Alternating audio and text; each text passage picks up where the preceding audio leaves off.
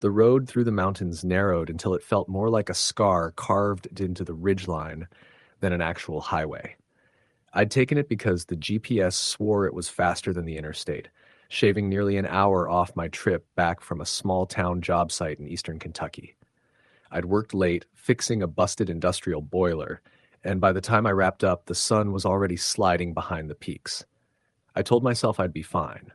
I'd driven mountain roads plenty before, but these hills had a way of swallowing you whole at night, shutting out the world like heavy curtains being drawn across the sky. By the time I realized my mistake, I was too far in to turn back.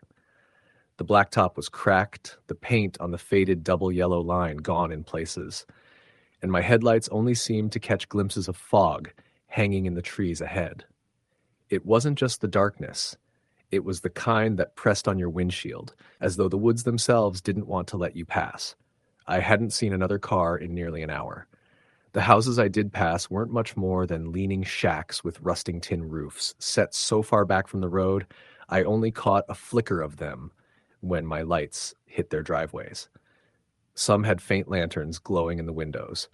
Others were completely swallowed by the black. A couple of times I caught sight of old barns that looked one stiff wind away from collapse. Everything out here felt worn down, like time had turned slower in these hills, but still gnawed at everything with its teeth. The strangest part, though, was the quiet. No crickets, no owls, nothing. Just the drone of my own tires against the asphalt and the occasional squeak of my wipers smearing mist across the glass. Even with the windows cracked, the night pressed heavy and still. About 20 miles past the last town, I saw a figure standing on the shoulder. It startled me bad enough I jerked the wheel, the car swerving just a touch toward the center line. The person didn't move, just stood there in a faded flannel shirt and overalls, shoulders hunched forward. As my headlights rolled across him, I caught a glimpse of a face that looked more like bark than skin. Deep creases, weathered like driftwood. He didn't raise a hand, didn't stick out a thumb for a ride. He just watched me go by, head turning with the car, his eyes catching the light for a moment too long. I drove another half-mile before the thought struck me. Maybe I should have stopped. Folks out here sometimes didn't have cars. Maybe he needed help. But the unease that gripped my chest told me I'd done right by keeping on. I told myself I'd stop at the next gas station and let someone know. But there wasn't a next gas station. The road only grew narrower, twisting through the ridges like a snake. No guardrails to stop me if I veered off. I slowed to 30, then 25, leaning forward like that might help me see through the haze. My phone had lost service miles ago, and the fuel gauge dipped below a quarter. That's when the smell hit me. At first, I thought it was my car, maybe something burning under the hood. But the odor grew stronger with every bend, a sharp mix of iron and rot like blood left in the sun. I gagged, rolling the window up, but it lingered in the cabin, thick enough to make my eyes water. The stench carried until the next curve, where the beams of my headlights cut across something sprawled on the road. I slammed the brakes, tires squealing, the car lurching sideways before stopping just feet away. A deer. Or what was left of one. Its body was torn open from throat to belly, ribs jutting up like splintered white fingers. The meat inside was blackened, already crawling with slick movement. But what froze me wasn't the sight.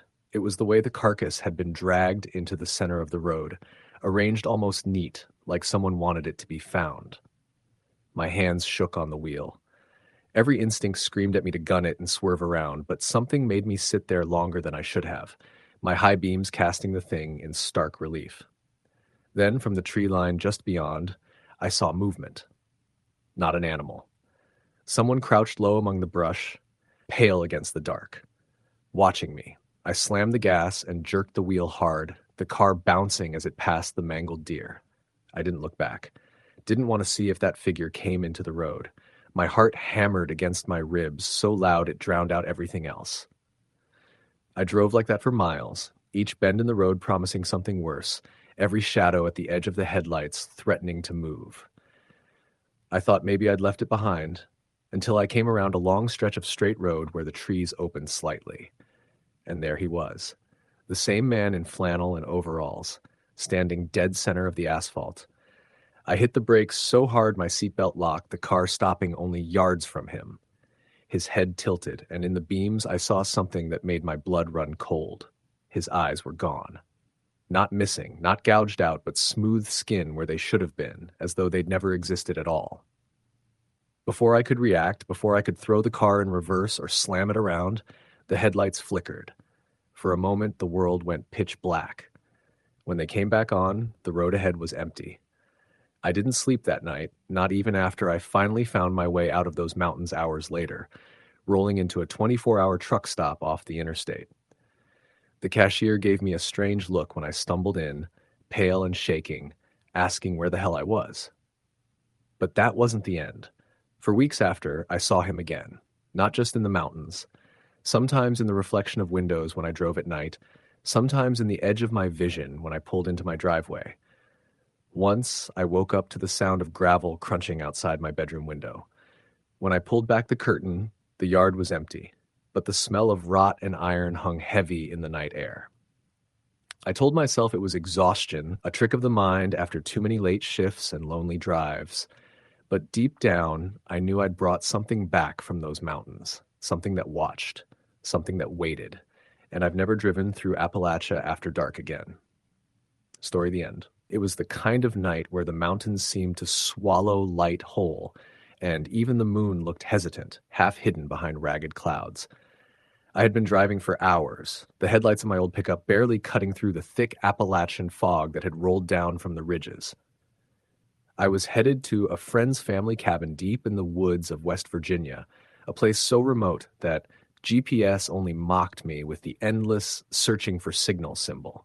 My buddy, Caleb, had insisted it was the perfect place to escape the city, to find yourself among the hollers and the timber. But now, as I wound my way along the narrow, gravel-littered road, I started to feel like the woods weren't just remote. They were alive, watching. The first sign that something was off came after I had passed a long stretch of dead pines, their skeletal branches reaching across the road like bony fingers. I noticed a figure standing at the edge of the forest.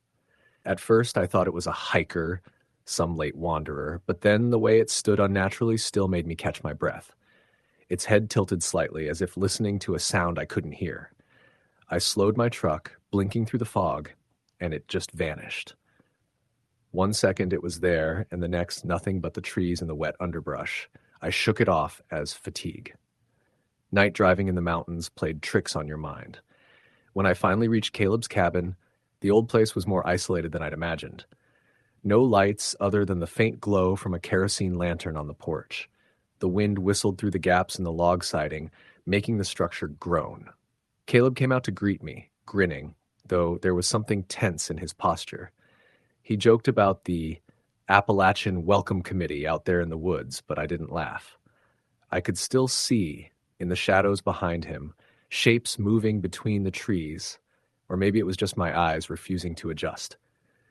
Inside, the cabin smelled of wood smoke and damp earth.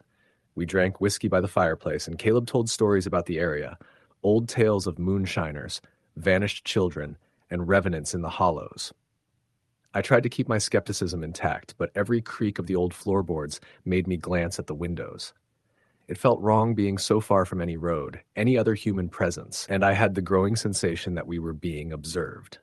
At some point, I drifted to sleep on the living room couch, the fire crackling beside me, but it wasn't the fire or the whiskey that woke me. It was the sound, a soft, deliberate tapping at the window. I sat up, heart thudding, staring at the glass. Outside, nothing, just the fog curling around the trees. I tried to convince myself it was a branch, but then I heard a whisper, so faint I barely caught it. "You shouldn't be here." My skin prickled. I blinked, and the whisper was gone. The next morning, we went for a hike to clear my nerves. Caleb warned me about getting off the main trail, about the old paths that even locals avoided. I didn't ask why. We followed a narrow deer trail that climbed up through a dense thicket. The woods were eerily quiet, the kind of silence that presses on your ears. Occasionally, I thought I saw something darting behind the trees. Too fast for a person, too deliberate for an animal. Caleb kept his eyes ahead, whistling softly, but I could tell he was tense too. There was a reason these hollers were avoided, he said later, a reason people with their cabins bolted and lights on. "Old things linger out here," he said, his tone casual but loaded with warning. By nightfall, the air had turned damp and cold. The fog was thicker now, wrapping the cabin in a blanket of white. I couldn't shake the feeling that we weren't alone. I kept hearing footsteps outside, circling the cabin, crunching on fallen leaves and twigs. When I went to the window, I'd see nothing but shadows moving just beyond the reach of the lantern light. Caleb dismissed it, telling me it was probably wildlife, maybe a stray dog, but the way the shadows moved didn't seem random. They watched, waited. It was on the second night that I realized this wasn't just fear playing tricks on me. Around midnight, I was lying awake when the lantern outside the cabin flickered and went out. The darkness pressed against the windows like a living thing. That's when I heard the sound of nails scraping against wood, slow, deliberate. The front door shuddered as if something was testing it. My pulse raced. I grabbed the old hunting rifle Caleb had leaning against the wall and crept to the door.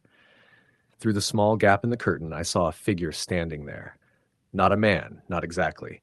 Its limbs were too long, too thin, and it moved in a jerky, unnatural rhythm. The fog curled around it, obscuring the edges, but I saw the pale gleam of its face, too long, too featureless, and a mouth that seemed to open impossibly wide. I froze. The creature tilted its head as if it recognized me. Then it disappeared, dissolving into the fog like smoke. Caleb woke when I whispered the sighting. His face went pale, and he muttered something under his breath about the wrong kind of curiosity. He explained that deep in these mountains, certain hollers were cursed, or at least they were places where things shouldn't linger. People who wandered off the trails, who sought out abandoned homesteads or hidden clearings, often went missing. Some were found days later, sometimes months, if at all. Always changed, hollowed, eyes wide, silent, staring. We tried to leave the next morning, but the gravel road I had driven in on had disappeared. In its place, thick underbrush and blackened mud twisted into a path I didn't recognize. Even the sun seemed muted, the sky dim and gray. The truck wouldn't start, and the cell signal was non-existent. Panic clawed at me. Caleb swore he had never seen this happen before. He said the mountains didn't want us to leave, not yet. That something had marked our presence and would follow us if we tried to escape. By the third night, I wasn't sleeping. Every sound was amplified. The rustle of leaves, the snap of a branch, the soft whispering in a language I didn't know. Shadows flitted past the cabin, just beyond the edge of the lantern light. Sometimes I swore I saw multiple figures, pale and faceless, crawling along the forest floor.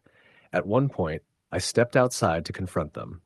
But the moment I did, the fog thickened, swallowing me almost instantly. When I blinked, they were gone. But I could feel them. Watching. Always watching. Caleb kept muttering about the old people of the holler, the ones who had died generations ago, refusing to leave. He said the land held their anger, their fear, and that anyone trespassing on their sacred spaces would not be allowed to return to the world of the living unscathed. The thought made me shiver. Every instinct screamed to leave, but every road I tried was wrong, looping back, always bringing me closer to the cabin, closer to whatever haunted these woods. On the fourth night, the air changed. The metallic, like blood, the shadows betake form, thin and elongated, with limbs that bent impossibly. Whispering became words, my name, over and over, in a cold, rasping tone.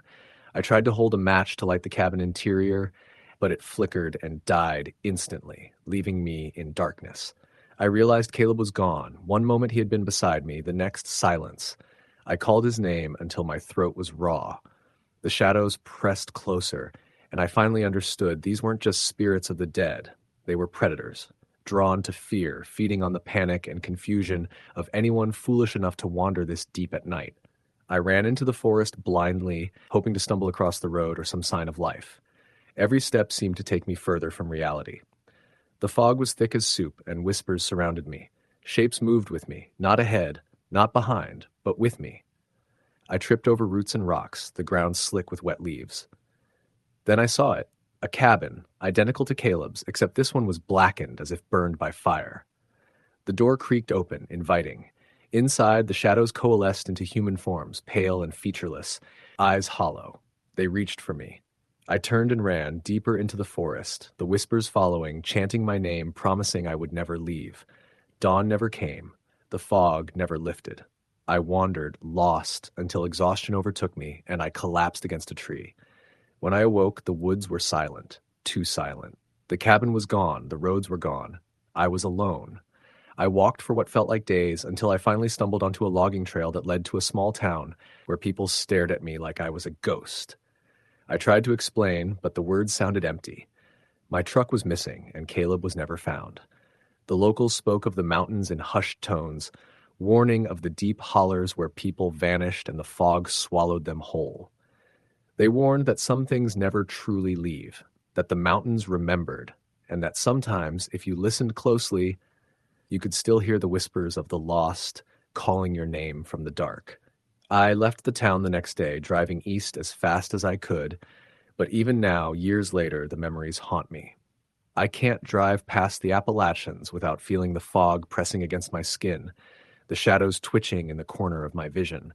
And sometimes, late at night, when the wind is right, I hear my name whispered, soft and deliberate, like the mountains themselves remember me, and Caleb, and the cabin that was never meant to be found. I know I was lucky to escape. Most aren't. Most become part of the hollers, wandering the fog, faceless, whispering to those who dare enter. And I know, deep down, that one day, if I stray too close, the mountains will call me back, and there will be no one to answer except the shadows. I never return to that part of West Virginia. I don't follow old logging trails or shortcuts through the hollers. I stick to the main roads, the highways, the places where other humans tread. But the memory of that night, of the fog, of the faceless watchers, never fades. I dream of them sometimes, and when I wake, I can still smell the damp earth and burning wood, feel the oppressive weight of the trees pressing in. The mountains are patient, and they remember. And I know if I ever go back, I won't be walking alone. The Appalachians are beautiful. They are serene. They are alive. And in the deepest hollers, when the night falls and the fog comes, they are hungry. Hungry for the foolish, the curious, the unprepared. And if you wander there, don't be surprised when the trees reach for you, when the shadows move, when the whispers call your name. Because the mountains don't forgive, they don't forget, and they don't let go. Story the end. It had started as just another ordinary late summer evening in the holler. The kind of night where the air hangs thick and heavy between the mountains, smelling of wet earth and the faint tang of wood smoke from neighbors' chimneys. I was driving my pickup down the winding, narrow back roads that twisted through the Appalachians, the kind of roads that seem to go on forever but never really take you anywhere in particular. The sun had slipped behind the ridges hours before, leaving the valley in near complete darkness, and I hadn't seen another car for miles. My headlights barely cut through the deep shadows, and the gravel road beneath me made a quiet, irregular crunch with each tire rotation. I was heading out to check on my cousin's cabin. He'd asked me to swing by to make sure everything was locked up before he left town for a week. Nothing out of the ordinary. The cabin sat off a less-used logging trail that branched from the main road, a little over a mile in from the main hollow road. I had the map in my head from previous trips, but at night the familiar turns became strange. Trees loomed on either side like black walls, their trunks and limbs forming shapes that seemed almost human in the flicker of passing headlights. I rolled down the window, letting the cool, humid air rush in, and that's when I heard it. A faint, high-pitched whistle. At first, I thought it was the wind, or maybe a bird. I had no idea what kind of bird would whistle at nearly 10 o'clock at night, but this was Appalachia, so maybe anything was possible. The sound seemed to move with me, staying just off to the right of my truck between the trees, and it didn't stop. My knuckles tightened on the steering wheel. Probably just some kid messing around, I muttered under my breath, though I was alone on this stretch of road. I looked into the rearview mirror. Nothing. Just the dark, empty road snaking behind me. The whistle grew louder, sharper, and more deliberate. I froze just for a second, and that was all it took for it to change. The sound stopped, but now there was another, a slow, dragging sound on the dirt road behind me. Something heavy, scraping along the gravel. My truck didn't feel right. It felt like something was out there, matching me, keeping pace. I tried to shake it off, blaming the imagination, telling myself stories of coyotes or a fallen branch, but there was a primitive knot of fear in my stomach that wouldn't go away. I reached the fork where the logging trail branched off, my hand hovering over the gear shift. As soon as I turned onto the trail, the scraping sound disappeared. The trees on this path were older, taller, denser, and the air seemed to shift, cooler now, damper. I drove slower, the gravel crunching under the tires in an uneven rhythm, shadows from the truck's headlights dancing across the undergrowth. Somewhere in the distance, I heard the first low moan. It was faint, but unmistakable. Human, I thought at first, though the tone was strange, elongated, guttural, like someone was vocalizing pain that had no reason, no context. I pulled the truck to the side, shutting off the headlights and radio, straining to listen. The moan stopped abruptly. I squinted into the dark, wishing I had my flashlight ready. Then I realized I hadn't noticed the truck engine idling down either. The air was completely still, unnervingly quiet, like the woods themselves were holding their breath. I shook my head, told myself to stop imagining things, and kept moving. The cabin came into view eventually, dim through the trees, just a shadow against the darker backdrop of the mountain. I parked, grabbed my flashlight, and stepped out. The night hit me fully. The smell of wet moss, the rough bark of the trees, and something else I couldn't name. A coppery smell, maybe, or something like burnt hair. My stomach tightened. I shook it off and walked to the cabin door. It was locked, as promised, and nothing seemed out of place. I left the truck lights off and leaned against the cabin's wall, scanning the tree line. The whistle came back. It was low, almost mocking. It wasn't melodic anymore. It was deliberate, rhythmic, and close. Too close. My flashlight beam trembled as I swung it around the clearing, nothing but trees and shadows. Then I saw movement. Something crouched at the far edge of the clearing, just beyond the reach of the light.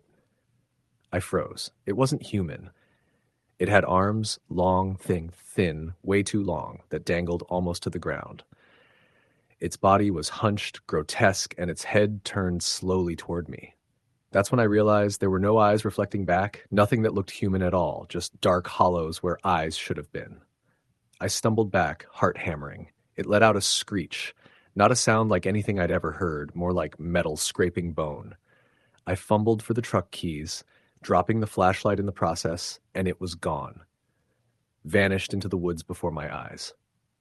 My pulse rattled in my ears. I started the truck, peeling out of the clearing, tires digging into the loose gravel. I didn't look back, but the sense of being followed was immediate, pressing against the back of my mind. The shadows seemed alive, stretching and twisting with every turn of the road. As I got back onto the main hollow road, I thought I was in the clear, but that's when the lights on the dashboard flickered. Then the truck radio came alive. Static at first, then a whisper, low and urgent. Don't stop. Don't look back. I slammed my hand on the volume knob, turning it off, but the whisper continued, echoing in the truck cab. I couldn't make out the words anymore, just a chorus of indistinct murmurs, the kind that claw at your skull and refuse to let go.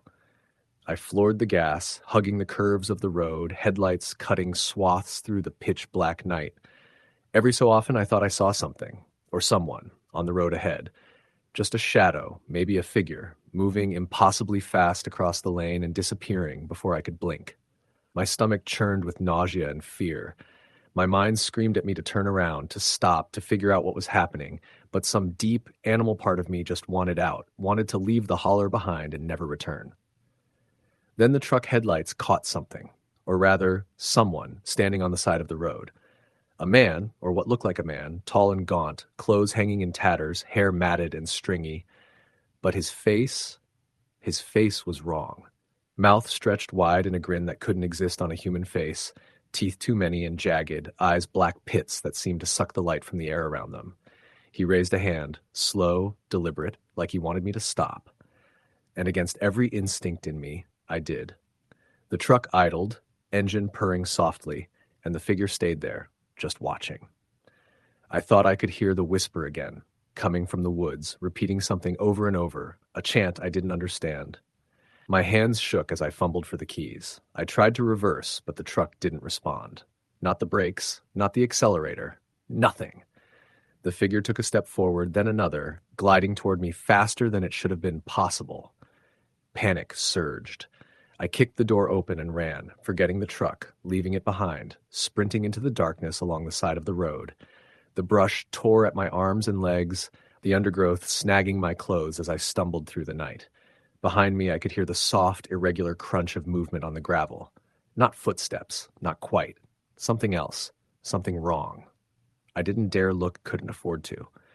My lungs burned, my legs screamed in protest, but I ran anyway. Somehow I made it to a bend where the main road opened into a wider clearing. There was a faint light in the distance, the glow of a farmhouse, an old place, probably abandoned most of the time, but it had lights now. Salvation, I thought, relief washing over me. I ran toward it, shouting, hoping someone would hear me. But as I neared the edge of the clearing, I realized the light wasn't coming from inside.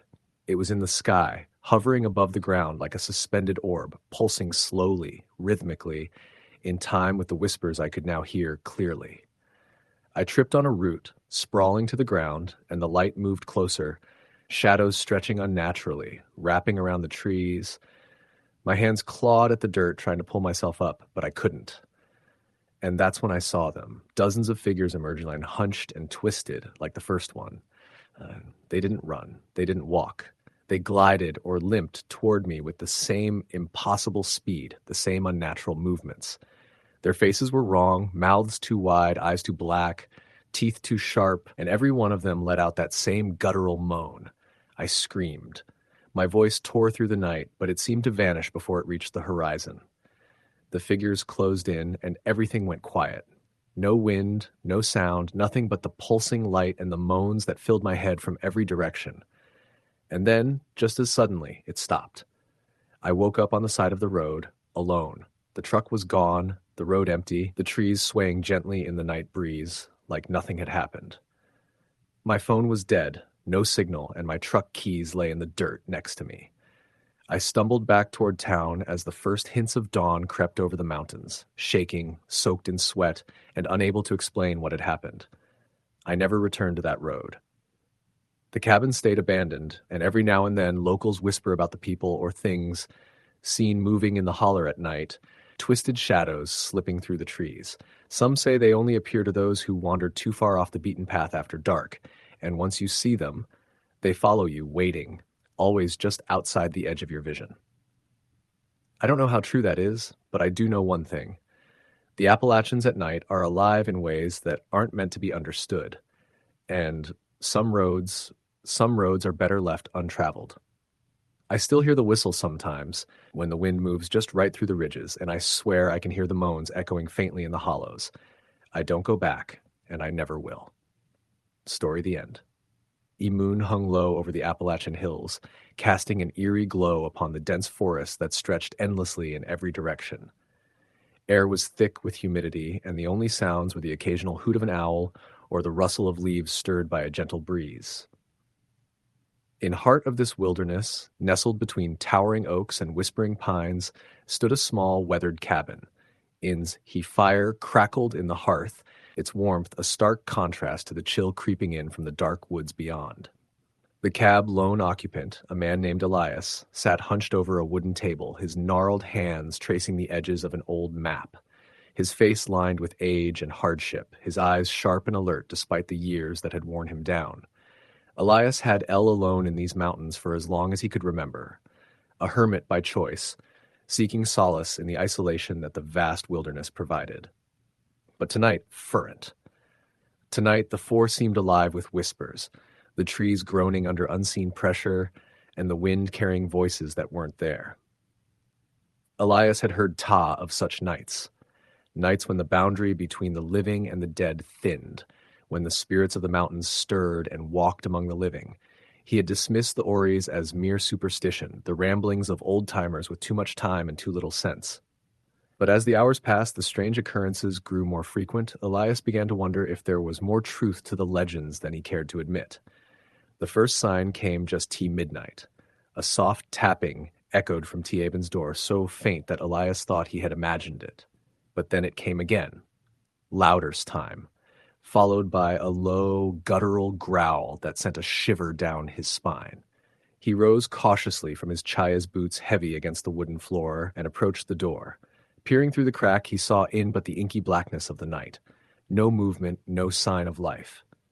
Shaky his head, Elias muttered to "Just the wind," he thought, though the G still echoed in his ears. He returned to his seat, trying to focus on map before him, but the unease gnawed at him, pulling his attention away.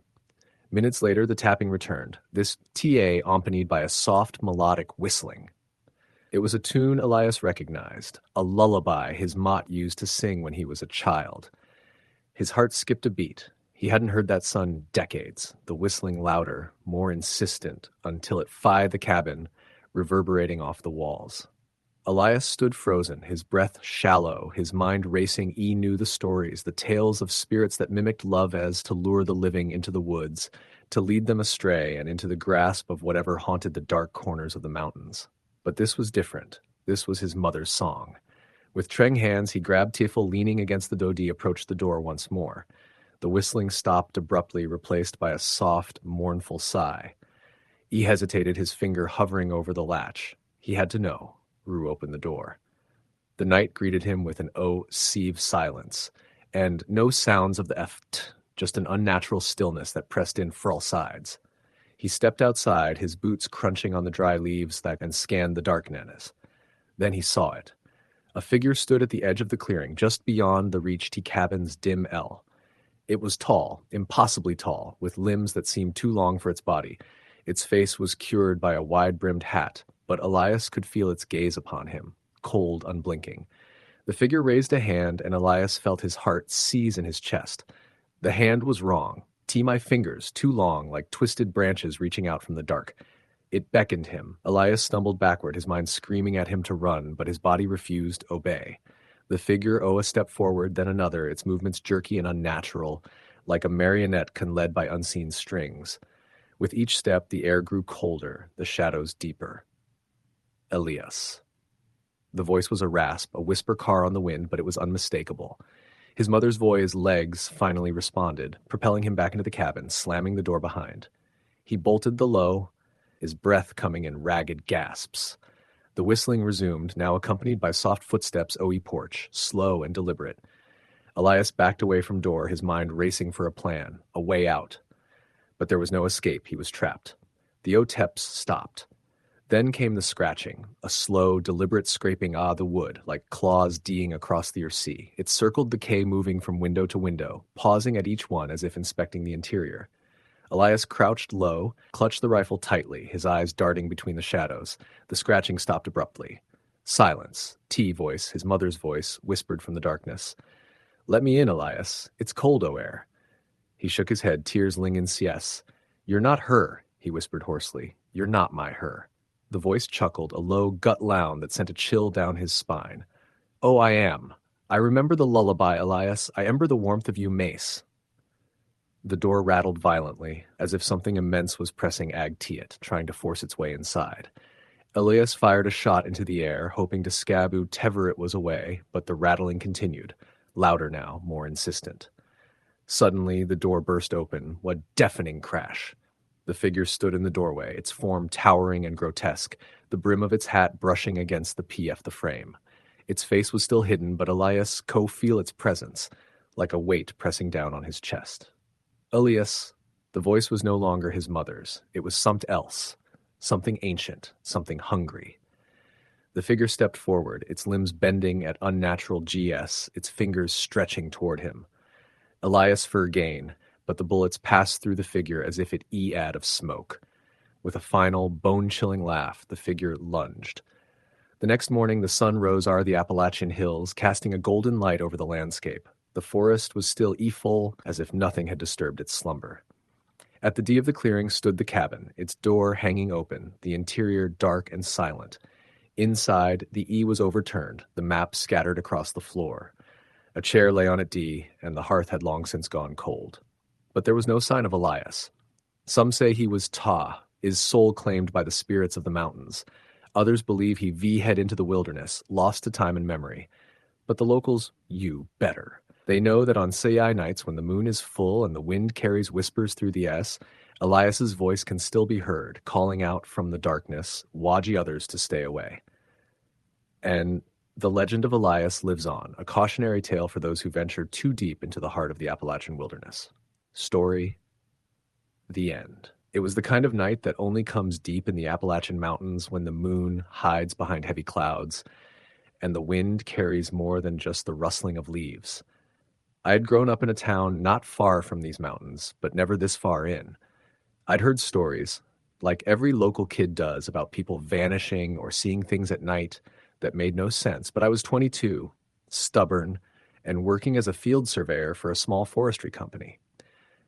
That night, I was alone on a stretch of old logging roads, mapping some neglected plots for a government grant. It was late, well past sunset, and the truck I drove had headlights that barely cut through the thick fog crawling along the ridge lines. I remember stopping to get out and check my compass. My phone had no signal, naturally, and even my handheld GPS was flickering like it wanted to give up. The forest around me was dense, older than anything I'd ever worked near. The trees were tall, their limbs twisting like arthritic fingers, their bark slick with recent rain. The smell of wet leaves mixed with the earthy decay of the undergrowth filled my lungs. There was a strange silence at first, almost too quiet. No crickets, no owls, nothing. It felt like the forest itself was holding its breath. I shrugged it off, thinking it was just my nerves. I was here to finish work, and the sooner I did, the sooner I could leave. I got back in the truck, started the engine, and noticed something in the headlights. At first, it looked like a shadow among the trees, a low crouch, something hunched and small. I blinked, thinking my eyes were tricking me. When I looked again, it was gone. My stomach tightened, but I told myself it was probably a deer, maybe even just a trick of the fog. The road curved sharply, and I followed it, my headlights barely illuminating the way. The deeper I went, the heavier the fog became, thick enough that the beams of my headlights seemed to vanish into it. Then I heard it, a snap, like a branch breaking, not far off the road. My heart leapt. I turned the wheel slowly, glancing through the passenger window, but there was nothing. I tried to rationalize it. The mountains are full of wildlife. Still, the sound was too deliberate, too close. Another snap, and this time I heard a soft shuffle, something moving parallel to my truck, just beyond the tree line. I stopped the engine and rolled down the window, trying to listen. The fog swallowed the sound, but I could swear something was breathing. Not like an animal. It was heavy, slow, measured, like it was aware I was there. I forced myself to start the truck again, rolling forward cautiously. The road narrowed as it climbed, flanked by steep embankments and shadowed hollows that seemed to swallow light. That's when I saw it clearly. A figure standing at the edge of the fog, tall, impossibly thin, and wearing tattered clothing that hung from its frame like rotted leaves. Its face was obscured, but the head tilted in a way that made my stomach knot. I slammed the brakes instinctively, but the truck fishtailed slightly on the wet dirt road. The figure didn't move, didn't blink. It just watched. I tried to drive past, but the tires kicked up gravel and the truck squealed as I tried to gain control. I noticed something worse. In the fog ahead, more shapes appeared, silhouettes of people, or something resembling people, standing in the ditch and along the roadside, too still, too quiet. I couldn't stop staring, my pulse hammering in my ears. My rational mind screamed that it was impossible, that this had to be something natural, maybe just weird shadows, but the shapes remained perfectly still as I passed them. I couldn't look away entirely. It felt like their attention followed me, even in the mirrors. I drove faster, heart thudding, when suddenly something darted in front of the truck. I slammed the brakes and skidded to a stop. The fog closed in around me, and when it cleared just a little, I realized there was a small child, or what looked like a child, standing in the road, pale, soaked from the mist, staring at me with black eyes that reflected no light. I remember freezing, unable to move, thinking this was some kind of sick joke. Then it grinned, a slow, unnerving smile, and vanished. Not walked away, vanished. The road behind where it had been was empty, just fog curling in the air. My hands were shaking so badly I had to grip the wheel with all my strength. I finally decided to turn back, retracing my path, but the road no longer looked familiar. Every bend seemed longer, every shadow seemed to move differently than I remembered. Then I heard voices, whispered at first, indistinct, like the wind was carrying fragments of words. Go, go, leave, they murmured. I realized the sounds weren't coming from the trees. They were surrounding me, coming from the fog itself. Panicked, I hit the gas, heart racing, trying to find the main road. The whispers grew louder, insistent, almost mocking. Then came the laughter, high-pitched, dissonant, echoing through the trees, impossible to locate.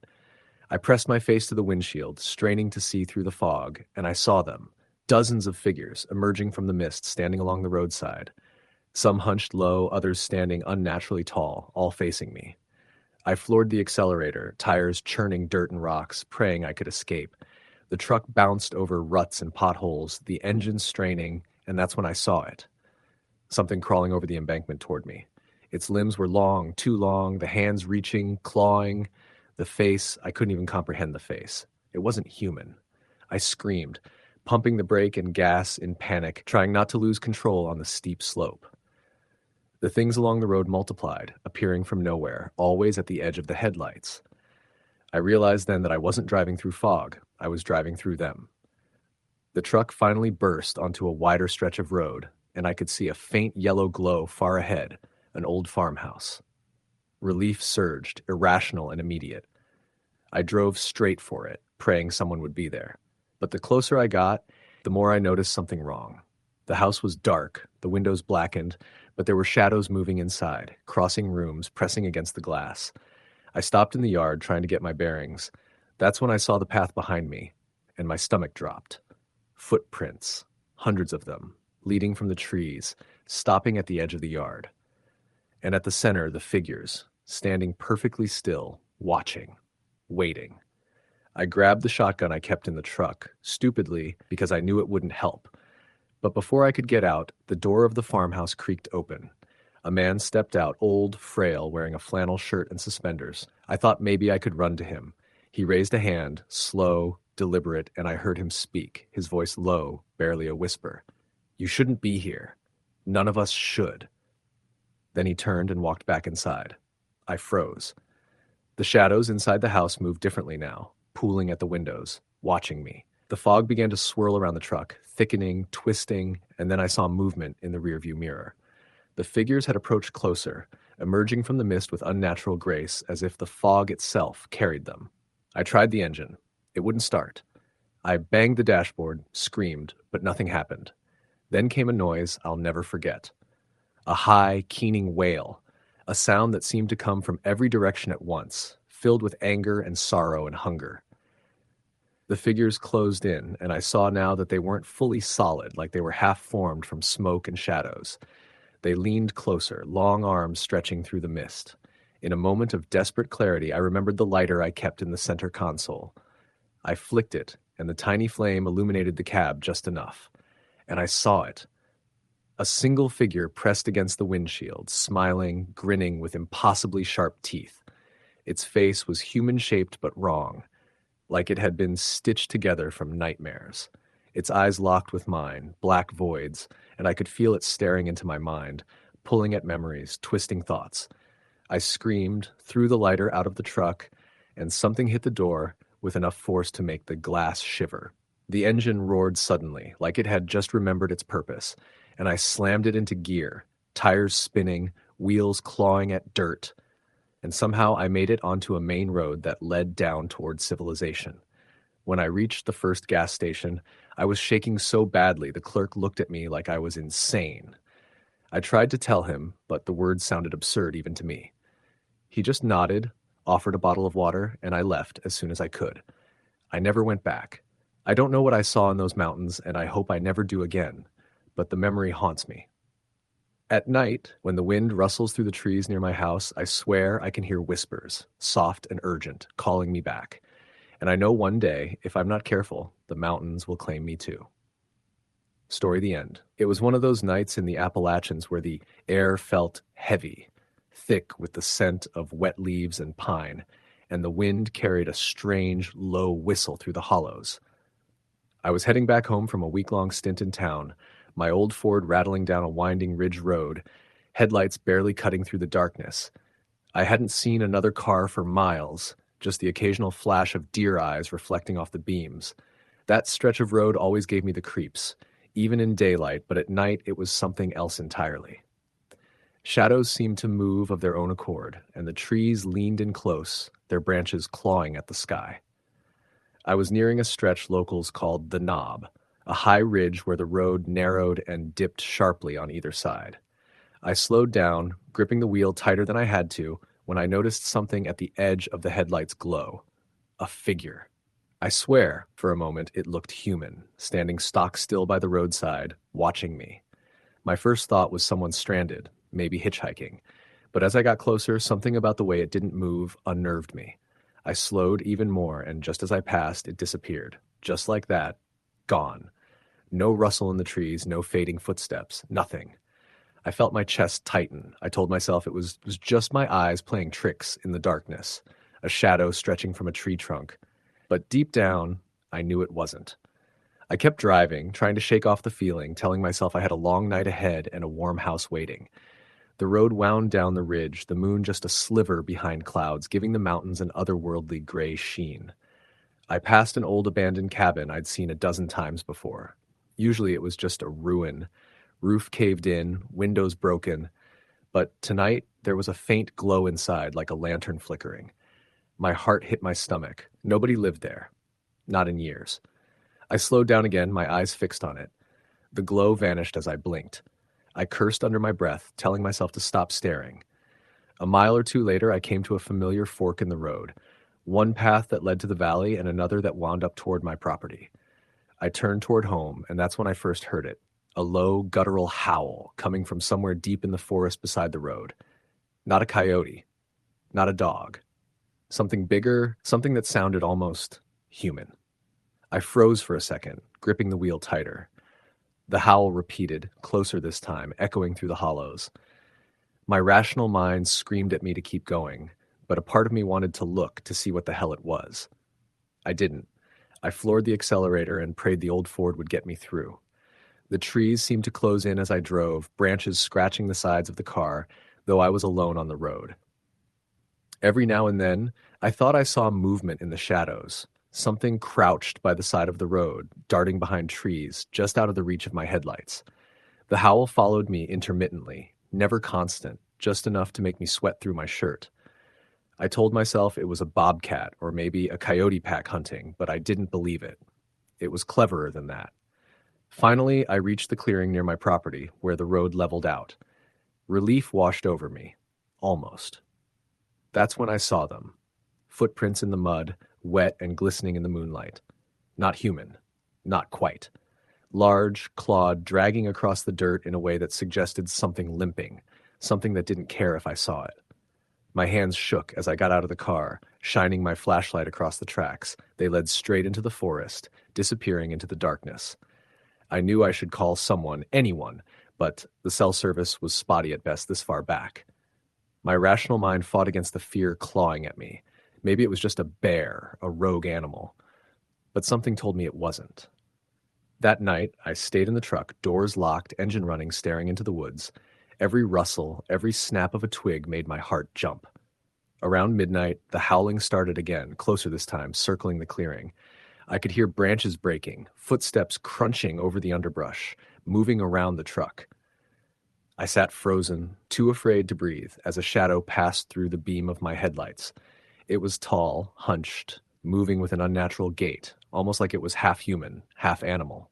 I felt my stomach turn. My instincts screamed at me to run, but where could I go? The road back down the ridge was miles away, and I wasn't sure I'd make it before whatever this was found me. Hours passed. I don't know how long I sat there, listening. At some point, the howling stopped, replaced by silence so thick it pressed against my eardrums. I finally dared to look out of the window. The forest was empty, or so it seemed. The tracks in the mud were gone, smoothed over as if by some unseen hand. I convinced myself I had dreamed it all, that my mind had conjured something to feed on my fear. I climbed into the truck bed to try and sleep, keeping the engine idling. Morning came slow, gray, and cold. The forest looked peaceful now, like nothing had happened. But as I started the truck and drove up to my cabin, I noticed the trees lining the driveway were different. Broken branches, claw marks carved into bark, fresh. I got out to inspect them, and that's when I saw it, something carved into the base of a pine. A crude symbol, a circle with lines radiating outward, almost like a sun, but uneven, jagged. It wasn't natural. I had never seen it before. My skin crawled. I stayed inside the cabin for days after that, keeping the doors locked, avoiding the woods. But at night, I could hear it again. The low guttural growls, the thudding footsteps just beyond the clearing. Sometimes I saw shadows flicker across the windows, fleeting glimpses of something watching, waiting. My dog wouldn't go outside after growling at the trees, hackles raised, ears pinned. That's when I realized I wasn't imagining it. Something had taken an interest in me, in this place, and it wasn't going to leave. A few nights later, I woke to a sound at the door. Heavy knocks, slow and deliberate. Whoever or whatever it was knew I was in there. I tried to ignore it at first, but then it started whispering.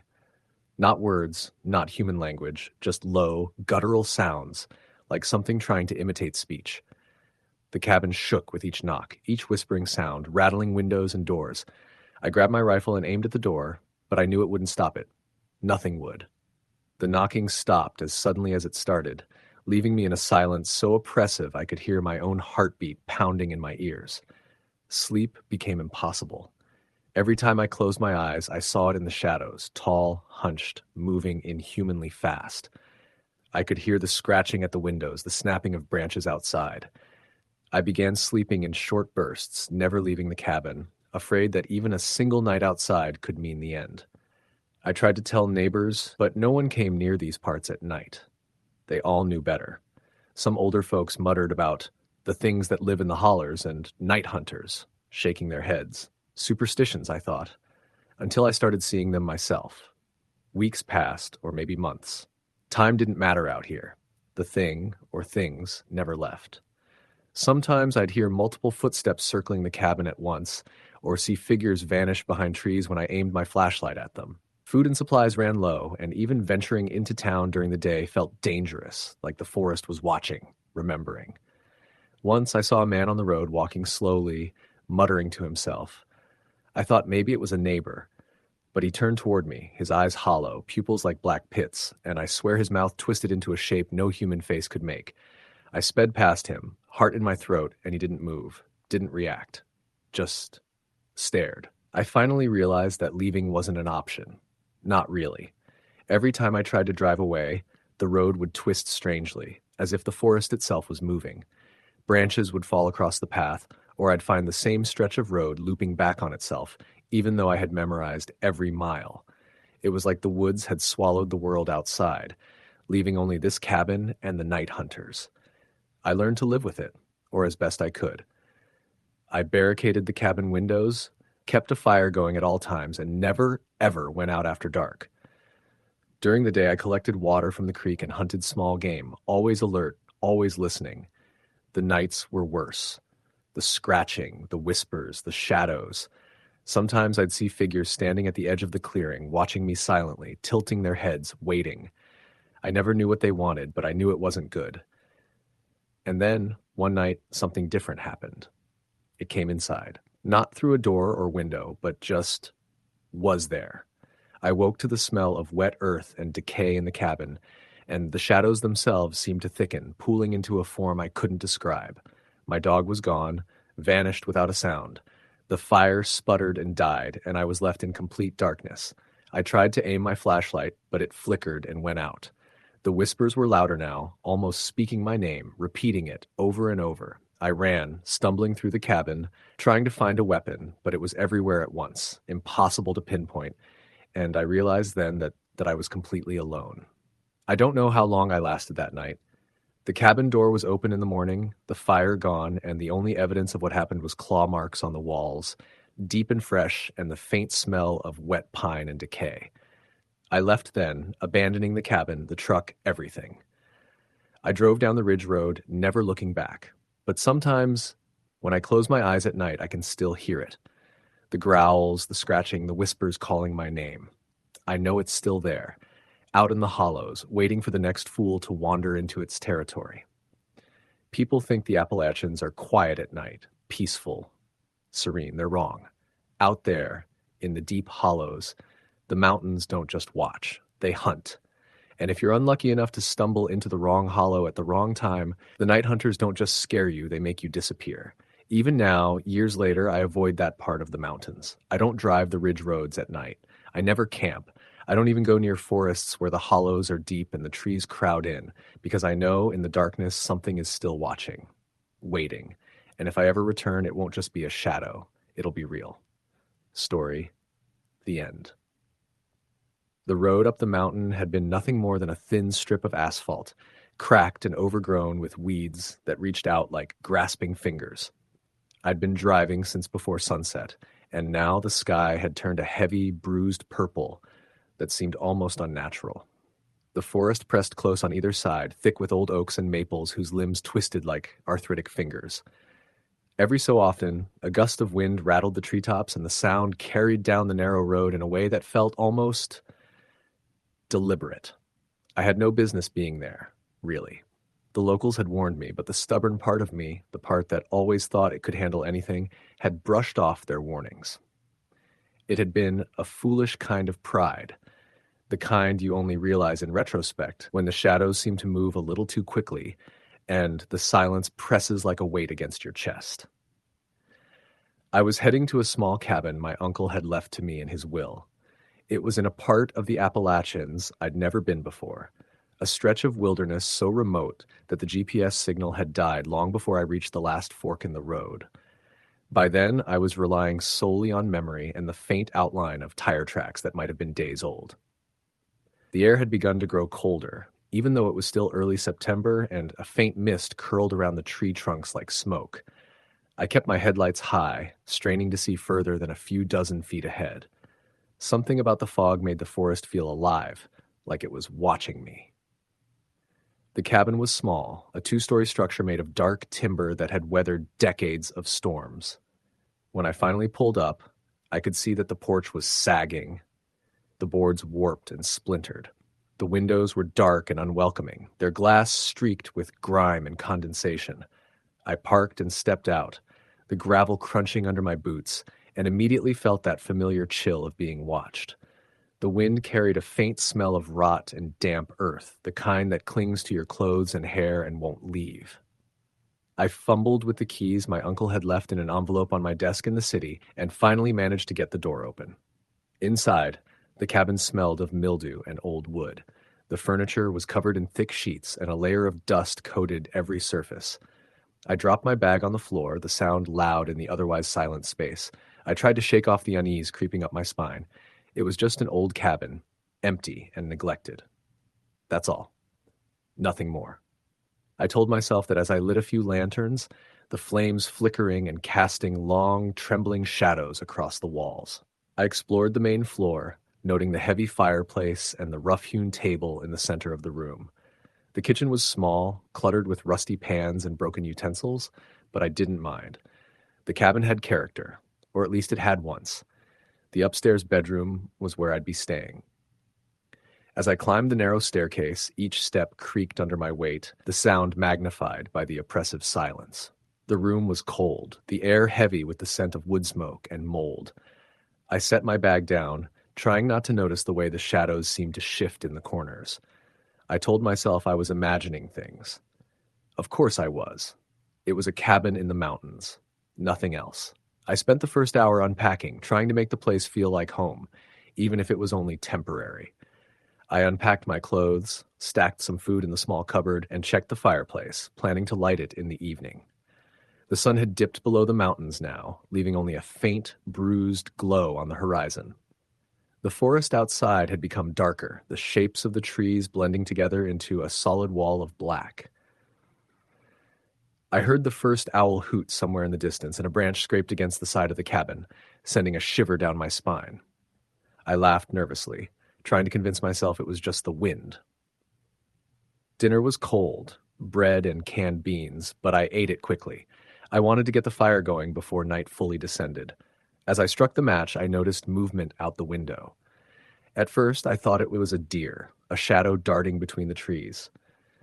But then I saw it again, a figure standing perfectly still at the edge of the forest, watching. I froze, holding the match in my hand, staring. The figure didn't move. It didn't blink.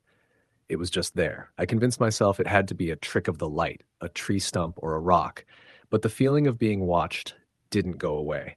I lit the fire and let the warmth fill the room, But even with the flames flickering, the shadows seemed to stretch unnaturally along the walls.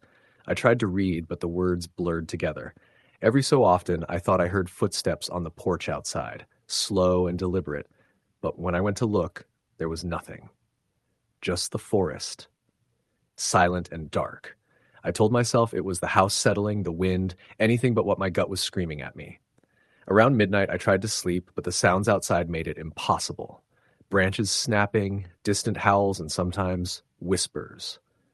Low, incomprehensible murmurs that seemed to come from just outside the window. I pulled the covers tight around me and lay in the darkness, listening. That's when I heard the door creak. The main door downstairs. Slowly, deliberately, someone or something was coming inside. My heart pounded in my chest. I told myself it couldn't be. I was alone. I locked the bedroom door and pressed my back against it, every nerve on fire. The footsteps moved closer, up the stairs. I could hear them, soft and wet, like they were barely brushing the floor. Then, silence. I waited, holding my breath, counting the seconds that felt like minutes. Nothing. I told myself I'd imagined it, but deep down I knew I hadn't. The fear was physical now, clawing at my chest, making it hard to breathe. I didn't sleep that night. I stayed awake, listening to every sound, every creak and groan of the old cabin, imagining shapes moving just beyond the reach of the lantern light. Morning didn't bring relief. The forest was still dark, still oppressive, the mist hanging low. I decided to leave, to drive back down the mountain. But as I stepped outside, I froze. The tracks in the dirt and gravel weren't mine alone. Fresh footprints led up to the porch, large and misshapen, almost too long to be human. I turned to look at the forest, and there, at the edge of the tree line, the figure was waiting, watching. I ran, throwing my bag into the car and starting the engine. The figure didn't move, didn't disappear. It just watched as I tore down the mountain road, heart hammering, eyes stinging with tears.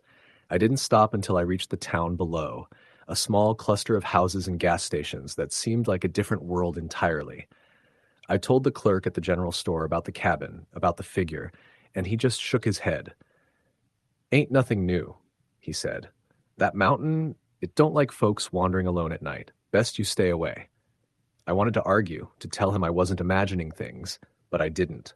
I nodded and left, the unease still gnawing at my insides. For days, I couldn't stop thinking about it. The cabin, the figure, the sound of footsteps upstairs. I tried to rationalize it, wild animals, fatigue, stress, but deep down, I knew it wasn't that simple. There was something there, something that didn't belong to the world I knew. I started researching the area, looking for any mention of disappearances, strange sightings. The deeper I dug, the more I found. Stories of people vanishing in the mountains, of cabins found empty with signs of struggle, of figures seen at night, always watching, always waiting. No one could explain it. No one wanted to. Weeks later, I drove back, unable to resist the pull of the cabin. It was foolish. I knew that, but I couldn't let it go. I parked at the base of the mountain and started up on foot, the forest dark and silent, the mist thicker than before. As I neared the cabin, I saw it immediately. The front porch had collapsed further, the windows dark and empty. And there, in the clearing beyond, the figure waited, not at the edge of the forest this time. Closer. Almost. Expectant. I froze.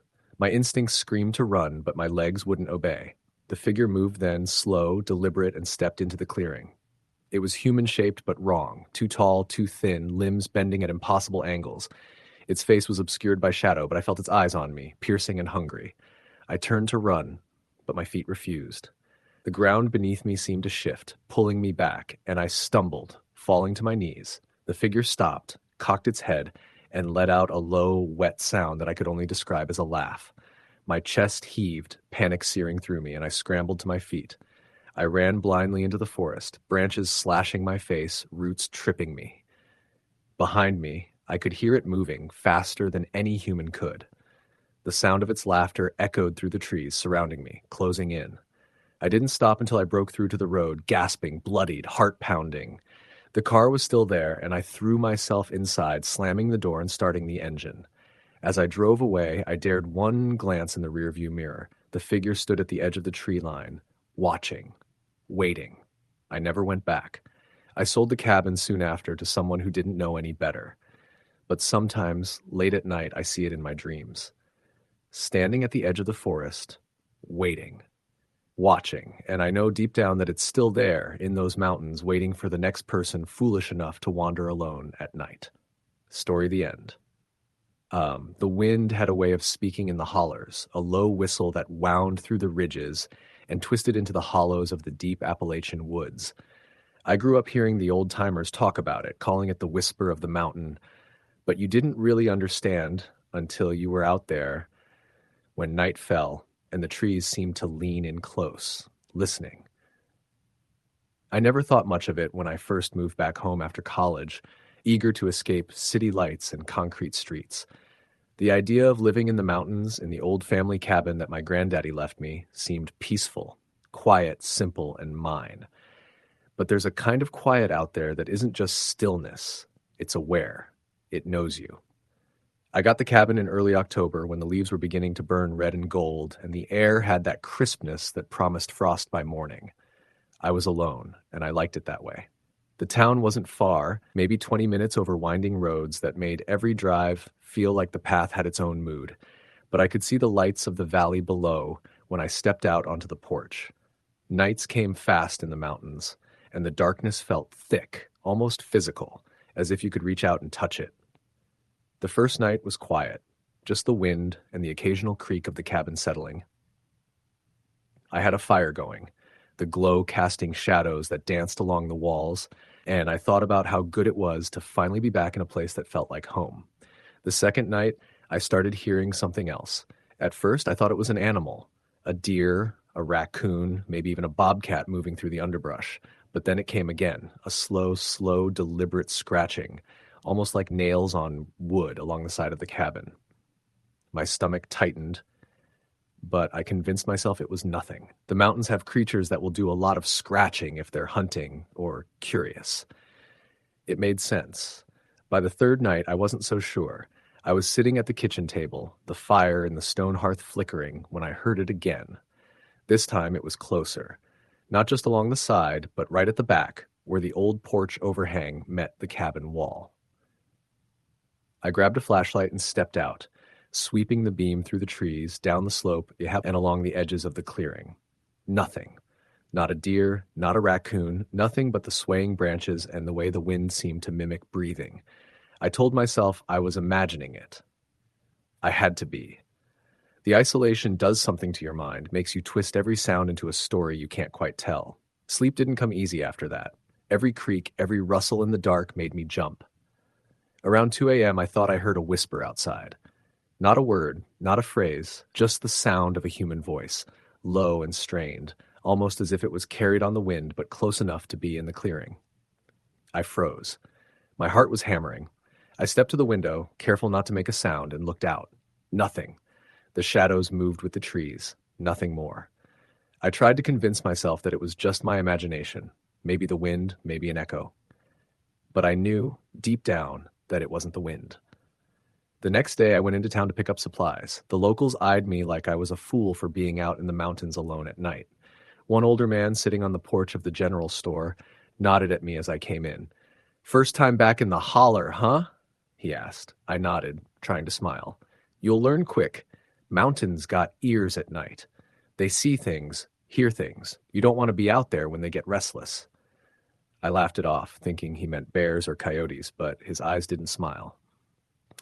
They stayed steady, and the way he said it lingered in my mind long after I left. That night I kept the fire going longer, sat close to it, and didn't move far from the hearth. Around midnight I heard it again. Footsteps, slow, deliberate.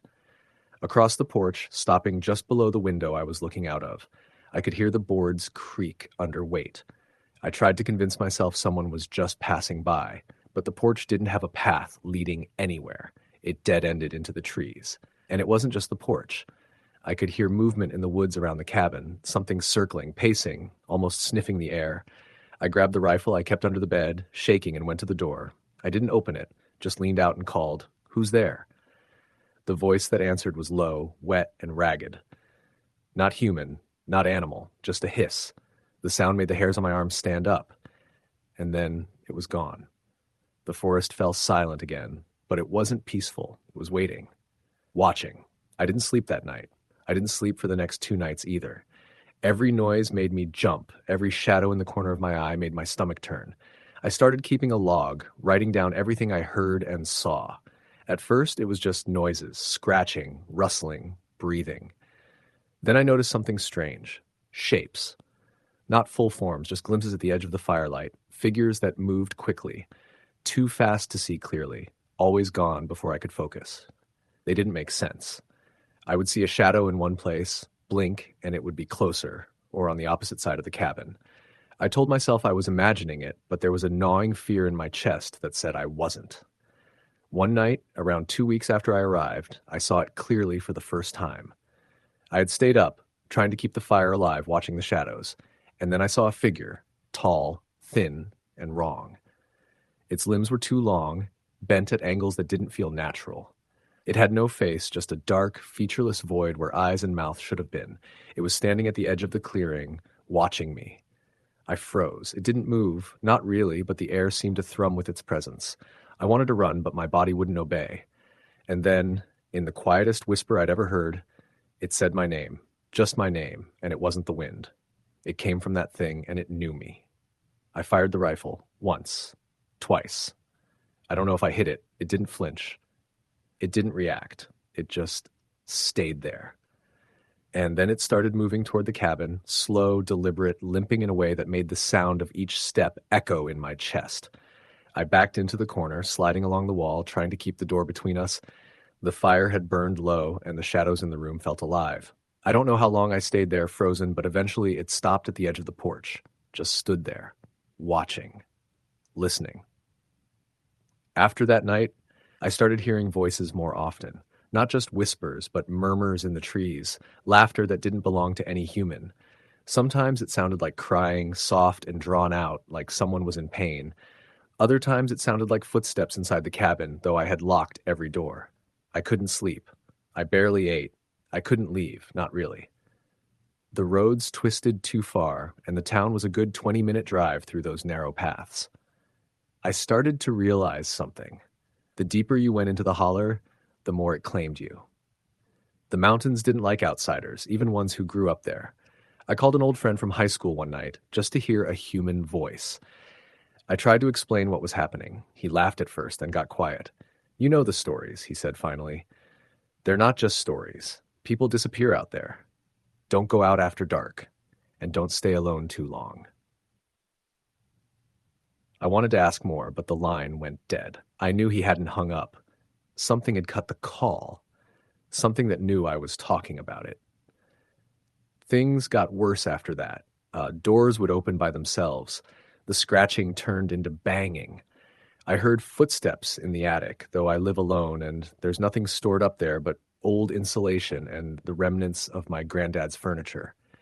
Sometimes I would wake to find the fire dead and the windows wide open, even though I was sure I'd closed them. I started sleeping with the rifle in bed, finger on the trigger. And always, just beyond the edge of the clearing, the figure watched, always still, always patient. I tried leaving once, packed the car, left all my supplies behind. But as I drove down the ridge, the fog rolled in thick, clinging to the headlights, turning the road into a river of gray. And then I heard it. Not behind me, not beside me, but inside the car. A voice. My voice. Saying things I hadn't said, things I had only thought. The radio went static, the engine coughed, and I swerved off the road, barely keeping control. When the fog lifted, I was back at the cabin. I didn't understand. I didn't want to. I couldn't leave. It wasn't just the mountains. Something in the mountains wanted me to stay. Winter came early that year. Snow blanketed the ridges, muffling sound, making the forest seem quieter than ever. The silence was heavier than the noises, more oppressive. I spent the days chopping wood, trying to keep the cabin warm, and the nights were still. Too still. The figure didn't move, it just waited. And I knew, somewhere deep down, that waiting was worse than attacking. Patience in the holler was a predator of its own. By February, I had stopped trying to call anyone. The voices had started speaking in sentences, demanding, threatening. I would hear them while I slept, telling me things I didn't understand, things that made my skin crawl. Once I woke to find the shadow at the foot of my bed, taller than the ceiling, its limbs curling like smoke, watching me with that void for a face. I wanted to scream, but no sound came. I wanted to run, but my body was rooted. I could feel it, a presence pressing down, filling the room, the cabin, the whole clearing. I didn't know if it wanted me dead or alive, only that it wanted me. And I couldn't leave. I stopped leaving the cabin altogether. Even the porch became too dangerous. I started covering the windows with blankets, blocking the firelight, trying to hide from it, but it always knew. I could feel it in the walls, in the floorboards, in the very air I breathed. Sometimes I would find things moved, objects out of place. My rifle, laid carefully on the bed, would be across the room in the morning. My food, my books, even my clothes. Nothing was safe. Nothing stayed where I put it. And the figure, if I could call it that, was always there, watching, patient, waiting. The thing about the deep holler is that it has no mercy. It doesn't tire, it doesn't sleep, it doesn't care. The forest itself seems to obey it, the way the shadows shift, the wind moans, the trees lean. And it doesn't just haunt the living, it makes you see things, hear things, question everything you know. I've tried to tell people, but they think I'm crazy. They say the isolation, the snow, the darkness, it gets to you. Maybe they're right. Maybe I'm losing my mind. But I know what I've seen. I know what I've heard. And I know that some nights when the wind is just right, I can hear it whisper my name from the woods, calling me back, closer to the holler, closer to whatever waits in the darkness. I don't know how long I've been here. Days, weeks, months. It all blurs together. The sun rises, the sun sets, but it doesn't matter. The mountains don't change. The holler doesn't forget, and I haven't seen other souls since I arrived. Only the figure and the voices and the wind that knows my name. I can't leave, I can't fight, and I think sometimes I don't even want to, because the mountains in their own way will take care of me. One night, I might just disappear like so many others, or maybe I'll be here forever, another shadow in the trees, waiting, patient, silent. The holler doesn't care, and neither does the thing in the dark. Story the end. It was one of those nights in the deep Appalachians where the air hangs heavy, thick with mist that rolls down the valleys like a slow river, making the mountains seem closer than they are, and the shadows deeper. I'd been driving for hours on the back roads, the ones the GPS seemed to pretend didn't exist, following the fading orange glow of a distant town I was sure I'd never reach if I didn't keep moving. My headlights barely cut through the fog, and every time a branch scraped the side of the car, my heart jumped like a live wire. I wasn't from around there. I had come to the region chasing stories, the kind of stories you hear from old-timers at diners about the holler and people who vanish when the fog rolls in. I was a journalist, stubbornly chasing authenticity, and Appalachia at Night was a place that promised it in spades. But the kind of authenticity you find there doesn't always come with a smile. I passed the last town marked on my map, a cluster of dimly lit houses and a single gas station with a flickering neon sign. I stopped to stretch, the gravel crunching under my boots, and I noticed the air felt different. Sharp, almost metallic, and yet damp, like it carried a whisper of decay. From somewhere down the road, I heard a faint thump, like a hammer striking wood, irregular and deliberate.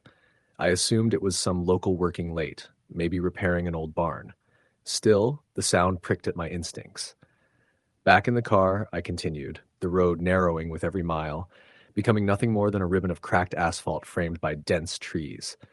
I passed old cabins, some with windows dark, some glowing faintly as if someone was awake but hiding. Then I saw it, or thought I saw it, on the side of the road, a figure standing perfectly still, backlit by nothing but fog, motionless and tall. I slammed the brakes, heart pounding. But when I blinked, it was gone. No footprints, no sign anyone had been there, just mist.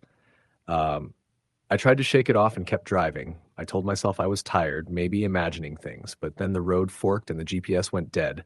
My phone was useless, signal completely gone. I had only two options, left into a darker, more overgrown path, or right toward a faint glow in the distance. I chose the glow, thinking a light might lead to safety, or at least someone awake. The path led me to a hollow, a natural depression between two mountains. The glow came from a single house tucked into the trees, more like a shack, its windows glowing orange from what looked like lanterns inside. Smoke curled lazily from a crooked chimney, and the smell of burning wood mixed with something else, something earthy and sour. I parked a good distance away and watched. No movement. just a soft light flickering.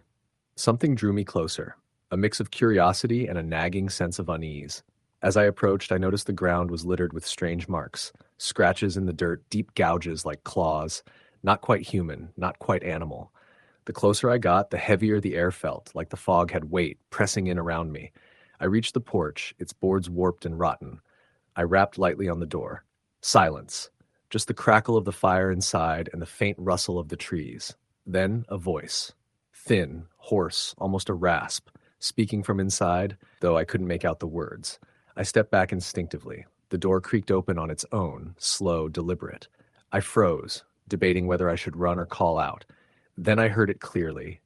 You shouldn't be here. The interior was dim, lit by lanterns that threw more shadows than light. A small kitchen, a table with mismatched chairs, jars lining the walls filled with who knows what. But it wasn't the clutter that made my stomach twist. It was the smell.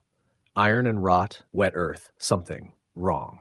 And then I saw it, the figure standing by the fireplace. No face I could discern, but a presence.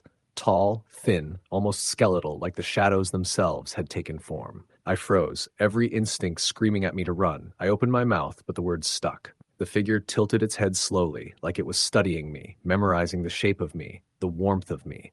The air grew colder, a biting chill that seeped through my jacket. And then came the whispers, low and overlapping, hundreds of voices murmuring from the corners, from the walls, from somewhere I couldn't see. Leave, leave, leave. I stumbled back, hitting the door frame. The door slammed shut behind me.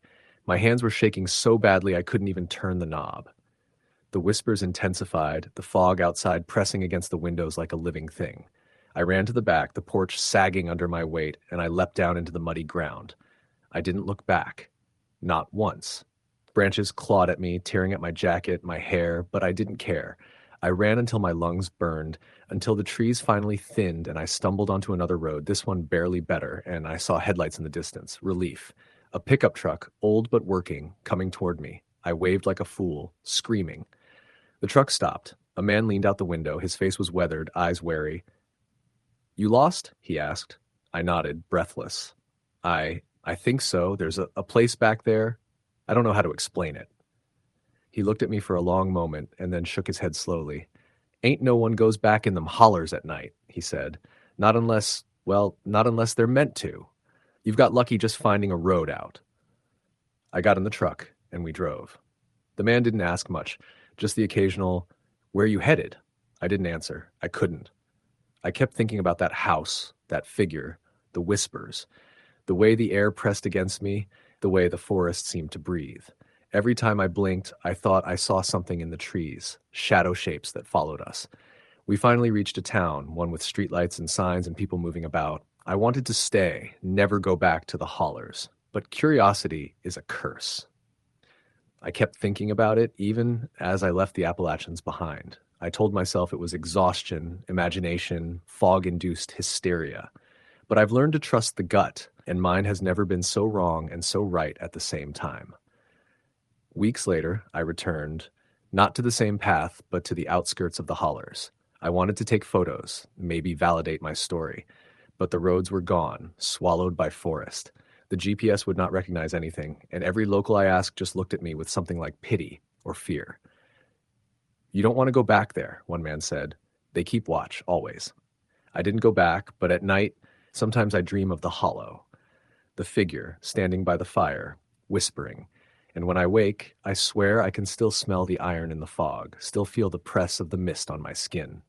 Months later, I found a journal in a thrift shop in the city. Its pages were yellowed and brittle, but the handwriting was unmistakable, looped, precise, like someone had been writing obsessively.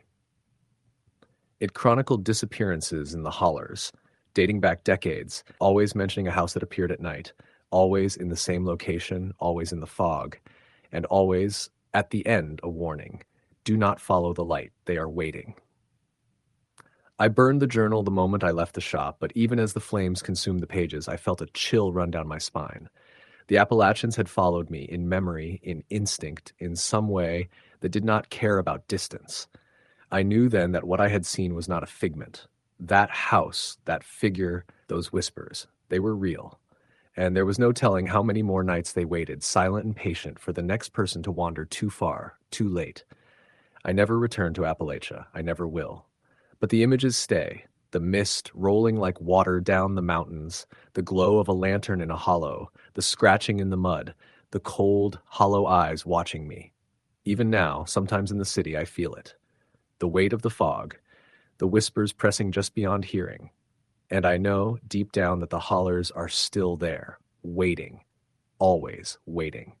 There are places in the Appalachians that our maps can't touch, that roads can't reach, places that exist in the folds of the mountains themselves where night comes early and never lets go.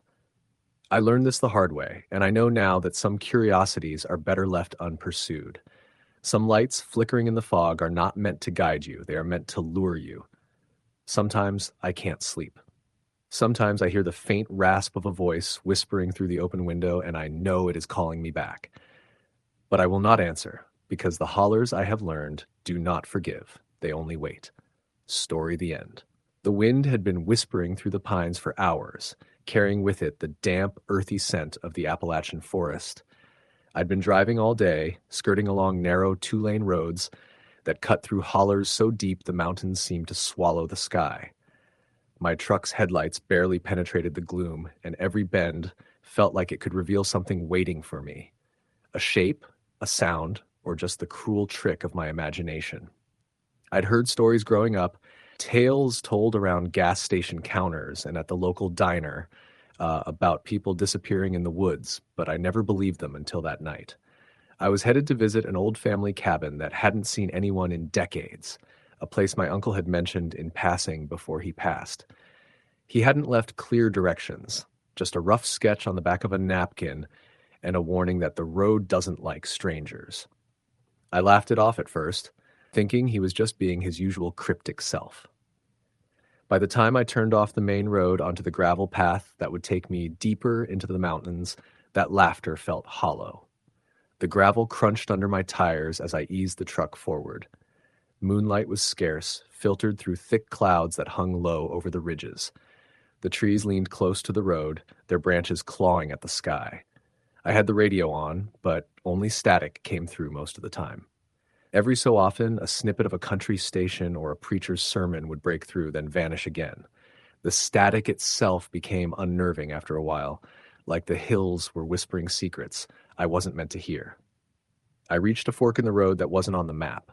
One path continued upward, jagged and steep, while the other sloped down into a hollow so dark I couldn't see the bottom. I hesitated. My uncle had written something like, "Turn where the old oak leans," but I couldn't find any oaks that stood out in the darkness. I finally chose the uphill path, reasoning that it would take me closer to the ridge where the cabin should be. Mist rose from the forest floor, curling around the wheels as I climbed, cold and wet against my skin. After an hour of slow, nerve-wracking driving, I saw it. Or rather, I thought I saw it at first. A silhouette of a small cabin nestled between trees. Its roof sagged, and the windows were black, like empty eyes staring at me. I parked and stepped out, the air sharp and thick with the smell of wet pine and decay. My boots sank slightly in the soft soil, and the sound of the forest at night, owl calls, rustling leaves, and distant snaps, felt closer than I'd expected. Every shadow seemed to move when I wasn't looking directly at it. I approached the cabin, flashlight in hand. The door hung crooked on its hinges, creaking faintly as it swayed in the wind. I pushed it open, the smell of mold and something more pungent, iron, like old blood, hitting me immediately. Inside, the cabin was almost empty. A cracked wooden table, a few chairs, and a fireplace full of cold ashes. I noticed a journal on the table, its leather cover worn and stiff. I hesitated, but curiosity got the better of me. Opening it, I found pages filled with messy handwriting, recounting events that sounded like normal cabin life at first. Then they started changing. The entries spoke of shadows moving on their own, whispers outside the cabin at night, and footsteps in the woods that didn't belong to any human. One line made my blood run cold. They watch. They wait. Don't answer the calling. A sudden thump outside made me drop the journal. My heart jumped, and I froze, straining to listen. There it was again, something heavy against the side of the cabin, like someone trying to get in. I grabbed a hatchet from a hook on the wall and edged toward the door. Another thump, then a dragging sound, slow and deliberate, circling the cabin. I shone my flashlight into the darkness. Nothing.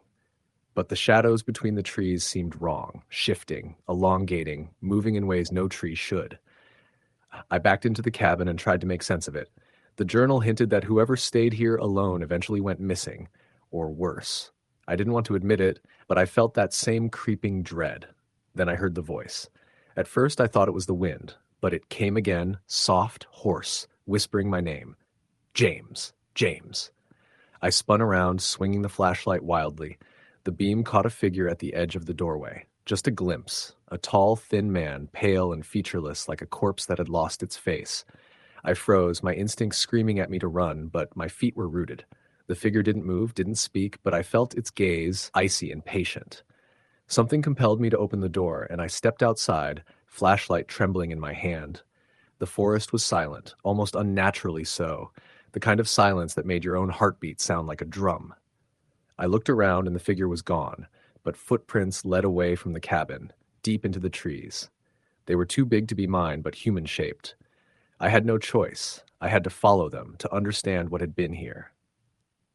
The forest thickened, branches scratching at my arms and roots threatening to trip me. Every now and then I thought I heard whispers, just beyond comprehension. I followed the footprints over roots and rocks until I came to a clearing I hadn't expected to see. In the center was a circle of stones, burned black, as if something had been sacrificed there long ago. The footprints ended at the circle, but the air around it was vibrating, alive with an unseen presence. Then I saw the eyes, dozens of small, glowing eyes reflecting my flashlight from the underbrush. They blinked in unison, watching, analyzing. My gut told me to run, but I was frozen. A voice came from the circle, low and guttural. You shouldn't have come here.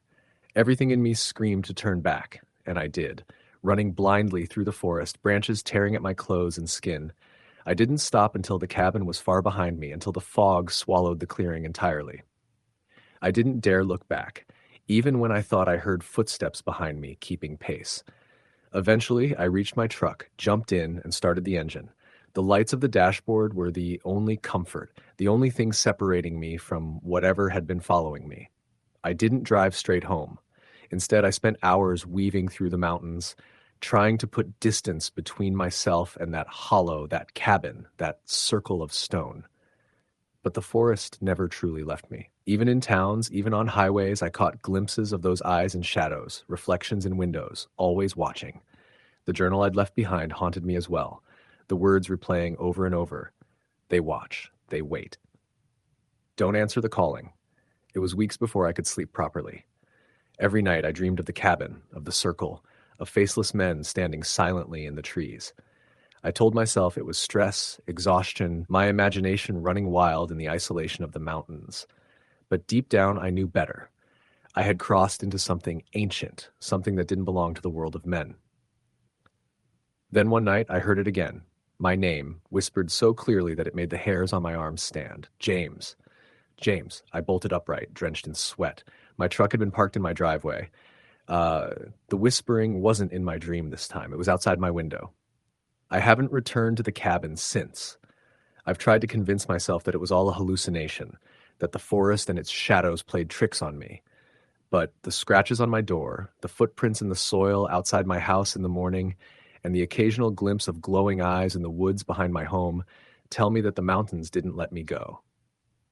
They follow, they wait, and they remember. I've spoken to locals about the hollow where the cabin sits. They shake their heads and warn me against talking about it. Some say people vanish there every few years, that the land hungers for outsiders. Others say it's cursed, haunted by spirits older than the oldest families in the mountains. Nobody goes there at night, and those who do are rarely seen again. I've tried to warn others, tried to tell the story, but no one believes you until it's too late.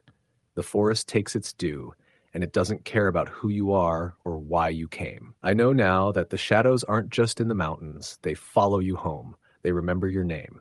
Even now, as I sit in my living room typing this, hear it. Soft, patient, just outside the window. James. James. Story. The end. The night in the holler was as thick as molasses.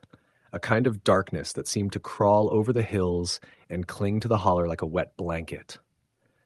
I had driven the winding back roads for hours, the headlights cutting through the mist, reflecting off the wet asphalt after a sudden evening rain. The old Ford truck beneath me rattled with every pothole and ridge, making the steering wheel feel like it had a pulse of its own. I was heading to a friend's cabin up near Bald Knob, the kind of place that wasn't on Google Maps, the kind of place where you asked directions from locals and took their warnings seriously. They had all said the same thing, in different ways.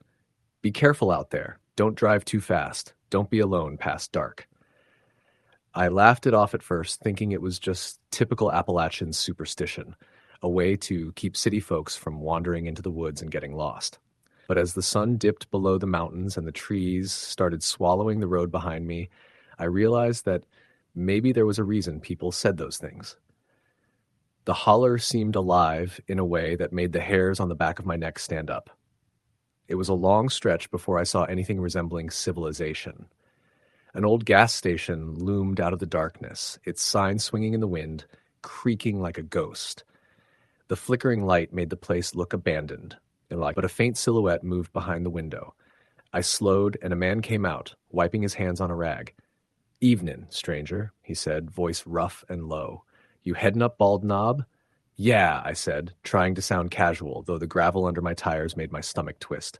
"You live around here?" "Lived. Not much left now," he muttered, eyes darting toward the forest. "Don't take that road too fast. Night's hungry up there." I nodded, gave him a quick smile, and kept going.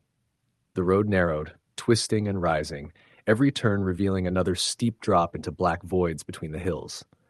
My headlights caught nothing but trees and fog, and every now and then a shape darted across the road, maybe a deer, maybe something else. My pulse started to climb when I noticed something odd. The fog didn't seem natural. It moved like a slow river, twisting around the trunks and clinging to the road, blocking the light in patches. I remembered the stories my friend had told me about this place. "There's things out there," he said over a beer a few weeks ago. "Old folks talk about shadows that move with their own minds, sounds that don't belong to anything alive. They call it the holler watchers. Folks disappear if they don't respect it." I laughed, but now, behind the wheel, the joke felt like a distant echo. About 20 minutes later, the truck coughed and spluttered. I glanced down, and the fuel gauge was hovering near empty. Great. I hadn't seen another station since the one I passed, and the next town was God knows how far. I pressed on, hoping the old truck would make it. That's when I heard it, a low, guttural growl rolling through the trees, like the earth itself had a throat. I froze, hands gripping the wheel, trying to rationalize. Maybe a bear? Maybe a coyote? But it didn't sound like any animal I'd ever heard. Then came the footsteps. Heavy, deliberate, and crunching the wet leaves behind me. Not running, not fast, just walking. And the worst part, I could hear them on the road behind me. My stomach dropped. I slammed the truck into gear, pressing the accelerator. The engine roared, tires slipping, and the fog thickened, hugging the truck as if it wanted to stop me. Shadows moved in the periphery. Tall, impossible shadows, bending in ways that made my stomach knot. I blinked, thinking it was fatigue or nerves, but they didn't disappear. They followed the truck, gliding over the hood, staying just at the edge of vision. And then I saw it. 2 yellow eyes reflecting in the fog, far off to the side, in the trees. Not a deer. Not a coyote. Something taller, hunched, staring. Panic took over. I didn't remember the road in detail. It was a blur of turns and dips. My phone was dead, no signal anyway, and I realized the headlights weren't illuminating the road as much as they should. Every few seconds, something seemed to dart across it, fast enough to make me swerve.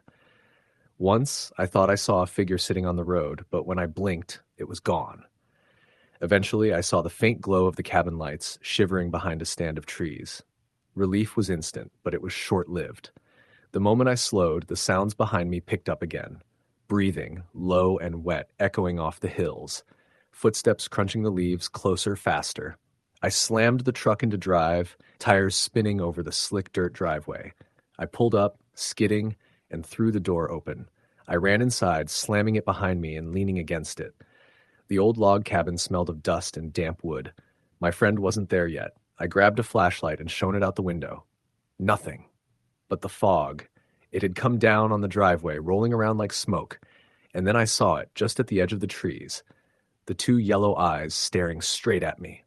I backed away, heart hammering. The thing moved. No, not moved. It glided, coming closer just beyond the trees, but it didn't make a sound. It was impossibly tall, limbs bent in ways that made no sense. Its head jerked slightly like it was studying me, calculating. I tried to shout, but my voice caught. Then my friend's truck appeared around the bend, headlights cutting through the fog. Relief washed over me, and I ran outside, waving him down. Get in! Get in! I shouted. He skidded to a stop, eyes wide. What the hell? Before he could finish, the thing moved faster than I thought possible, and for the first time I saw its mouth. Wide, stretching far beyond human possibility, teeth glinting. It let out a sound that wasn't quite a scream, not quite a growl, but something that vibrated through the ground. My friend hit the gas, the tires spinning, and we tore down the winding road. The next stretch of road was worse. Fog thickened, swallowing the headlights, and I swear I could feel the thing just behind us, its gaze pressing against the back of my neck. My friend tried to keep the truck steady, but the road had become slick mud. Branches whipped the windows, and sometimes as I thought I saw more than one pair of yellow eyes, moving in the trees like a congregation of predators. Finally, after what felt like hours but was probably 30 minutes, we broke into a clearing. The fog thinned, and I could see the old county road ahead. My friend slowed, gasping. It didn't follow us, he said, but his voice lacked certainty. I looked back. The trees were still, no eyes, no shadow, just mist hanging between the trunks. My body shook, adrenaline and fear fighting to keep me upright. I didn't speak for miles. The road back to civilization was slow, and every time the headlights caught a movement, my heart stopped. But nothing followed us after the clearing. We didn't talk about it much after that. The locals at the diner later just nodded when I asked about strange sightings near Bald Knob. You saw it, then, one old man said, shaking his head. Holler's hungry tonight. He didn't elaborate. It wasn't until weeks later, after I had tried to put the whole night behind me, that I realized something. The truck was scratched along the side, not by branches. These were deep, deliberate scratches, claw marks that looked like they could tear through metal. I examined the dashboard, and there were streaks of mud, wet, sticky, but not from the road. Something had been inside, or maybe brushing along it, leaning into the cab. I tried to rationalize it, branches, animals, maybe even some prank. But the depth and the way the metal bent, no animal that I knew of. And then I started seeing them, not often, but enough to make me wonder. Shadows at the edge of my vision, glances in mirrors that didn't belong to anyone. A presence at night that made the hairs on my neck rise, that whispered across the walls in the holler wind. Sometimes when I close my eyes, I can still see those eyes in the fog, watching, waiting. The Appalachia night has a memory, it seems, a way of keeping track of those who wander too far, of reminding them they don't belong. The locals know it, old and new, and they pass it down in murmurs over coffee and whiskey. I thought I was just visiting, just driving through. I wasn't. I trespassed, and now, years later, every time I hear a branch snap in the dark or fog rolls low, I remember the thing with the yellow eyes. And I know somewhere, deep in those hills, it's still watching, waiting for the next car to wander into the holler. I haven't driven that road since. I haven't returned to Bald Knob. I don't need to. The memory, the fear, the taste of that fog, and the shape behind it follow me everywhere. It's in every shadow at the edge of my vision. It's in every road that disappears into the mountains at night. And I know without a doubt that if I ever go back, it will remember me, and it will be hungry again. Story the end. The first time I drove deep to the Appalachian backcountry at night, I thought I had prepared myself for what I'd encounter. I had grown up on the edges of the mountains, far enough away that I didn't really feel part of them, but close enough to hear the stories. My grandmother used to warn me, half serious, half joking, that those mountains weren't empty. She said, there are things older than people in those woods, and if you stay out there long enough, you'll feel them watching. I always thought she was just trying to scare me, the way old folks do. But when I took a job survey marking land parcels for a small county in southwestern Virginia, I found myself venturing into areas where even locals rarely went, especially after dark. It wasn't unusual to drive down winding, unpaved roads miles past the last house, pull out my gear, and set up stakes or take notes by lantern light. It was lonely work, but it paid well, and I figured I could handle the quiet. That night in late October, I was working near a place the county maps just called Parcel 7078A. The directions I'd been given were already rough. Follow County Road 6 until it dead ends, then take the logging road past the rusted tractor. The road itself was so narrow and crooked, I had to keep my truck in low gear most of the way. My headlights bounced against trees that pressed in on both sides, and every turn seemed to reveal nothing but more darkness and more woods. When I finally reached the end of the road, there was nothing there but a rusted-out tractor, just as the notes had promised. The metal was pitted with holes, the cab eaten by rust, and vines grew up through its skeleton. It sat angled like it had died mid-plow decades ago. My instructions said to hike in another half-mile from there. I grabbed my pack, slung on my flashlight, and started down the trail. The woods swallowed the sound of my boots almost immediately. Out there, it was quiet in a way that felt unnatural. Not the peaceful quiet you get on a calm night, but the kind that presses against your ears until you start to imagine sounds just to break it. My flashlight beam carved out a narrow path, and beyond that was nothing but pitch. Every so often, the wind shifted through the trees, carrying the smell of wet leaves and something faintly metallic. I walked for maybe 20 minutes before I reached the boundary markers the county had put in years ago. Thin, leaning stakes with faded plastic ribbons tied near the tops. My job was simple: replace the ribbons, check the coordinates, and log them. Easy enough, but as I bent down to tie a new ribbon on one of the stakes, I heard it. A snap, sharp and deliberate, like a footstep on a dry branch. I froze, my headlamp cutting across the underbrush. There was nothing, just bare trunks, vines, and bramble. I told myself it was a deer or a raccoon. Even a bear wouldn't have surprised me. But the thing that bothered me was how close it had sounded, just a few yards away. I cleared my throat loudly, trying to sound casual in case it was some hunter wandering around. My voice felt too loud in the night air. "Hello?" I called. The sound that answered wasn't words. It wasn't even quite an animal. It was a low whistle, just 3 short notes. Rising, falling, rising.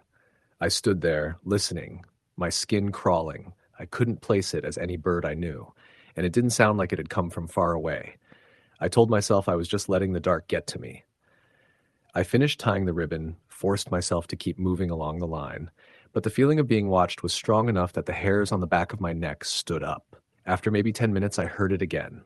This time, it wasn't a snap, but a dragging sound, like something being pulled slowly through leaves. It came from deeper in the woods, maybe 20 yards to my left. I whipped my flashlight in that direction, but again, nothing.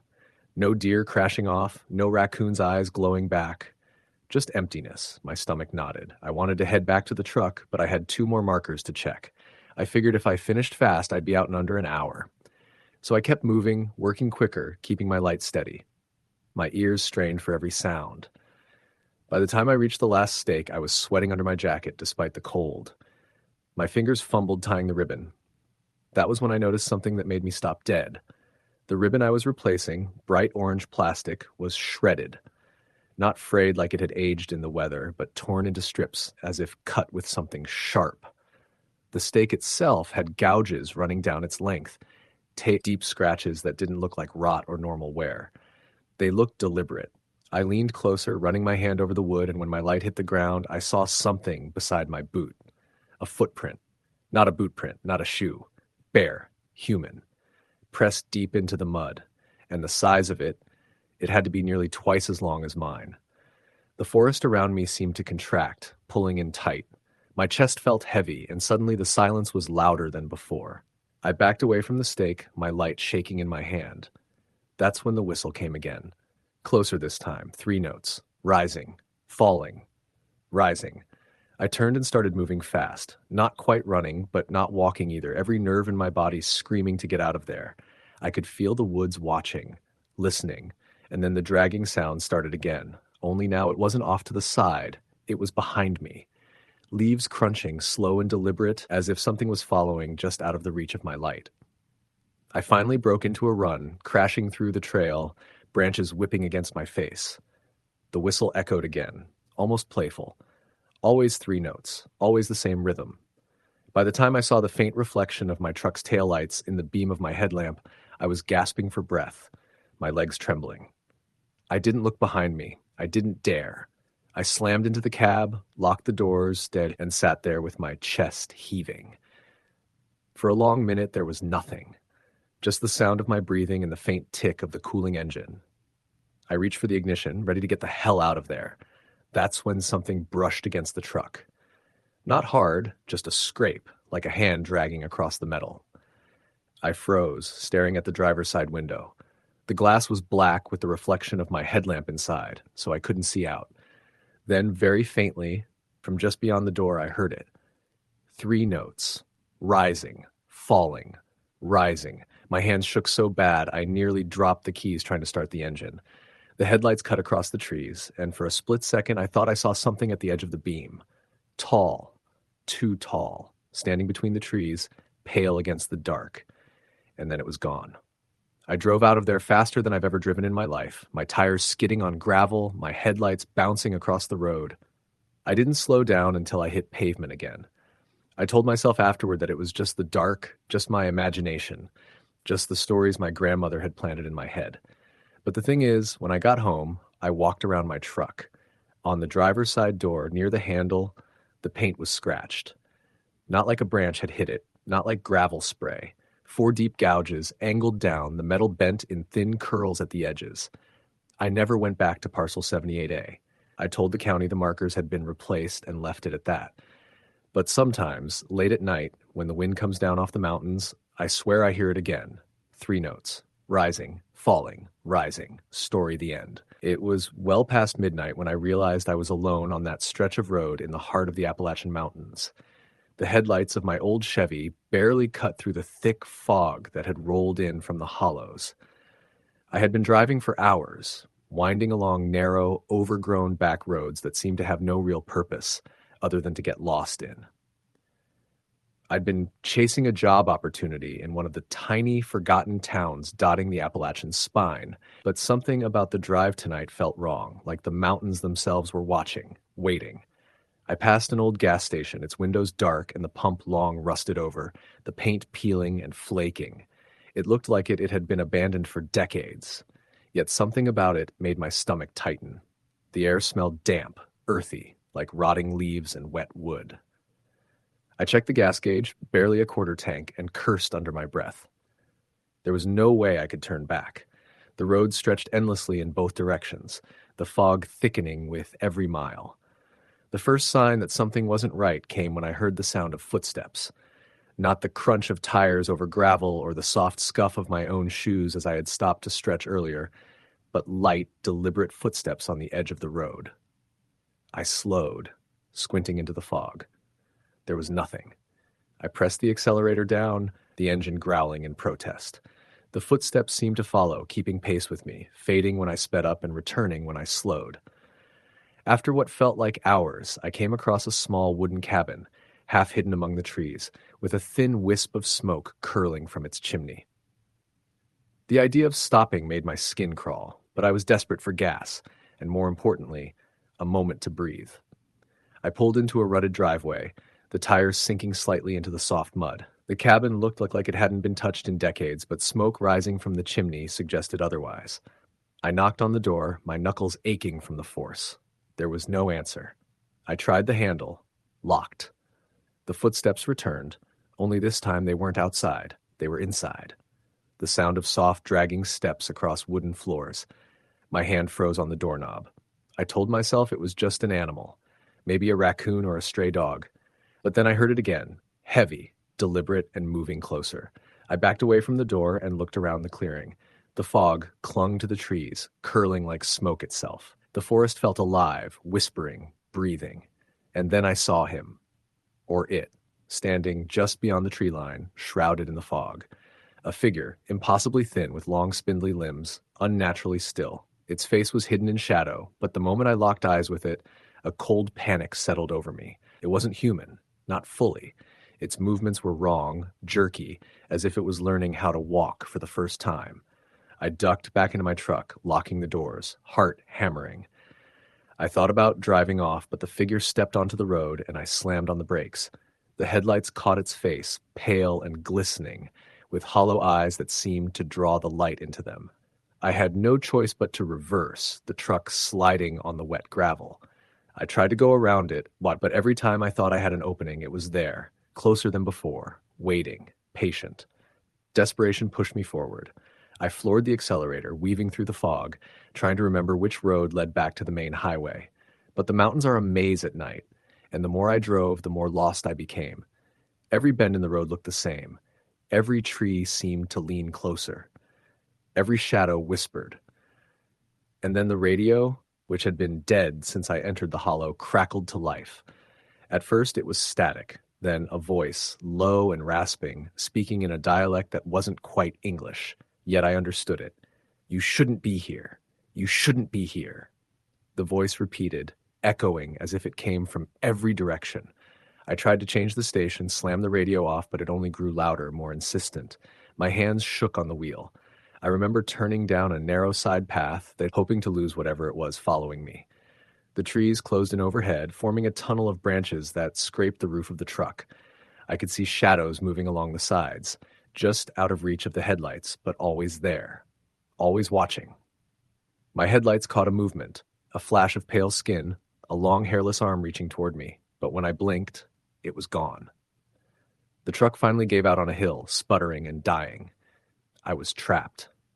The fog was thick now, clinging to the hood, the windshield, and the ground. I could hear them coming, footsteps, multiple sets, dragging, scraping, circling the vehicle. I grabbed my flashlight, the weak beam barely cutting through the murk. I saw them then, figures, dozens of them, thin, pale, and jerking in ways no living human should. They moved in a rhythm, a slow, methodical hunt. And they were smiling, all of them. Wide, impossible grins that reflected the light of my dying flashlight. I had nowhere to go. I tried to open the door, but it wouldn't budge. They were already at the windows, pressing against the glass, hands flat, faces inches away. Their eyes, God, their eyes. Black, endless, like tunnels leading into nothing. I backed away, crawling toward the back of the truck, my flashlight falling, spinning the beam across the fog. One of them moved inside the reflection, impossibly fast, standing in my passenger seat, though I hadn't seen it enter. I screamed, and it leaned close, whispering in a voice like dry leaves scraping together. You were never meant to leave, never meant to leave. I tried to fight it, pushing, hitting, but my arms felt heavy, unresponsive. More of them pressed in from the fog, crawling toward the truck, moving through the trees, converging silently. The sound of their feet on the wet leaves, soft but deliberate, made my stomach twist.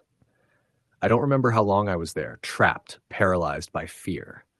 Time lost meaning. The fog swallowed the forest, the truck, everything, and then a light. A car, real this time, headlights cutting through the fog.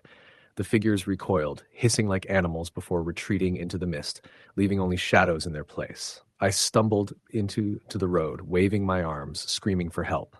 The car stopped, a young couple looking at me with wide, horrified eyes. They didn't speak. I didn't speak. I just got into the car and left, never looking back, never speaking of it again. Even now, years later, when I close my eyes, I see the hollow in the mountains, see the fog and the figures, hear the dragging, jerky footsteps. I try to tell people what happened, but who would believe it? They'd say I got lost, that it was exhaustion, that the fog made me hallucinate. But I know what I saw. And sometimes when the wind howls through the hollows at night, I can hear them whispering still, calling, waiting for the next one, foolish enough to drive alone through the deep Appalachia. The mountains are patient, the fog is patient, and they are always watching. Even on the main roads, far from the hollows, I sometimes catch a glimpse in the corner of my eye. A pale figure, thin and jerking, standing on the edge of the tree line, grinning. And I know without a doubt that they are still there. Waiting. Patient. Hungry. I never return to the Appalachians at night, but I can never escape them either. They are in the shadows of every forest I pass, in the rustle of leaves, in the heavy, damp air, and sometimes when I sleep, I dream of those long, empty roads, the truck breaking down, the fog swallowing me, and the endless, jerking forms emerging from the mist, whispering my name, promising I'll never leave. Story the end. The road through the Appalachians was narrower than the map suggested, winding between jagged ridges that cut the sky into jagged black shapes against the moonlight. Clay-colored mud clung to the tires of my old pickup as I drove deeper into the holler. The only sound the crunch of the gravel and the occasional creak of the suspension. I wasn't from around here, not really, but I had taken a summer job at a small logging operation near the base of Brush Mountain, and the company's cabins were the closest thing to housing I could get. My friend Tony, who had worked a summer here years ago, had warned me, "Don't expect much in terms of nightlife, and don't stray after dark. Folks around here get real touchy if you wander." I had laughed then, thinking he meant the locals, but now, driving alone in the moonlight, I wondered if he hadn't been talking about something else entirely. I reached the logging camp just as the last streaks of sunset were vanishing behind the hills. The place looked abandoned, but there was a faint glow from one of the cabin windows. Smoke curled lazily from a chimney, and the faint hum of a generator suggested life. I parked and grabbed my duffel, stepping onto the wooden porch. The boards groaned under my weight. As I fumbled with the cabin door, it swung open on its own with a long, slow creak. I froze. The air smelled faintly of smoke and something sweeter, almost rotting. A low wind rustled through the surrounding trees, carrying with it the sound of distant running water and the occasional snap of a twig. Inside, the cabin was small and rustic. A single light bulb flickered overhead, casting shadows across the rough-hewn walls. A bed with a threadbare blanket lay in one corner, and a small table with an old oil lamp sat near the window. There was no one in sight, and I called out a tentative "hello." The sound bounced back off the walls, and I thought I heard, just faintly, a whisper I couldn't quite catch. Maybe it was the wind. Maybe it wasn't. I dropped my bag and unpacked quickly, telling myself the isolation was getting to me. I tried to ignore the unease gnawing at my stomach, but the forest outside pressed against the windows like a dark tide. I decided to take a walk before nightfall fully set in. My boots sank into the damp underbrush as I followed a narrow trail leading uphill. The trees grew dense here, their gnarled roots twisting across the ground. I could hear the faint rush of a creek somewhere below, though when I tried to find it, the trail curved unpredictably, taking me deeper into the thicket. Shadows stretched unnaturally long in the fading light, and the air felt charged, heavy with something unspoken. I stopped when I saw the cabin again through the trees. Or at least, I thought it was the cabin. The shape was vague, almost a silhouette, but something was off. The smoke from the chimney didn't rise straight. It twisted like a ribbon caught in the wind. I shook my head, trying to convince myself it was just my imagination. As I stepped closer, I noticed footprints in the mud. They weren't mine, and they didn't match any boots I had with me.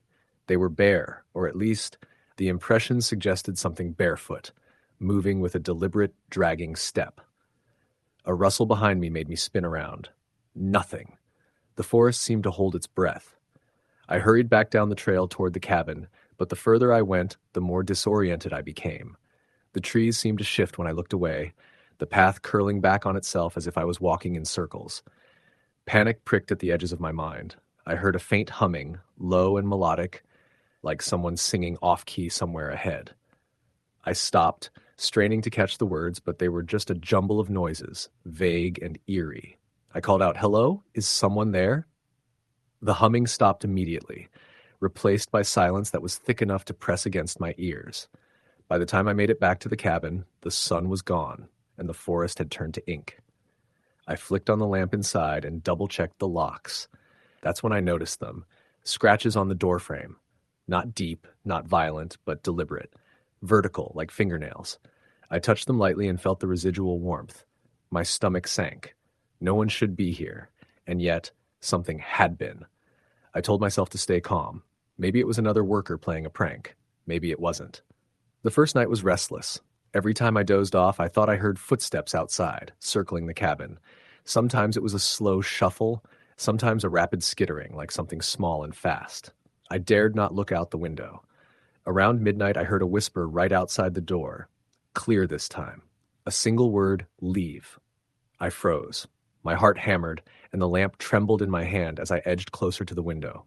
Nothing, just the black forest and the shifting shadows. The following days were a blur of labor and unease. The logging site was small, just a few men and a couple of old machines. They were friendly enough, though wary. One older man, Hank, had caught me staring at the forest on my first day and said, "Don't mind the woods too much. They take what they want. Best not to give 'em a reason." I nodded politely, but I didn't press for details. That night, the whispers returned, faint at first, then clearer. They didn't always speak English. Sometimes it was a language I couldn't recognize, strings of guttural sounds that cut through the night air. And always there were the footprints. They never got closer, never retreated, just always circling, watching. One evening, after a long day, I wandered to the creek for water. The sun was nearly gone, and the shadows seemed to stretch further than they should. I heard laughter, high, thin, almost like wind through the trees, but human enough to be unsettling. I froze. The sound came from upstream, but when I followed it, I found nothing. No movement in the trees, no animals, no one. Just the creek, murky and silent, reflecting the dark sky. Then I saw it, a figure just at the edge of my vision. Tall, thin, movements jerky, as if each step was reluctant, unnatural. I blinked, and it was gone. My heart pounded so loudly I was sure it would echo through the forest. I ran back to the cabin, never looking back, the laughter chasing me all the way. The nights became progressively worse. Shadows pooled unnaturally in corners of the cabin, and sometimes I swore I could see figures in the darkness, moving just out of reach of the lamp. Once I awoke to find scratches along the walls inside the cabin. They hadn't been there before. One long line ran diagonally across the ceiling, jagged and deep. I realized then that the noises weren't just outside, they were inside too. One night I couldn't take it anymore. I packed my things and decided to leave, drive back to the nearest town before the sun rose. But as I tried to start my truck, the engine groaned and died. I tried again, nothing. Then I heard it, the slow shuffle of footsteps circling my cabin, bare, dragging. I grabbed my flashlight and shone it toward the forest. Nothing, just the dark trees. The beam caught on a shape, thin, almost skeletal, with two long limbs. It watched me. I stumbled back, heart racing. It stepped forward, silent. The shadows seemed to bend around it, stretching in ways that shouldn't be possible. I ran into the cabin and slammed the door, bolting it with every piece of furniture I could push against it. The scratching began immediately, slow and deliberate, moving from wall to wall as if something was trying to wear down the wood to get inside. I grabbed my phone to call someone, anyone, but there was no signal. No bars, just static. The scratching stopped. Then the humming started, low and melodic, circling the room, coming from nowhere and everywhere at once. My lamp flickered and went out. I was plunged into blackness. The hours that followed were unbearable. Every creak, every whisper, every shadow that moved on its own made me feel like my mind was unraveling. And then I saw it in the faint glow of the moonlight through the window. The figure, standing just outside, taller than any human should be, its face obscured, limbs too long and bending in impossible ways. It raised one clawed hand, pointing at me, and I felt an icy certainty that it was marking me, choosing me. I don't remember falling asleep. I woke hours later, the sun barely touching the ridges. The cabin was silent, eerily normal. No scratches, no footprints, no shadows. My truck started fine. I drove away without looking back. The locals were wary when I mentioned the forest. One old man muttered, "They don't like folks poking around after dark. Some never come back." I laughed it off, but something in his eyes made me uneasy. I tried to go back later to see if I could understand what had happened, but the holler didn't exist where the map said it would. Trails twisted in ways that made no sense, ridges seemed taller and darker, and the cabin, the very heart of my terror, was gone. Nothing but thick forest and a narrow road that led back to the nearest highway. I never told anyone what I saw. Now, years later, I still drive through the Appalachians occasionally. I never take the old logging roads, never wander into the hollers at night, but sometimes when the wind is right, I hear the hum of that melody, faint and off-key, drifting on the mountains. I tell myself it's the wind. I tell myself it's just memory. But I know better. The forest remembers. It waits. And if you linger too long, it comes for you. Even now, when the night is quiet and the moon hangs over the mountains, I swear I see those long, impossible limbs in the corner of my eye, always at the edge of the shadow, always watching, waiting for the moment I let my guard down. And I know, deep down, the woods are patient. They don't forgive. They don't forget. Story the end. The night was thick with fog as I drove down the narrow, twisting road that cut through the heart of the Appalachians. My headlights barely penetrated the gloom, and the trees leaned close over the asphalt like silent, watching sentinels. I'd taken this route countless times before, a shortcut from my cousin's place to the main highway, but tonight the mountains seemed alive in a way I'd never felt before. Every bump in the road, every snap of a branch in the woods made my stomach tighten. I chalked it up to the late hour and the isolation, but deep down I knew it was something more. I had been visiting my cousin Jacob for the weekend, helping him with some work on his old cabin tucked high up in the holler. Jacob had always loved the solitude, the quiet of the mountains, and the sense that no one could touch him up here. But that night, solitude felt different, oppressive. The kind of quiet that isn't peaceful, but watchful.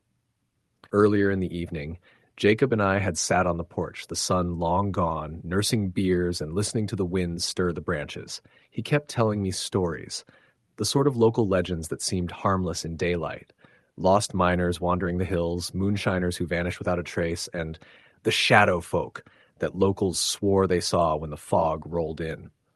I laughed along with him, mostly to hide the small knot of fear twisting in my gut.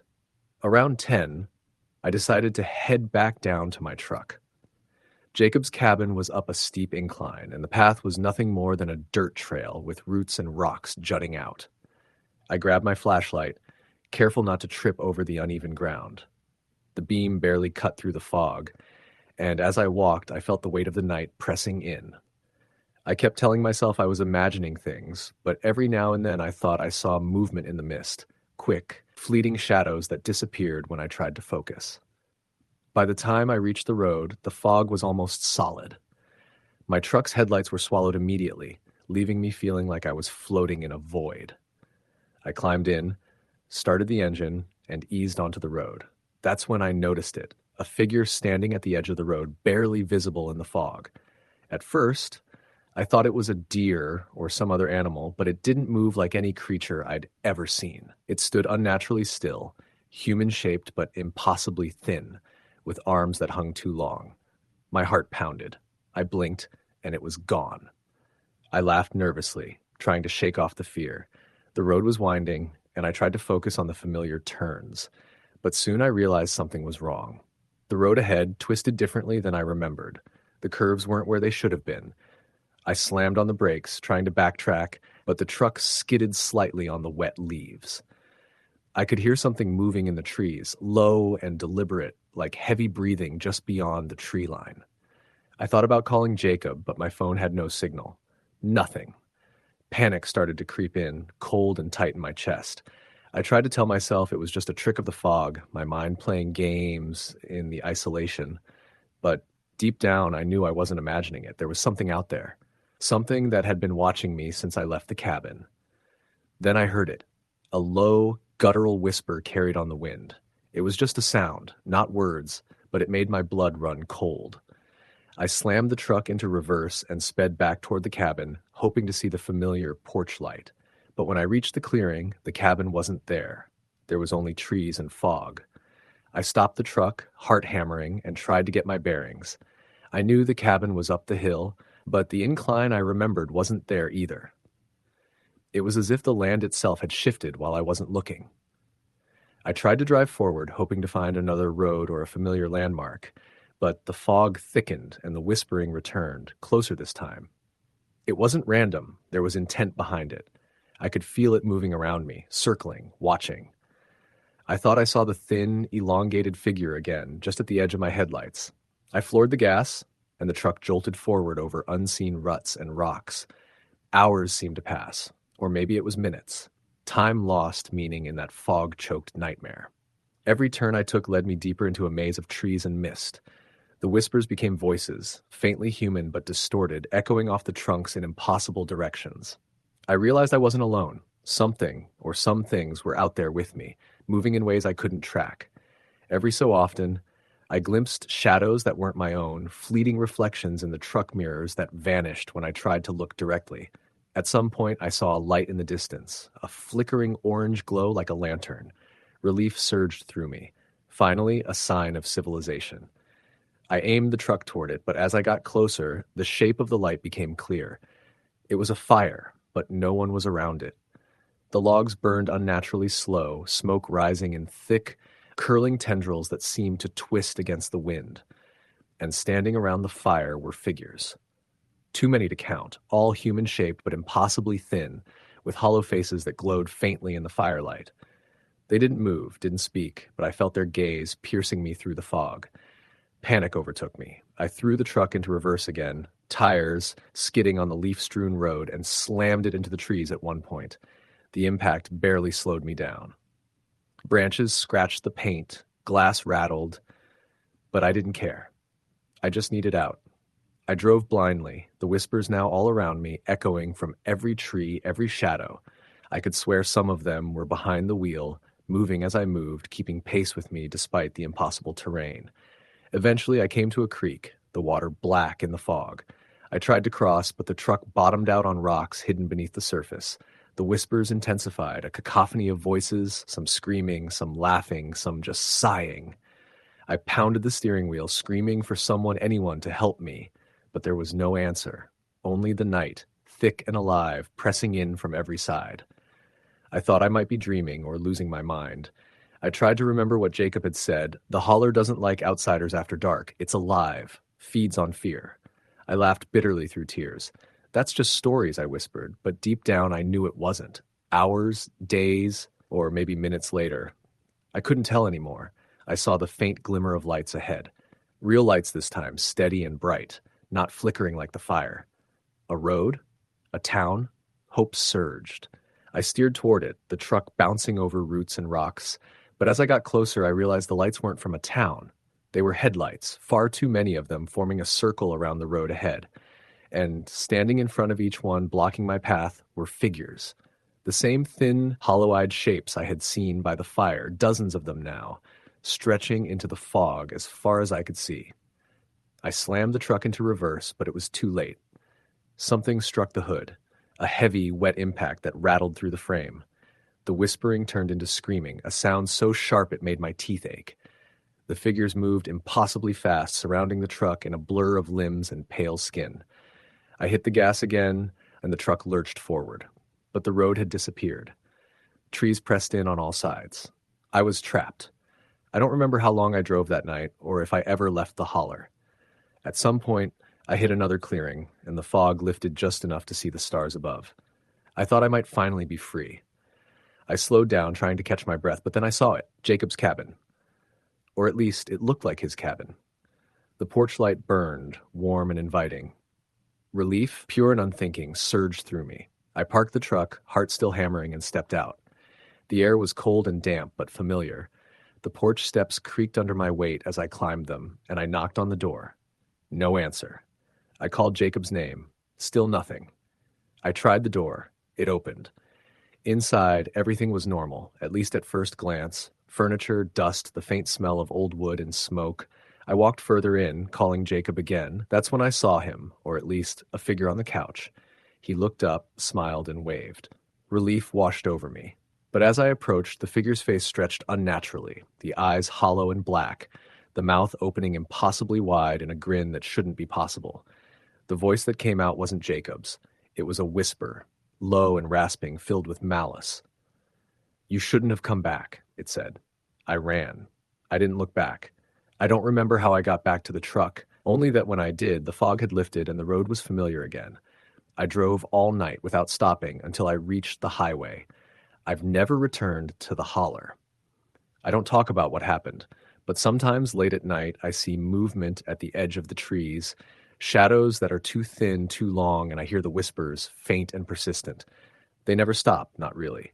Even now I can feel them, waiting, just beyond the road, ready to pull me back. Story, the end. The night was unusually still for late October in the heart of the Appalachians. Fog clung to the valleys like a reluctant ghost, settling heavy in the hollows and along the edges of the old dirt roads. The kind of still where even the wind seemed to hesitate, as if afraid of waking something that had been sleeping for decades. I had grown up near these mountains, but I'd never driven the back roads this far in the dark. My cousin, Tommy, had insisted I come along for what he called a real mountain night, and naive and restless, I agreed. Tommy's truck rattled over the uneven gravel, headlights barely cutting through the thick mist. The smell of damp leaves and wet earth filled the cab, and the old radio sputtered static in rhythm with the engine. "You sure about this?" I asked, my voice sounding louder than usual in the silence of the cab. "Sure as I'm going to be," Tommy said, his eyes fixed on the road ahead. He grinned, but it didn't reach his eyes. "Ain't nothing out here that's going to bother us." I tried to laugh it off, but as the truck twisted down an overgrown ridge road, the forest seemed to close in. Shadows twisted between the trees in shapes that didn't quite make sense, some too tall, some hunched and low. The further we went, the more the mountains seemed alive, watching, whispering. We came to a clearing eventually, a flat stretch beside a creek that gurgled quietly under the moonlight. Tommy stopped the truck, cut the engine, and leaned back in his seat. The quiet was immediate, crushing. Not a bird, not a breeze, nothing but the faint rush of water and our own breathing. "Look," Tommy said, pointing across the clearing. "See them?" I squinted, trying to focus. At first, all I could see were trees, but then shapes began to take form. Figures, or something like figures, hunched over and swaying just at the edge of the woods. Their movements weren't natural. They seemed jerky, offbeat, like marionettes tangled in strings. I blinked, thinking it might be a trick of the fog, but when I looked again, they were closer, inching toward us with deliberate slowness. I froze. "Tommy," I whispered. He didn't say anything, just reached into the back seat, pulled out a flashlight, and clicked it on. The beam cut across the clearing, and the figures halted. For a moment, the night seemed to hold its breath.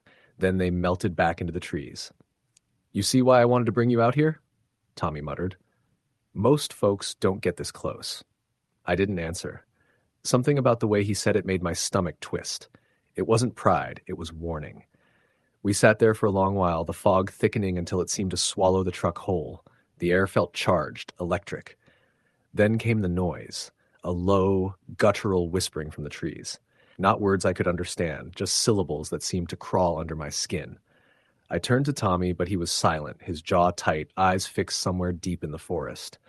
Then a sound like snapping twigs just off the clearing. Something moved. I caught the edge of a shape. A person? No, too thin, too long-limbed. It darted between the trees and was gone. My heart hammered. "You're seeing things," Tommy said quietly, but his voice lacked conviction. I wanted to believe him. I really did. But the forest didn't behave like that. I'd grown up around these hills. I knew the sounds of animals, the creak of trees, the rush of streams. This was different. It was deliberate, patient, like something was watching us and calculating. Then the flashlight went out. Tommy swore under his breath, shaking it, clicking it on again. Nothing. Darkness pressed against the truck like a living thing. My hands were clammy, gripping the seat, and I couldn't speak. Then a voice came from the fog, soft, almost a hum, but layered. 1,000 whispers threading together, circling the truck. "Get out! Get out!" Tommy froze. "Probably some hillbilly pranksters," he muttered, though his voice was tight. "Ain't nothing to worry about." The whispers grew louder, more urgent, and I could feel them pressing against my mind, rattling thoughts like pebbles in a tin can.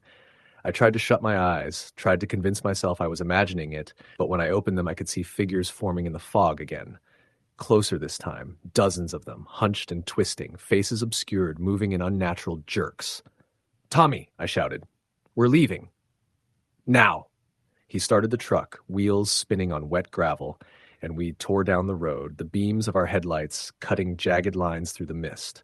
Behind us, I swear I could hear footsteps, running, sometimes scraping, sometimes quiet as breath, keeping pace. We drove for what felt like hours, but the map said we hadn't gone more than a few miles. The road twisted endlessly, leading us deeper into the mountains, back to places I didn't recognize.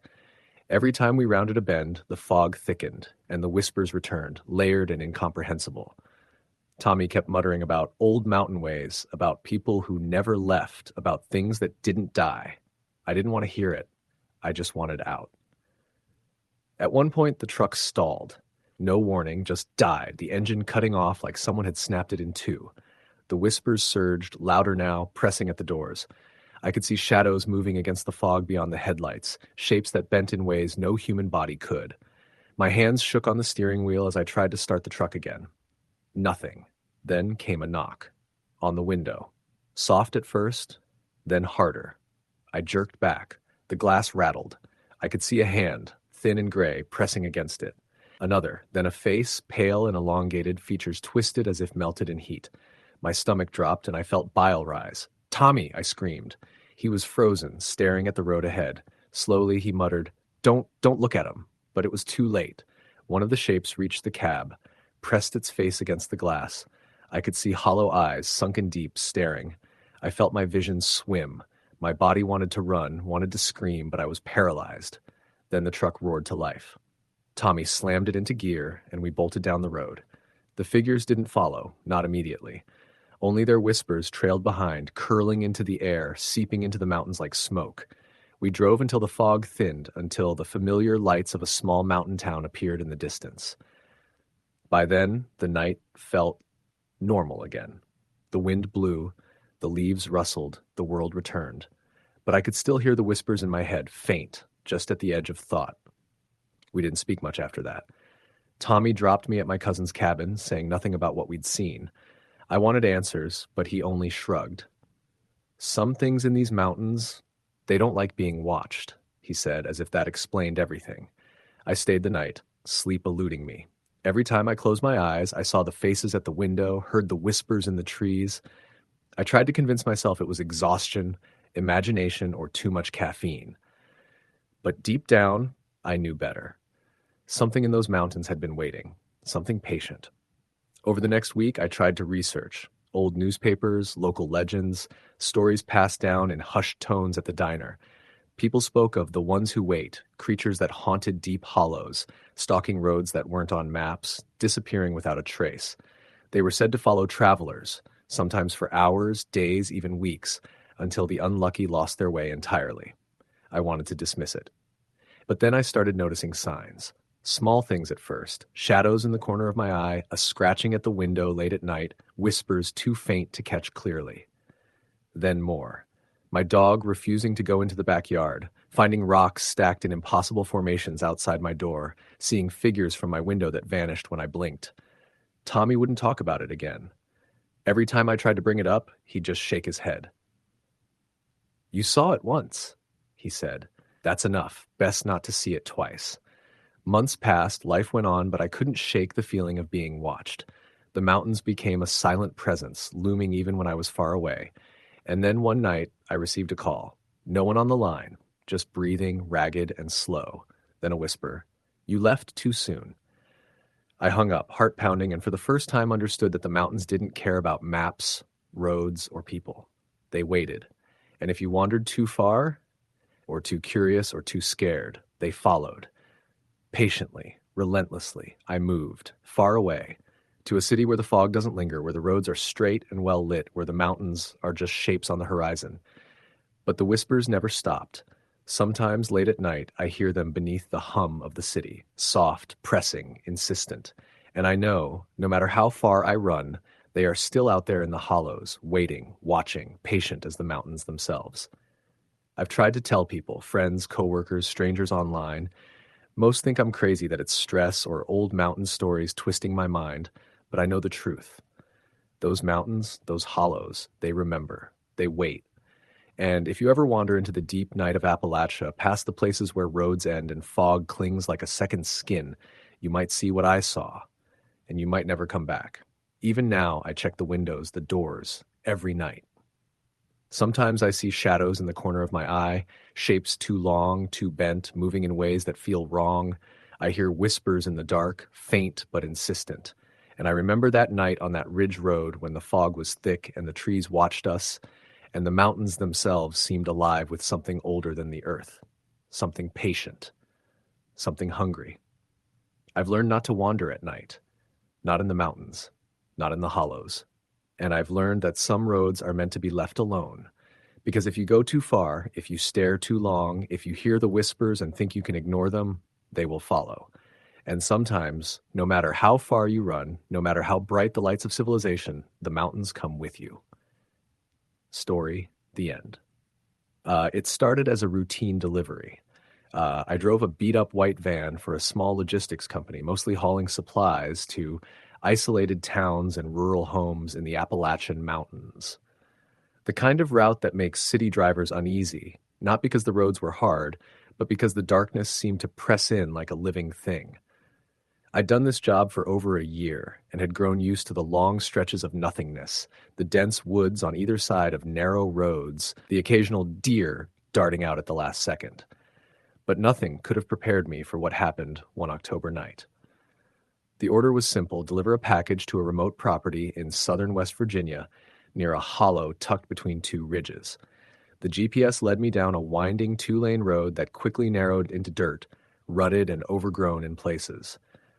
I was alone, which was normal, but the sun was gone, leaving only the moonlight filtering weakly through a canopy of trees. I had a flashlight in the glove compartment and my phone for emergencies, though signal came and went like a teasing ghost. After nearly an hour of twisting down the hollow, I spotted a light ahead, a dim yellow glow through the trees. Relief washed over me. There was someone there. Maybe the owners were waiting up. I slowed the van and followed the glow to a house perched on the side of the hill. At first glance, it looked like a normal cabin. Wood siding, a steep roof, a small porch with a chair and a lantern hanging by the door. I parked on a patch of gravel and grabbed the package, walking toward the porch. That's when I noticed the air was strange. Thick, heavy, like it didn't belong to the natural world. The lantern swayed gently, though there was no wind.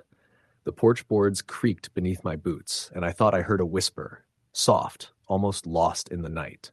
I froze and turned in a slow circle, shining my flashlight across the yard. Nothing, just trees and shadows. I knocked on the door. Nothing. I knocked again, harder. Still nothing. I called out, "Hello? Package for you?" My voice sounded absurdly loud in the quiet, and then I heard it. From inside the cabin, footsteps, slow, deliberate, shuffling across the wooden floor. My stomach knotted. The kind of gut-deep fear you only get when you know you're not supposed to be seeing what's about to happen. The door creaked open slowly. No one was there. I stepped back, hand instinctively on the van keys. The air felt colder now, but not like winter cold. Something unnatural. The shadows inside the cabin seemed wrong. I could just make out shapes, furniture maybe, or maybe figures, but they shifted oddly, as if the light bent around them. I was about to turn and run when a sound came from behind me, a soft tapping like fingernails dragging across wood. I spun around. There was nothing. Just the lantern, still swaying gently, flame guttering, casting long dancing shadows across the yard. Then I saw it, a movement out in the tree line, something tall, too tall, leaning unnaturally, head cocked at an impossible angle, limbs bending wrong. It didn't move like an animal. It didn't move like a human. Just watched. I ran. I didn't look back until I hit the van. My hands shook so violently I dropped the keys twice before finally getting them in the ignition. Tires spun gravel and mud, engine roaring, headlights cutting through the dark holler. I floored it, ignoring every warning about narrow turns and washed-out ditches. For the next 20 minutes, I couldn't shake the feeling I was being followed. Every so often, in the rearview mirror, I thought I saw a shadow flit between trees, keeping pace with me, impossible and silent. When I finally reached a paved road and turned on my radio, the normal hum of country stations felt like a miracle. I kept driving until I reached a gas station and got out of the van, shaking, my legs trembling. I left the package in the back of the van unopened. I never delivered it. I told my boss the GPS led me to the wrong address, that the client would need to be rescheduled. He didn't press me. Weeks later, I found out something that made me wish I hadn't asked questions at all. A coworker mentioned hearing about a cabin in the same hollow, burned down in the late 70s. A family inside perished in the fire. The place had been left in ruins. Yet when I drove down that hollow, the cabin had been there, standing, lantern lit, waiting. I never returned to that route at night. I quit deliveries altogether, switching to daytime only. But sometimes, when I'm at home and the world is dark outside, I think about that tall figure watching from the trees and the way the shadows moved inside the cabin. I think about the tapping, the dragging sound, and the unnatural cold. Sometimes I swear I can still hear it. Story the end. The first time I heard about the old hollow, it was just a whispered warning from a coworker at the gas station I worked at in West Virginia. He said locals didn't go near it after dark, not because of bears or snakes, but because the woods themselves didn't like company. I was 19, stubborn, and thinking I could handle a little Appalachian wilderness. I laughed it off at the time, not realizing how real the warning was, until I found myself driving down a dirt road that felt more like a gouge in the earth than a proper path. It started just before sunset. The road was flanked by trees so thick they looked fused at the tops, blocking out the fading light. My headlights only managed a few feet ahead, leaving the rest of the hollow smothered in gray shadow. Somewhere far off, a crow cried, and it sounded almost human. I passed an old mailbox leaning crooked against a bent post, and for a moment I thought I saw someone standing behind it. I blinked, and it was gone. The deeper I went, the worse the road got. Rocks jutted out of the dirt like teeth, the puddles from a recent rain reflecting my headlights in broken, stuttering shapes. My truck bounced over ruts and mud, the tires squelching, and I tried to tell myself it was just a back road, nothing more. But the feeling of being watched settled heavy in my chest, and every time I glanced in the rearview mirror, the reflection of the trees seemed to shift, leaning closer. Then I saw it, a house, or what was left of one. It crouched in the middle of a small clearing, barely more than a skeleton of wood and shingles. The windows were dark, gaping holes, and the door hung open like a mouth waiting to swallow. Smoke curled lazily from a chimney, thin and gray, as if the house had exhaled just for me. I should have kept driving, but something made me slow, curious, or maybe just stupid. As I drew closer, the air grew colder. Not the kind that comes from the wind, but a chill that felt like the forest was breathing on me. My truck headlights flickered, and for a heartbeat I thought I saw movement in the upper window. A figure, hunched and still. It had to be a trick of the shadows, I told myself. I pulled the truck to the side of the road, gravel crunching under the tires. Something about the place drew me in despite every warning my gut screamed at me. I grabbed my flashlight and stepped out. The ground was soft, almost sponge-like, and the air smelled of wet earth and decay. Each step toward the house felt heavier, as if the hollow itself was trying to drag me back. The porch creaked under my weight. A wind, or something like it, blew through the broken windows, carrying a low, whispering sound that made my hair stand on end. I thought I could make out words, but they weren't any language I knew. Just hissing murmurs, sharp and wet, echoing inside the house and out into the hollow. Then I saw them. Shadows moving inside the house, but not human. Not exactly. They slithered along the floor, elongated and broken, like smoke twisted into forms that mimicked people. One of them raised a hand, thin and jagged, and pointed at me. My heart skipped a beat. For a second I was frozen, convinced that if I moved, it would strike. I turned and ran. The truck was farther than I remembered, the road twisting in ways that made no sense. The trees closed in, branches clawing at the windshield. Something was running behind me, or maybe beside me. I couldn't tell. Every so often I caught a glimpse in the mirrors, a figure, pale and lean, gliding between the trunks. No sound, just the sight of it. I made it back to the paved road eventually, breath ragged, palms slick on the wheel. My truck radio sputtered back to life, static filling the cab with normalcy I hadn't felt in the hollow. I didn't stop until I reached the gas station, parking under the bright fluorescent lights like they could protect me. I told the cashier I just had a bad day in the woods, nothing more. But that night, when I went to bed, I heard scratching at my window. Slow, deliberate, like fingernails tracing the glass. I stayed in my room, heart hammering, listening as the sound circled the house. Every now and then, a low whisper would drift through the air vents, almost calling my name. I never went back to that hollow. Even now, years later, if I drive past those hills at dusk, I feel it watching, the long, hollow shadows that shift in the corner of my eye. Sometimes I swear I see a figure crouched in the tree line, hunched and waiting, its pale, elongated hand pointing straight at me, just like that night, and the whispering never really leaves. Story the end. I was working a temporary gig one late September in the heart of the Appalachians, surveying old logging routes for a private client. They didn't care much about safety, they just wanted the data. My instructions were simple. take the old forest road past the creek, hike a mile in to check the condition of a small abandoned cabin, and mark the coordinates. It sounded like a straightforward job, but I knew the backcountry could be unforgiving at night. I left my motel around 6:30 p.m., the sky already bruised purple with approaching darkness. The road was narrow, barely maintained, and bordered by dense forest. My headlights cut swaths through the mist that clung to the trees. Every few hundred feet, a fallen branch or the glint of a wet rock reminded me how easy it would be to wreck the truck out here. But I'd driven it before, and I'd survived. After about 30 minutes, I came to the creek. The water ran high from a recent rain, and the bridge, a rotten wooden span with a single sagging beam, creaked under my truck as I crossed. I slowed, my heart thudding, but nothing fell through.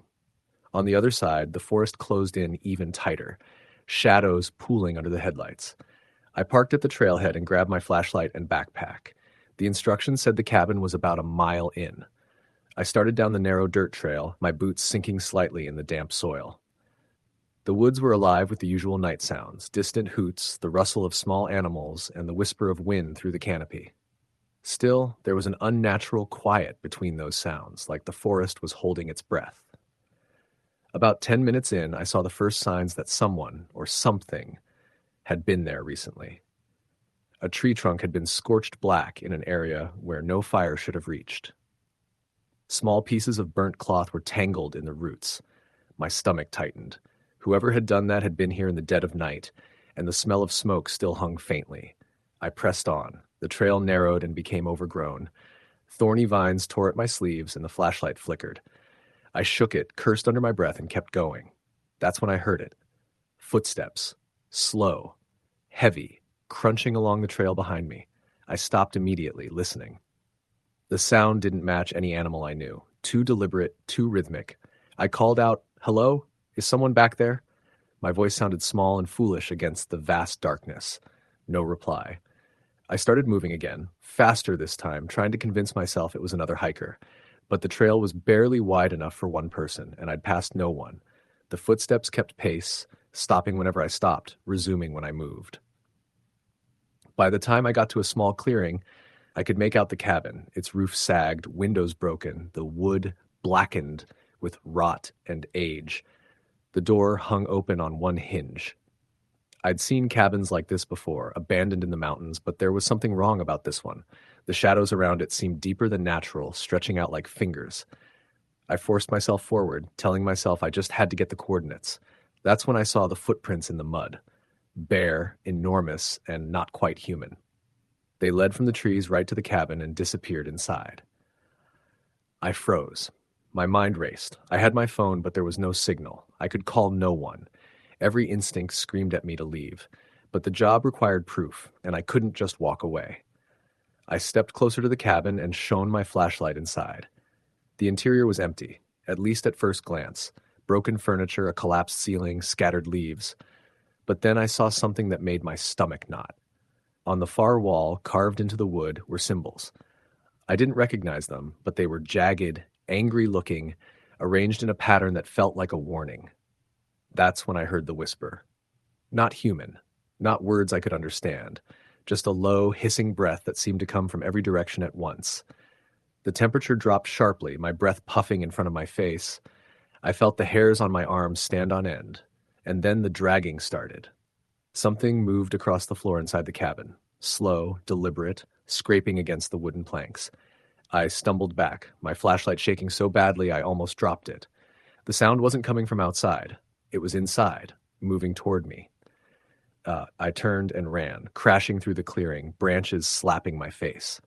Behind me, I heard the cabin door creak, then slam shut with a force that made the ground shake. The dragging sound followed for a moment, then stopped. Silence returned, thick and heavy. I didn't stop running until I reached my truck. I jumped in, locked the doors, and turned the key. The engine roared to life. As I pulled onto the road, I glanced back once. The cabin was gone, no blackened wood, no broken windows, just a clearing in the woods where shadows seemed to coil. I drove straight back to the motel, not stopping until I hit pavement. I told the client I couldn't access the cabin, citing unsafe conditions. They didn't press it, which was fine by me. That night, back in my room, I could still hear it, a faint, dragging sound against the floorboards just outside the window. And sometimes, when the wind shifted, I could hear the whisper again, low, hissing, warning me that some parts of the Appalachians weren't meant to be entered. I never went back. I never will. But even now, years later, when I drive past the mountains at night, I can feel the eyes of the woods on me, watching, waiting. Story the end. The road into the back holler was worse than I remembered. I hadn't been home to the deep Appalachia ridges in years, but when my cousin called and begged for help with an old logging cabin he inherited, I didn't hesitate. He said it was isolated off any main road, and that the only way to reach it was down a twisting, overgrown trail that locals joked about but avoided after dark. I thought he was exaggerating until I got there. I drove my old pickup down the narrow path, tires crunching over loose gravel and broken roots. Thick trees pressed on either side, their limbs weaving overhead like skeletal fingers. The sun had started its slow dip behind the mountains, and a heavy fog began rising from the hollows. It smelled sweet and damp, like the ground itself was rotting under the heat of summer. I could see my cousin ahead, flashlight beam bouncing off the side of the cabin that looked like it had been abandoned for decades. "Glad you came?" he said, his voice tight. "I don't want to deal with this alone." I shrugged, trying to make light of it, but even I couldn't ignore the tension in his eyes. The cabin sat at the edge of a clearing, surrounded by thick underbrush and tangled vines. Windows were dark, some broken, and the door hung crooked on rusted hinges. He handed me a tool belt and said we needed to reinforce the porch and patch up the roof before the rains hit. By the time we got inside, night had swallowed the woods completely. Only the weak circle of our flashlights cut through the darkness, and the air smelled of old pine and mildew. The walls creaked as we moved, settling under their own age. Every so often, the wind would pick up outside, rattling the windows, and I thought I heard whispering, though my cousin insisted it was just the trees. Hours passed as we worked, the silence punctuated only by the clink of hammers and the scuff of boots. That's when I first heard it, footsteps outside, crunching over the dead leaves. I froze, listening. My cousin was hammering, oblivious. The steps stopped, then resumed, circling the cabin slowly. I whispered, "Did you hear that?" But he shook his head, frowning.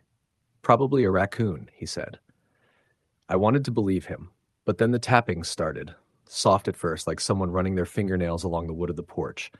The sound moved around the cabin, never stopping. I felt my stomach knotting, chest tightening.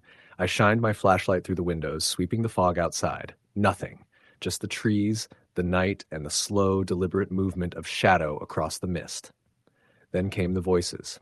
At first, I thought they were our neighbors calling, but the words weren't right. Slow, drawn out, almost a chant. My cousin froze, setting the hammer down. Don't answer it," he said, voice barely audible. I wanted to laugh, to tell him it was nonsense, but the way the sound seemed to echo inside my skull made me want to curl up on the floor. The scratching started next, soft, insistent, moving along the outside walls. It circled the cabin, pausing outside each window, like whatever was out there was studying us. My flashlight caught movement, a shape in the fog, taller than a man, limbs thin and twisting in impossible ways.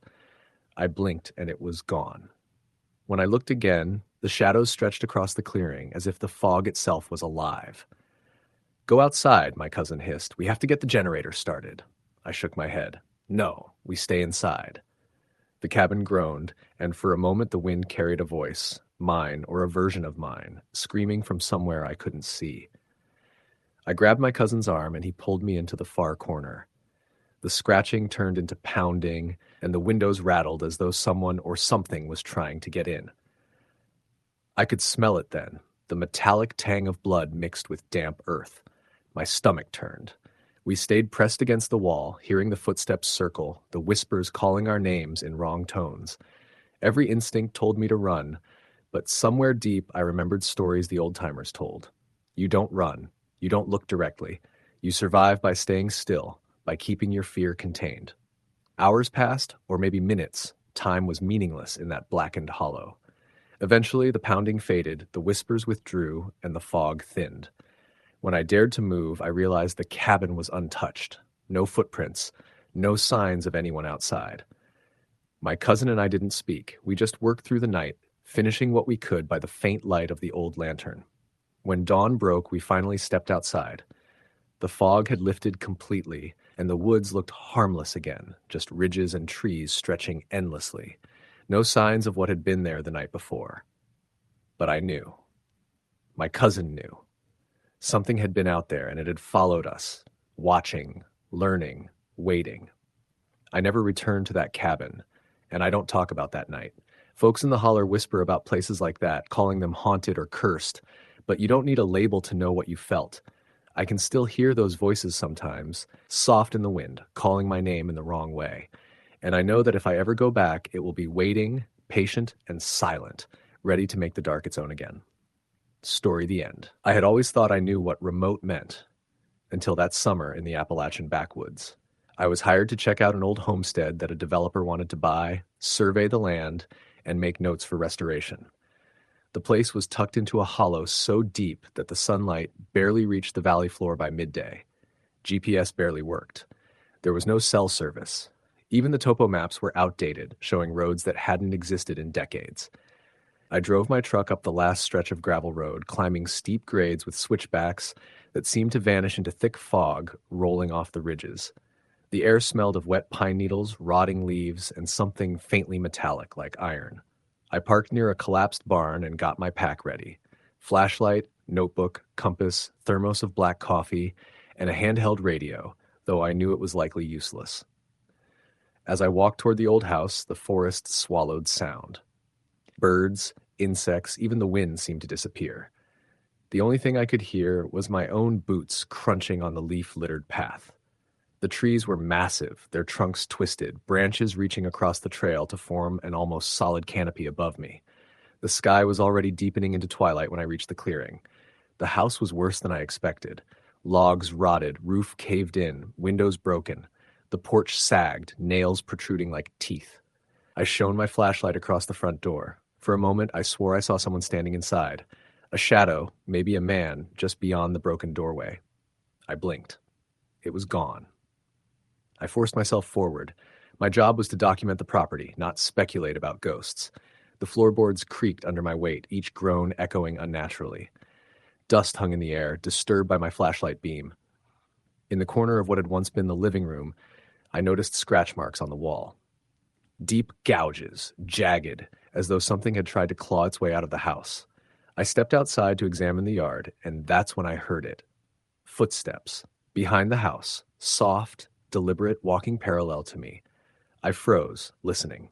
They stopped when I stopped. I called out. Nothing. Only the night answered, heavy and still. I continued toward a small stream on the edge of the property, hoping the sound was just an animal.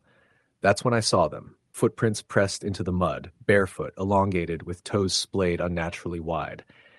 They led from the tree line and stopped abruptly at the edge of the water, as if whoever or whatever had been walking there had simply vanished.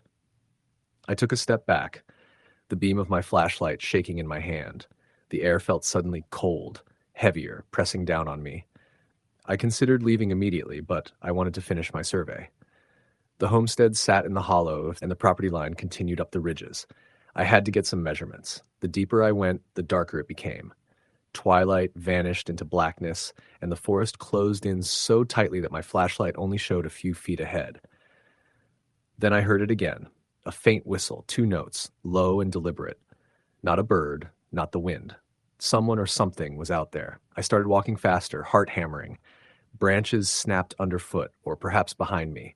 I dared not turn. Every time I paused, I felt a weight pressing against my back, as if the forest itself was watching. At the ridge line, I found an old grave marker, half sunken and moss-covered. The inscription was almost illegible, but the name had been carved deeply, and beneath it someone had etched the same spiral symbol I'd seen on another old property the company had me survey the year before. My stomach sank.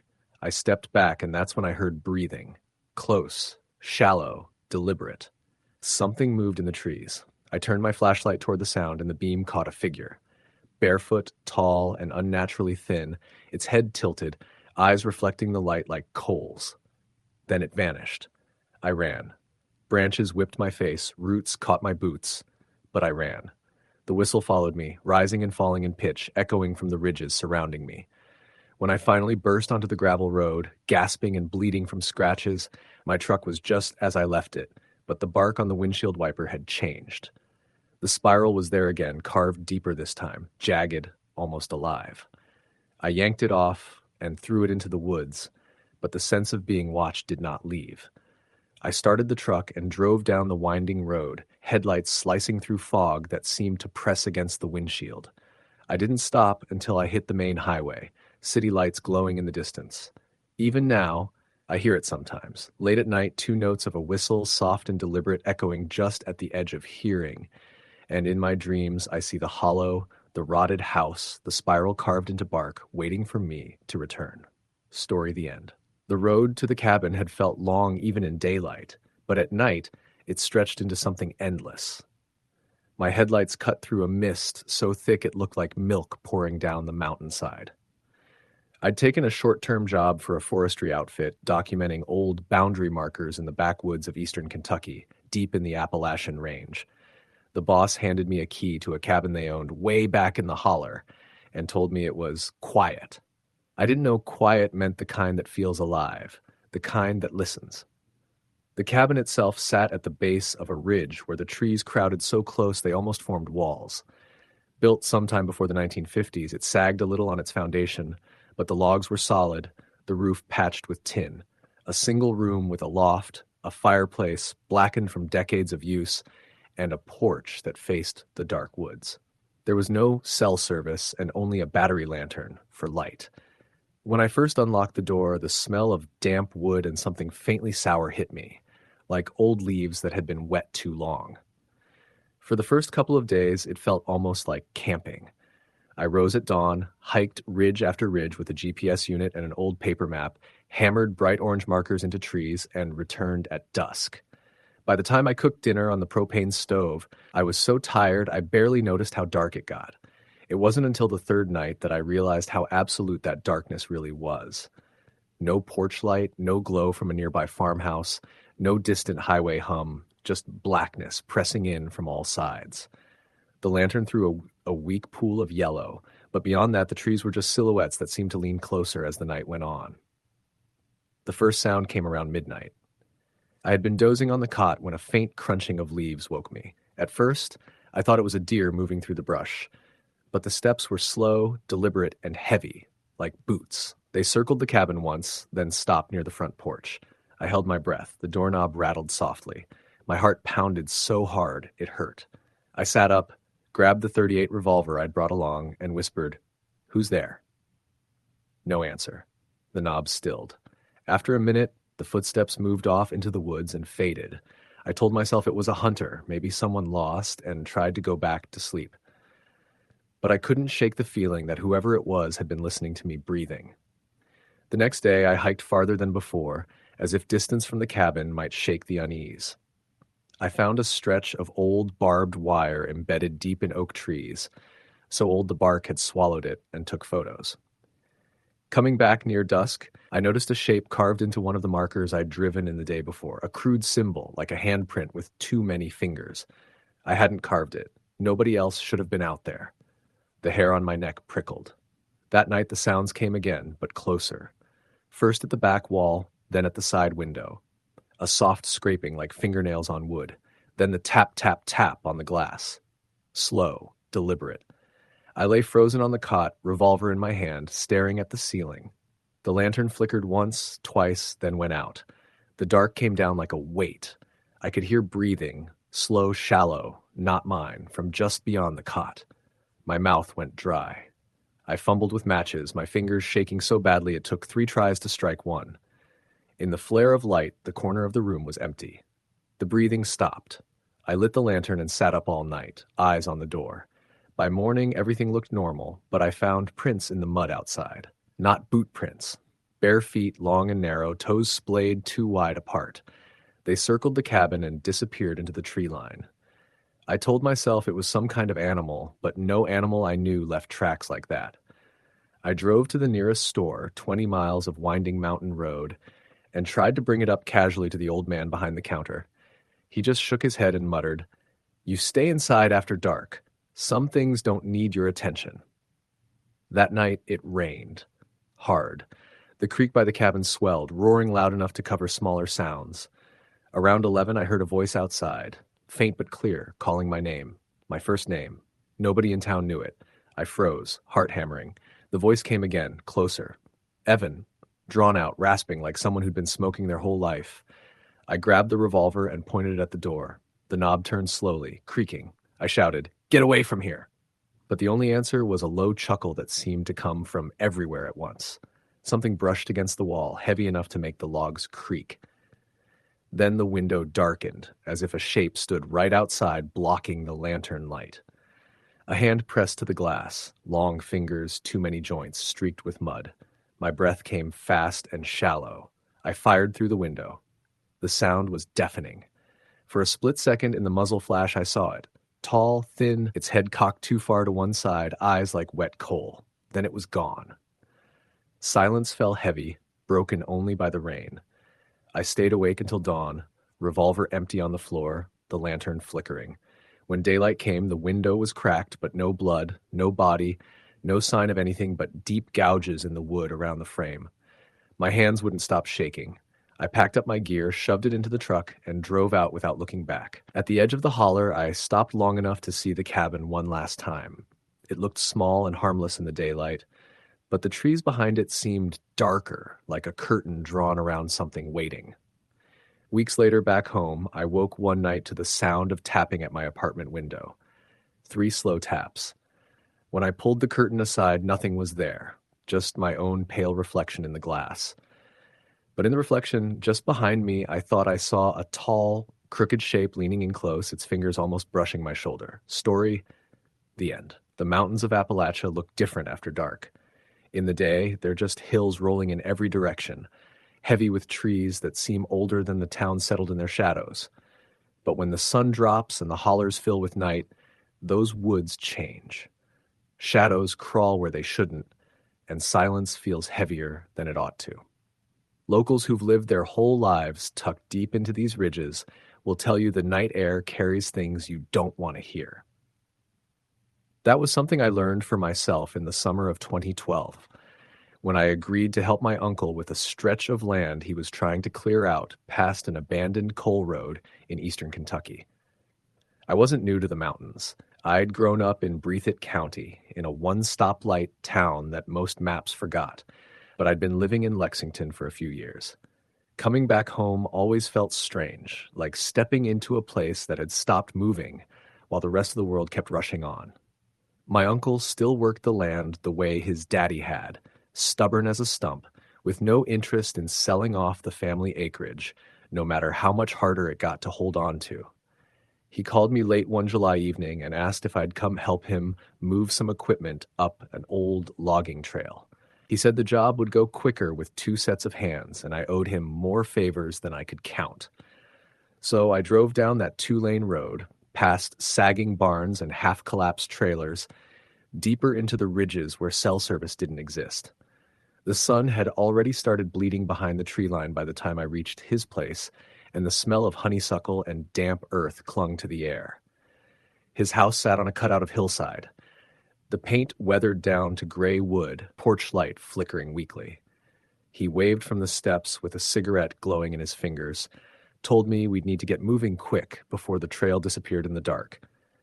We loaded up the back of his old Ford with chains, fuel cans, and a battered toolbox. He mentioned we'd be heading past an old mining road, one that hadn't been used in decades. "That ground don't belong to nobody no more," he muttered, almost like he was convincing himself.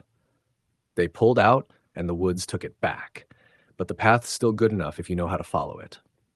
I asked if he'd been back there often, and he just shook his head. "Not unless I have to. Don't much care for the feel of it."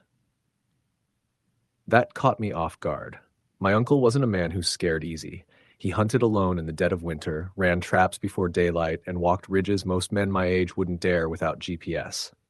Hearing him say something felt wrong in those woods made my stomach knot. But I didn't ask questions. Folks in Appalachia learn early not to press too hard when someone talks about the land. There are things people see, hear, or feel out there that they won't put words to. because once you name it, it has a way of sticking around. We started up the trail just as the last light drained away. The truck groaned with every rut, headlights pushing against walls of green that pressed closer the higher we climbed. Kudzu vines draped over everything like the woods were trying to swallow the road whole. Crickets chirped in frantic bursts, and every so often, the far-off yip of a coyote carried across the ridges. After about 20 minutes, he slowed the truck and pointed at a break in the brush.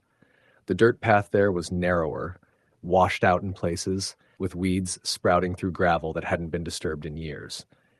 That was the old mine road. He turned onto it, the tires crunching against loose stone, and the woods seemed to close in tighter. The air cooled suddenly, though the night was still thick with humidity everywhere else. We bounced along until the truck could go no farther. Trees had fallen across the path, and the ground sloped too steep for any vehicle. We climbed out, strapped on headlamps, and started hauling equipment the rest of the way by hand. That's when I noticed how quiet it had gotten. The crickets were gone, the frogs too. Even the coyotes had stopped. It was the kind of silence that pressed against your eardrums, like the whole forest was holding its breath. I told myself it was nothing, just the kind of quiet you sometimes get when you're far enough out. But the deeper we went, the stranger it felt. I started catching whiffs of something sharp, metallic like rust or blood. Every so often I swore I heard movement just beyond the edge of our headlamps, branches cracking, leaves shifting, but whenever I swung the light that way, there was nothing. Uncle didn't say a word. His face was set, jaw tight, eyes fixed on the trail ahead. I figured if he wasn't worried, I shouldn't be either. But that silence chewed at me. We finally reached the clearing he'd been talking about, a wide flat spot where the miners must have staged equipment decades earlier. The ground was scarred, uneven, with old timbers and rusted metal scattered about. His plan was to set up here and cut a new line of trail down toward the creek. We dropped the gear and started working by lamplight, the steady rhythm of tools filling the empty air. Maybe an hour passed before it happened. I was coiling a length of chain when I felt something tug at the back of my shirt, quick and sharp, like fingers hooking into the fabric. I spun around, light sweeping the trees, but no one was there. My uncle was 30 feet away, bent over a fuel can and hadn't even looked up. My skin prickled, and I told myself I'd caught on a branch, though there wasn't one near me. Then came the whistle, soft, low, drifting through the trees. It wasn't a bird. It was too deliberate. 3 rising notes, the kind of sound someone might use to call a dog. I froze, every hair on my arm standing. My uncle heard it too. He straightened slow, eyes narrowing into the dark.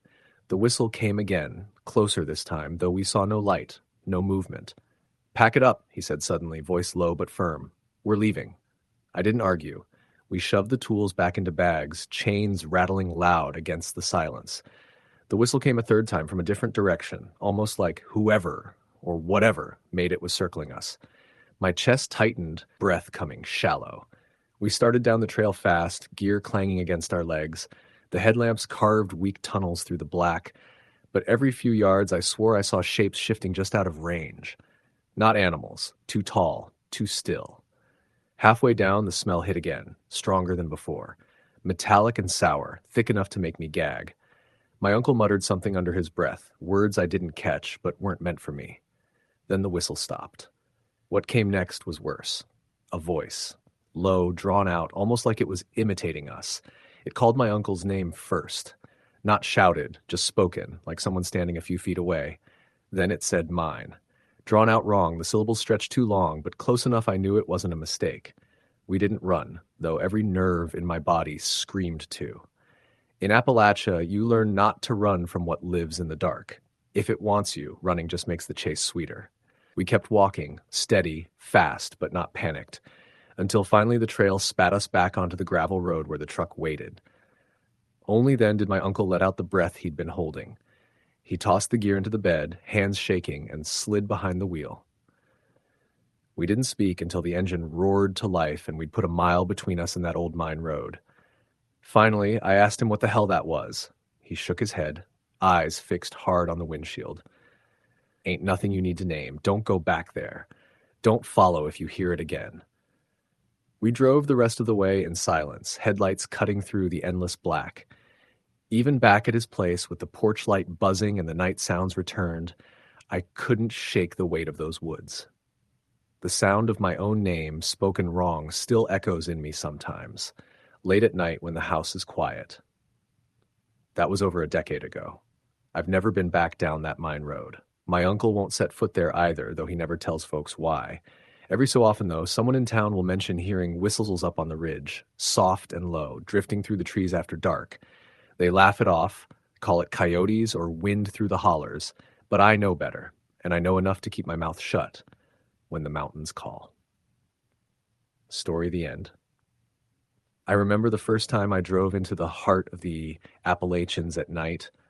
I'd been out there before during the day for work, but night in the mountains is a different world. I was delivering parts to a small logging operation near a town called Bramwell, West Virginia. My GPS kept losing signal the deeper I went into the hollers, and the road narrowed to little more than ruts carved into the mountainside. The trees leaned over so close I felt like I was driving through a tunnel of shadows. It was late October, the air crisp and heavy with the scent of decaying leaves. I kept my headlights on high, but the blackness beyond them seemed thicker than any darkness I'd known. The truck rumbled along, tires crunching on loose gravel, and every so often I thought I saw movement between the trees, shapes that vanished the moment I blinked. My radio had gone out hours ago, leaving only the engine hum and the occasional hoot of an owl.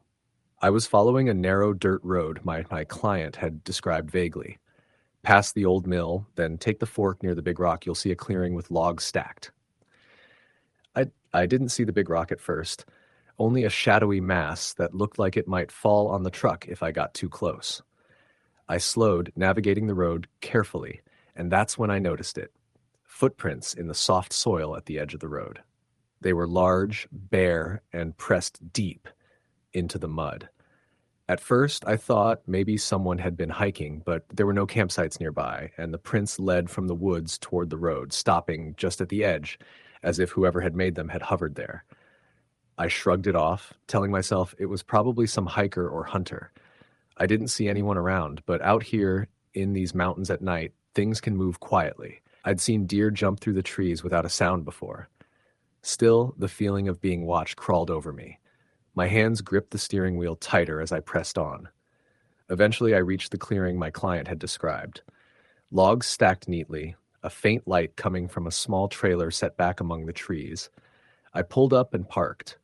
The air was unnaturally still, the kind of silence that makes every leaf and branch seem louder. I got out, walked to the trailer door, and knocked. No answer. I knocked again, harder this time. The door creaked open slowly. "Hello?" I called, stepping inside. Dust hung in the air, illuminated by a single flickering bulb. There was no one there. Just a cot, a small table with some tools scattered on it, and a lantern burned low in the corner. I thought maybe my client had gone out, so I waited, leaning against the wall. Then I heard it, a slow, deliberate scratching at the window. My heart jumped into my throat. I turned toward the sound, and there, pressed against the glass, was a shadow. Not human, not quite. Tall, thin, limbs bent in angles that didn't make sense, and its head tilted in a way no animal could. I froze. The scratching stopped, then came a low guttural sound like a growl, but words almost hidden in it, twisting into something I couldn't understand. I stumbled backward, heart hammering, and almost tripped over the cot. The shadow pressed closer to the glass. Then, almost imperceptibly, it stepped back and disappeared into the dark outside. I didn't wait to see if it came back. I grabbed my flashlight, threw it in the truck, and didn't look back. Driving down that road, I noticed more footprints along the edge, hundreds of them, all leading into the woods. Some of them appeared overnight, I swear, because I'd passed that clearing only a few hours before and hadn't seen them. They were enormous, bigger than any human, and all bare.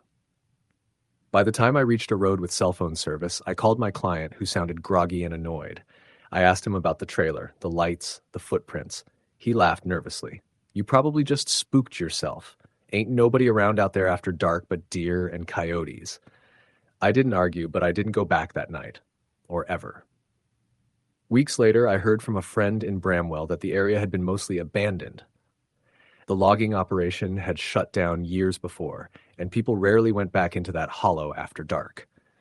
There were stories, he said, of hikers vanishing, hunters never returning, and strange sightings by people bold enough to drive through the mountains at night. Some swore the mountains themselves kept watch, keeping intruders from leaving. I've driven through other parts of Appalachia at night since then, but nothing felt like that hollow. The darkness there had weight. It moved, it listened, and sometimes I swear it steps out of the shadows and waits. Story the end. I moved to the Appalachians thinking I could handle isolation. I'd grown up in small towns, spent weekends hiking trails, sleeping under stars, but nothing prepared me for the depth of the mountains at night. I rented a small cabin tucked into a narrow hollow. The road to it was little more than a mud path that twisted through dense woods. By the time I reached the cabin, the sun had gone, leaving a gray haze in the western sky. I unpacked in a hurry, eager to get settled before dark fully fell, but even in daylight the trees seemed alive, watching. The first night was quiet, too quiet. I thought I heard distant laughter once, but the echo didn't make sense. No one lived nearby. I shook it off as nerves and went to bed, though the windows rattled with wind and the boards groaned under their own weight. Around 2 a.m, I woke to a scratching sound against the back wall. I froze. It was faint, deliberate, like nails scraping wood. I grabbed my flashlight, lifted it to the ceiling, then to the corners of the room, but nothing moved. I tried to sleep again, but the scratching returned, louder this time, as if it had grown confident that I was awake. I crept to the back door, peered into the darkness. Moonlight barely touched the tree line. Then I saw it. A shape moving just at the edge of the clearing. It didn't run, didn't walk. It glided, twisting in ways no human should. Its eyes reflected the faint moonlight, small points of orange that burned in the dark. I slammed the door and locked it, shaking. Sleep was impossible. I spent the night sitting in the living room, flashlight in one hand, hunting knife in the other, listening to the scratch of branches outside, though none of them moved like that. When morning came, the yard was empty, undisturbed. Nothing seemed to have happened, but I couldn't ignore the footprints in the soft mud by the porch. Long, narrow, spaced impossibly wide apart. They led to the tree line and vanished. I tried to dismiss it, thinking maybe it was some local trick, an animal I'd never seen before. But over the next few nights, the incidents escalated. I'd wake to find my doors unlocked, my windows slightly open, though I was certain I had secured everything. My firewood would be scattered as if someone had walked through it, leaving uneven depressions in the dirt that didn't match any human gait. Once I heard whispering right outside the cabin, soft enough that it could be carried by the wind, but the cadence was deliberate, almost conversational. One night around midnight, I saw movement in the trees again. This time I recognized it. A figure, impossibly thin, with arms that dragged along the ground, emerged from the shadows. It moved in a way that was both human and not, limbs bending wrong, shoulders twisting unnaturally. Its head tilted, scanning the clearing as if studying me, calculating. I froze. It raised one hand slowly, pointed at me, then vanished before I could blink. The fear didn't let me sleep, and eventually I stopped trying. I spent nights sitting in the cabin, listening to the woods, tracing every sound to its source. Sometimes I thought I saw figures in the distance, just beyond the reach of the flashlight beam, watching. Sometimes I felt the weight of eyes pressing on me from the darkness outside. I stopped going to the local store, stopped trying to meet neighbors. Isolation became my reality, not the quiet, peaceful kind I'd imagined, but a suffocating, alive sort of solitude. Then came the night that made me leave for good. I woke to the smell of smoke and a low chanting outside. I slipped on boots and crept to the window, flashlight hidden in my hand. In the clearing, a circle of figures, tall, thin, moving in a rhythm that made my stomach churn. They didn't have faces, or maybe their faces were wrong, stretched and blank, but I could feel their gaze. The chanting was low, guttural, a sound that vibrated in my chest and made my bones ache. I ran to my truck, throwing doors open, keys fumbling in my hands. I started the engine, tires spinning in mud, headlights cutting through the fog. In the mirrors, I saw them, or something, emerge from the trees. Not running, not chasing, but gliding along the edge of the clearing, keeping pace with me, watching. I didn't stop until the hollow was behind me and the mountains were shadows in the distance. I've never gone back. I can't explain what I saw. Maybe it was some local superstition brought to life. Maybe something that only exists in the hollers at night. All I know is that even now, when I'm lying in my apartment far from the mountains, I sometimes wake to scratching sounds at the walls. Sometimes I swear I hear whispers calling my name. And sometimes in my dreams, I see those figures gliding just beyond the tree line, waiting. Story the end. The night I found myself on the back roads of the Appalachians, I was alone, and the dark had settled so completely that the forest seemed to press against my car from all sides. I'd been driving for hours trying to get to a friend's cabin for a late weekend trip, but the GPS had long since died, leaving me dependent on a crumpled paper map that had been folded and refolded until its edges were barely legible. The sun had set an hour ago, leaving only the thin glow of my headlights to cut through the thick darkness. The road twisted along a ridge, narrow and uneven, with steep drop-offs on either side. The trees were dense, and the wind carried a cold, damp smell that made me roll up the windows. I could hear the tires crunching over gravel and dirt, but beyond that, there was nothing. No animals, no distant streams, nothing, just silence. After about 15 minutes, the road forked into two unmarked paths. One was wider, clearly used occasionally, the other narrower, almost overgrown.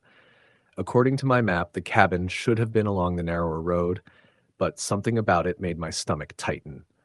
Still, I turned the wheel and followed it, hoping it would eventually lead me somewhere. The deeper I drove, the worse it got. Branches scraped along the sides of the car, and the road became a jagged trench of rocks and mud. The trees leaned inwards, forming unnatural arches that made the headlights' beam appear trapped. Then suddenly I saw a figure standing in the middle of the road. I slammed on the brakes. The car shuddered as it skidded slightly. My heart was pounding in my ears. The figure was a man, tall and thin, wearing a worn jacket that hung loosely from his shoulders. His face was turned away, and when I honked, he didn't move. I flicked the high beams to illuminate him fully, but his face remained obscured in shadow. I put the car in reverse and began to back up slowly, but I caught movement out of the corner of my eye. Another figure had appeared behind me, smaller, crouching slightly, wearing tattered clothing. I couldn't tell if it was a child or an adult. My pulse skyrocketed. I jerked the wheel, attempting to make a U-turn, but the road was too narrow. Both figures vanished in an instant, as if swallowed by the woods, leaving only the sound of the tires crunching over gravel. I drove on, not daring to slow, every sense alert. After what felt like an eternity, I noticed a faint glow ahead. I approached cautiously and found a small cabin tucked into a hollow, smoke curling lazily from a crooked chimney. The porch light flickered weakly, but it was enough to give me the hope that I wasn't completely lost. I knocked, my knuckles rapping against the splintered wood. No answer.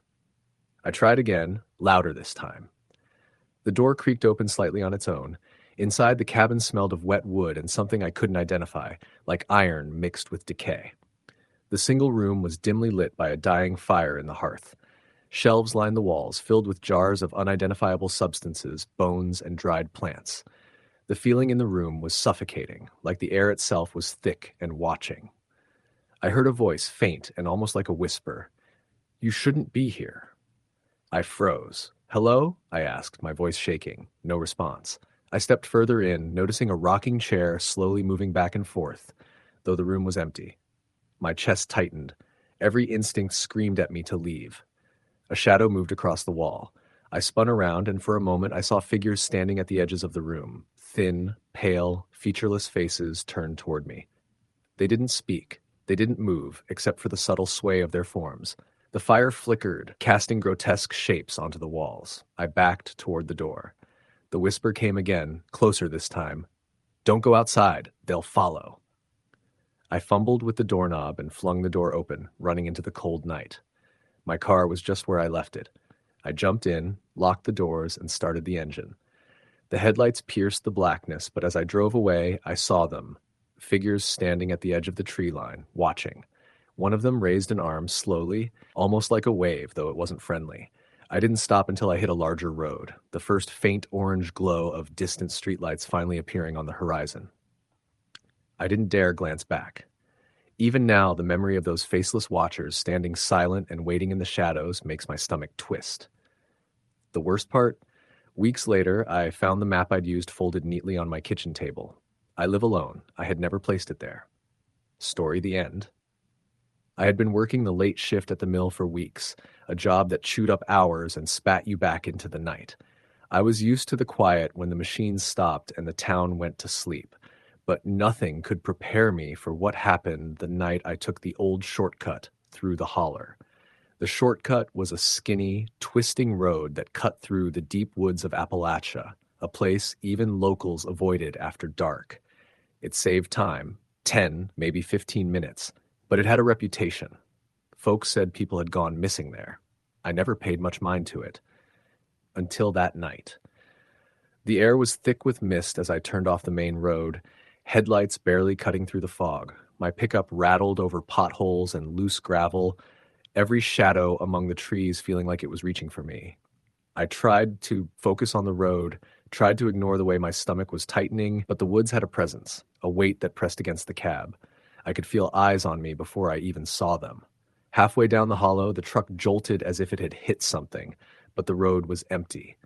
I cursed under my breath, getting out to check.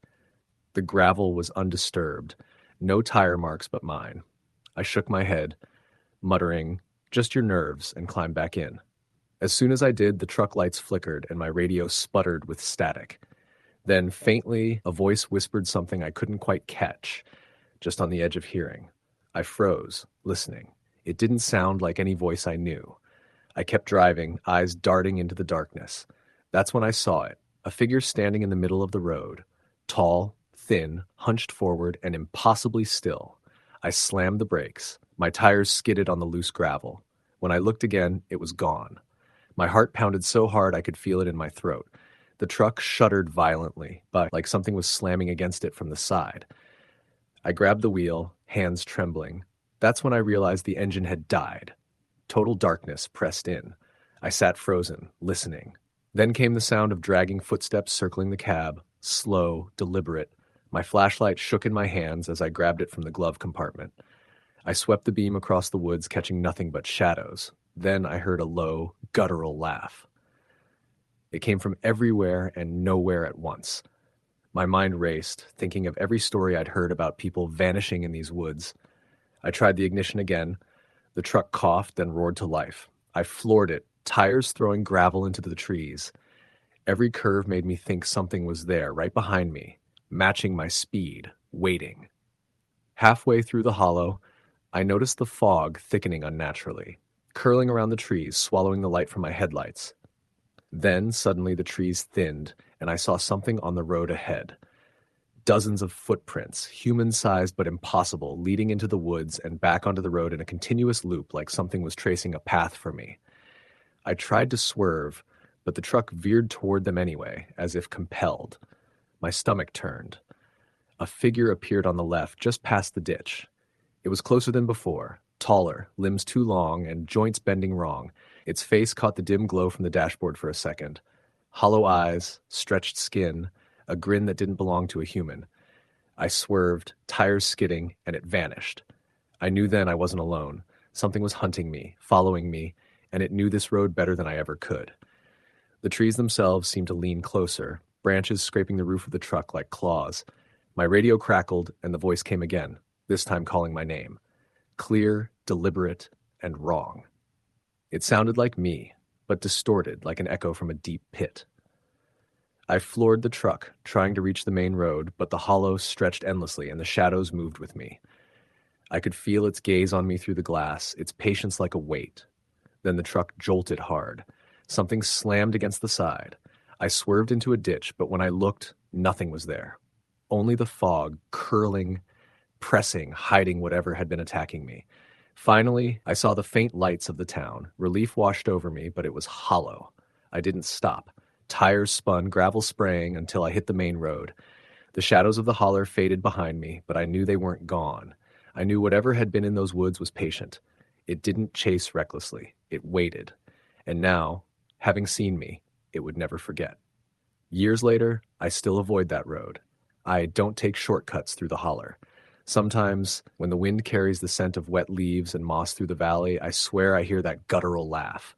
Sometimes, when I'm alone at night, I hear dragging footsteps circling outside, slow, deliberate. The mountains never forget, and the holler never sleeps. I never spoke of that night. Folks around here whisper about the woods, about the things that go bump in the night, about shadows that aren't shadows. I used to dismiss it. Not anymore. Because I know what waits in those hollers, and I know that it's patient. It watches, it waits, and it remembers. And one day, if I'm not careful, it might follow me home. Even now, I don't drive those roads at night. I don't walk near the creek. I don't venture into the holler. And I certainly never speak of what happened. Some things in the deep Appalachia woods are better left alone. Some things are patient. Some things are waiting. And some things, once they've seen you, never forget. The wind carries voices through the trees sometimes, low, whispering, patient, calling your name, reminding you that the hollers remember, the mountains remember, and whatever prowls those woods is still out there, still watching. Story the end. It started on a Friday evening in the middle of October, when the sun sank early behind the ridges, and the air carried that wet, decaying scent the mountains always seem to hold after the first frost. I had been working a week in Lexington and decided to take the long way home, winding through the back roads of eastern Kentucky, the kind of roads the GPS warns about, but which locals swear by. I wanted the scenery, the silence, the comfort of knowing that out here, away from traffic and neon signs, the world felt untouched. The truck hummed steadily beneath me as I followed a narrow path along the contour of the mountains. The trees were close, branches scraping the roof like fingernails, and the shadows between the trunks were thick, almost black. A fog had started to settle in the hollows, rising from the creeks like smoke from a fire you couldn't see. I noticed how quiet it was. So quiet that even the hum of the truck seemed loud. No birds, no crickets, no wind. Just the quiet and me. About an hour in, I came to a bridge I didn't remember crossing before. It spanned a small creek, the water black and still underneath. The boards of the bridge were old, creaking under the weight of the truck. I slowed, gripping the wheel tighter. Then I saw it, something in the middle of the bridge. A figure, hunched, thin, its long hair hanging like wet ropes. Its face was hidden, but I could feel its eyes on me. I didn't want to stop. I rolled up the windows, locked the doors, and kept driving slowly, hoping it would move. It didn't. The truck rolled over the last plank, and the thing let out a low, almost human growl. I didn't look back. The road twisted further into the holler. Trees leaned over the asphalt like watchers, and the fog thickened. I could barely see 20 feet ahead. That's when I noticed the road signs were gone. Not missing. They were bent, broken, buried in undergrowth. I had taken this route before. I knew it. Yet now, everything looked wrong. Every bend, every ridge, every hollow was unfamiliar. The GPS said I was on the right track, but it no longer felt like the same road. Then came the sound of running water, fast and heavy. I pulled off onto a wider spot and got out to look. The creek beside the road had swollen, though it hadn't rained in days. I shined my flashlight over the water and froze. Something moved beneath the surface, something human-shaped, crawling upstream against the current, but the limbs were twisted, bent the wrong way. Its head snapped up, and I could just barely make out its eyes, bright and reflective. I stumbled back into the truck, slamming the door. Heart hammering, I tried to keep going, but then I heard the first whisper. Faint, almost drowned out by the engine, but unmistakable. John, come here. My name. I spun in my seat, scanning the fog, but the road was empty. My pulse thumped so loud I thought it would burst my chest. I floored the truck, hoping to put distance between me and whatever was calling me. The road twisted, then opened into a small clearing. A cabin sat in the middle, out of place, more decayed than any cabin I had ever seen. The windows were broken, the porch sagging, but inside there was light, yellow and flickering, like candle flames, and I saw shadows moving. Not the usual animals or stray dogs. Humanoid, hunched over, moving jerky and unnatural like marionettes with broken strings. I tried to drive around the clearing, but the truck stalled. Dead as a stone. I turned the key over and over. Nothing. That's when I noticed the smell. Rotting flesh, wet and heavy, filling the cab through the vents. I gagged and tried the engine again. It sputtered, but wouldn't start. I was trapped. And then the whispering returned, louder this time, echoing all around me. Not just one voice. A chorus, calling, chanting my name. I could feel it crawling under my skin. I rolled up the windows and locked the doors, but it didn't matter. The fog had risen higher, pressing against the glass. Shapes formed within it. Pale, thin figures with limbs too long, heads twisting in ways that made me want to scream. Then the door handle rattled. A pale hand tapped slowly, deliberately, against the window. Another appeared on the passenger side. They weren't trying to hide it. They wanted me to see them, to know they were there. I found the crowbar in the back, thinking I might need it to break the window and escape on foot. But before I could move, the engine roared to life. I didn't question it. I slammed it into gear and floored the accelerator. The truck jumped forward, bouncing over rocks, spraying mud from the ditch. The shapes receded, but I could still feel their gaze, their hunger pressing against the glass and the fog. I didn't dare look back as the road began to straighten and widen. After what felt like hours, I emerged onto a familiar stretch, the main highway leading down toward Pikeville. Streetlights flickered in the distance, and the fog finally thinned. Relief hit me like a wave. I pulled over to catch my breath, hands shaking so badly I could barely grip the steering wheel. The next morning, I drove the same route back in daylight. Nothing was there. No cabin, no bridge with the figure, no creek crawling with shapes, just trees, road, and silence. I asked a local at a gas station if they knew of any old cabins off that road, any disappearances, anything. They shrugged and said, "Mountains are old, son. They hide a lot, and sometimes they play tricks. Best not to wander too far after dark." I never went back to that road. I stick to the main highways now, even if it takes longer. I've driven through those hollers many times since, and never again did I see the fog like that, or the cabin, or the shapes. But I can still feel it sometimes at night when I'm alone, the cold gaze of something watching from the folds of ridges I don't recognize. And sometimes, just before I fall asleep, I hear the whispers, faint, calling my name. I don't know what I saw that night. I don't know if it was alive or dead, human or something else, but I know this: the mountains remember. They wait, and they watch. I've learned that the deep Appalachians at night are not just dark. They are patient. They take their time. And if you're foolish enough to be alone in them after sunset, they will find a way to reach you. Some nights, I swear I can still smell the rot, hear the whispers, see the shadows flitting just at the edge of vision. And I know that somewhere, in a hollow I'll never see, that cabin still waits, and whatever is inside still watches for the next fool who thinks they know these mountains. Story the end. I remember the first time I drove deep into the Appalachian Mountains at night. I had taken a job as a contract logger for the summer, and my first assignment required me to check a remote site in the hollers of eastern Kentucky. The road to get there was little more than a dirt track carved between steep ridges and thick pine forests, and the sun had set hours before I reached the last junction. By the time I realized how alone I was, the only sounds were the hum of my engine and the occasional rustle of leaves in the wind. I passed an old, abandoned farmhouse along the way. Its windows were black, gaping like eye sockets, and a broken porch swing creaked in the night breeze. I remember thinking how easy it would be to disappear here. I slowed, peering at it, and for a split second, I thought I saw movement inside, a silhouette crouched by the window.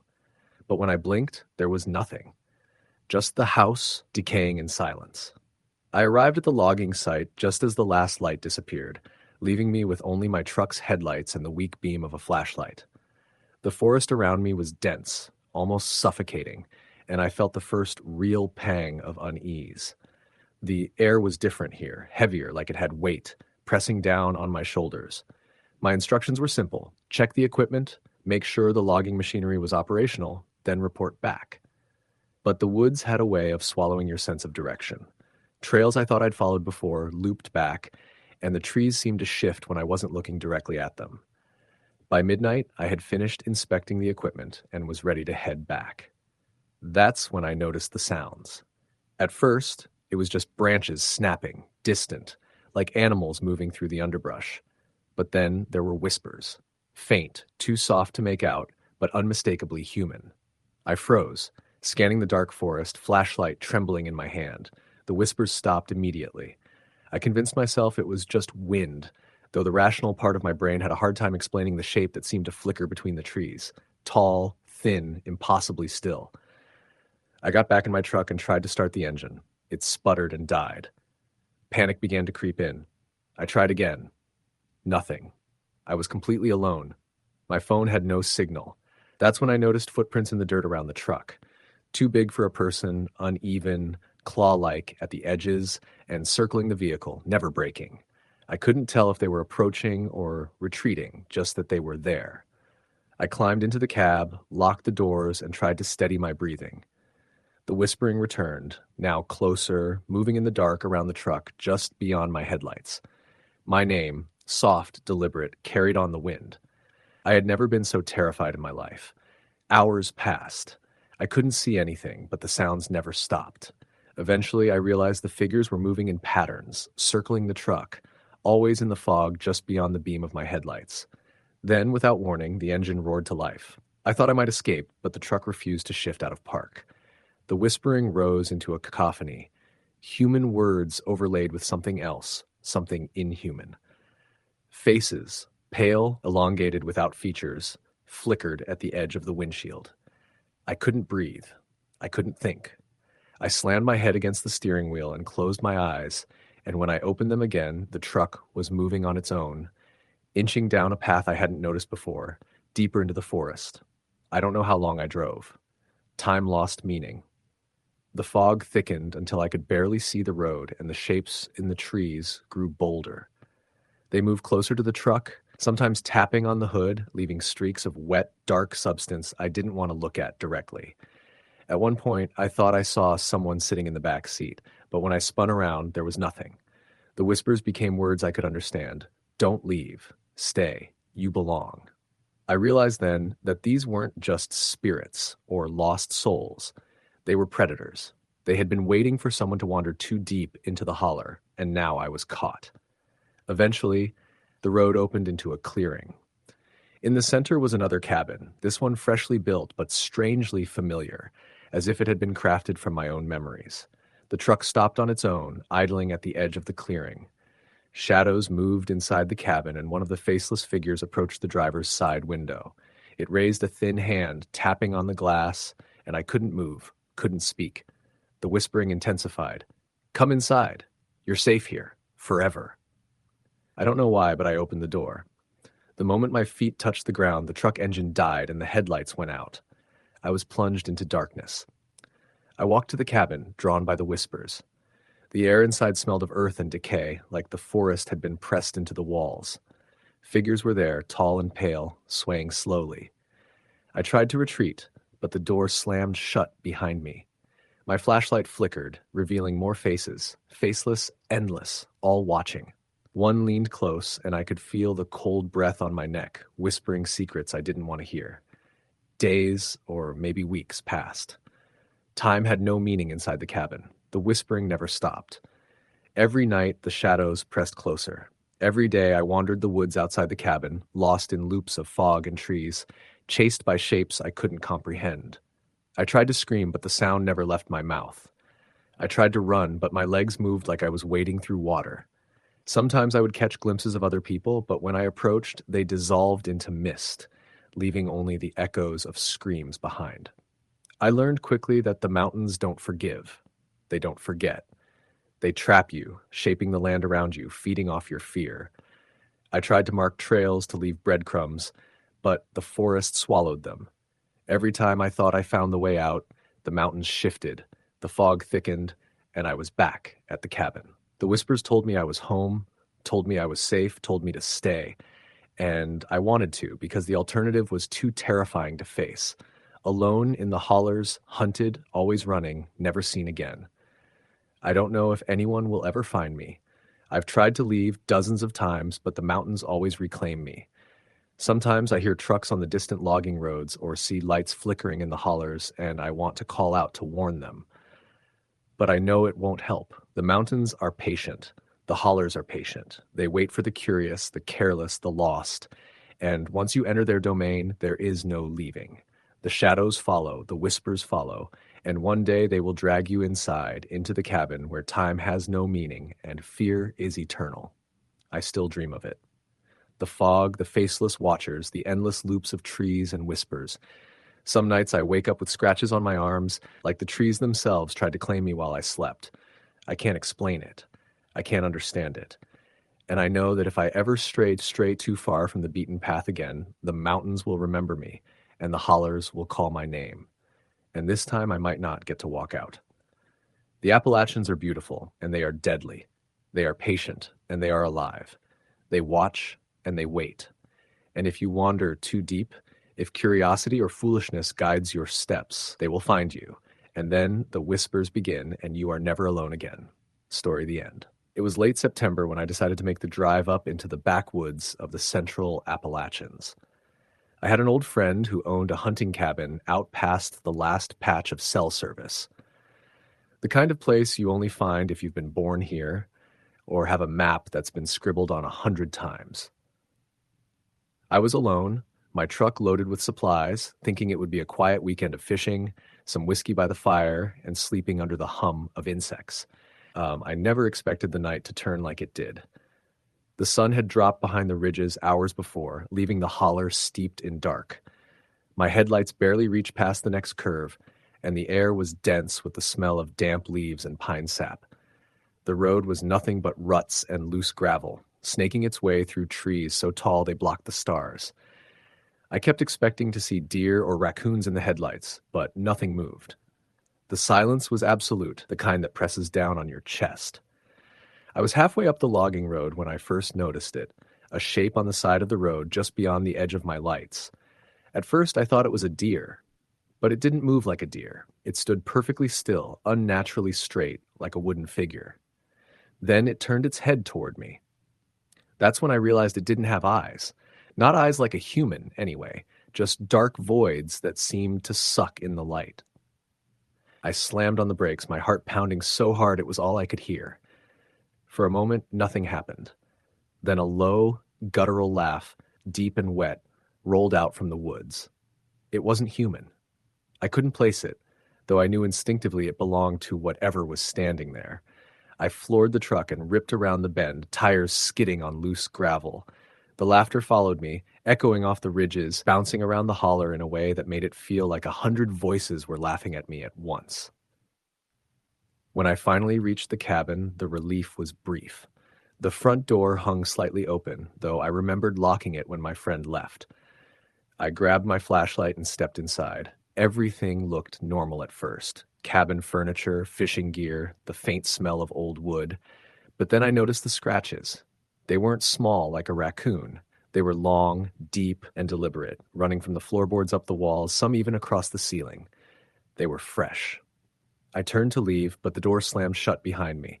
The lock hadn't moved. My flashlight flickered, then went out, plunging me into darkness. That's when I heard it. Breathing. Not mine. Heavy, wet, in the corners of the room, moving closer. I backed into a wall, shaking, my flashlight flickering on just in time to see the figure. It was gaunt, taller than any man, its limbs long and bent at angles they shouldn't bend. Its face was elongated, mouth stretched into a silent scream, teeth jagged and gleaming in the brief light. I ran out the back door, into the brush behind the cabin. The ground was wet and slippery, but I didn't care. I just ran. Branches whipped against my arms, roots tore at my boots, but I kept moving, guided only by the narrow beam of my flashlight. Behind me, the laughter came again, now mixed with the sound of running, too fast for any human, heavy and irregular. I stumbled into a clearing and froze. Dozens of figures were there, all of them twisted, hunched, limbs bent in impossible ways.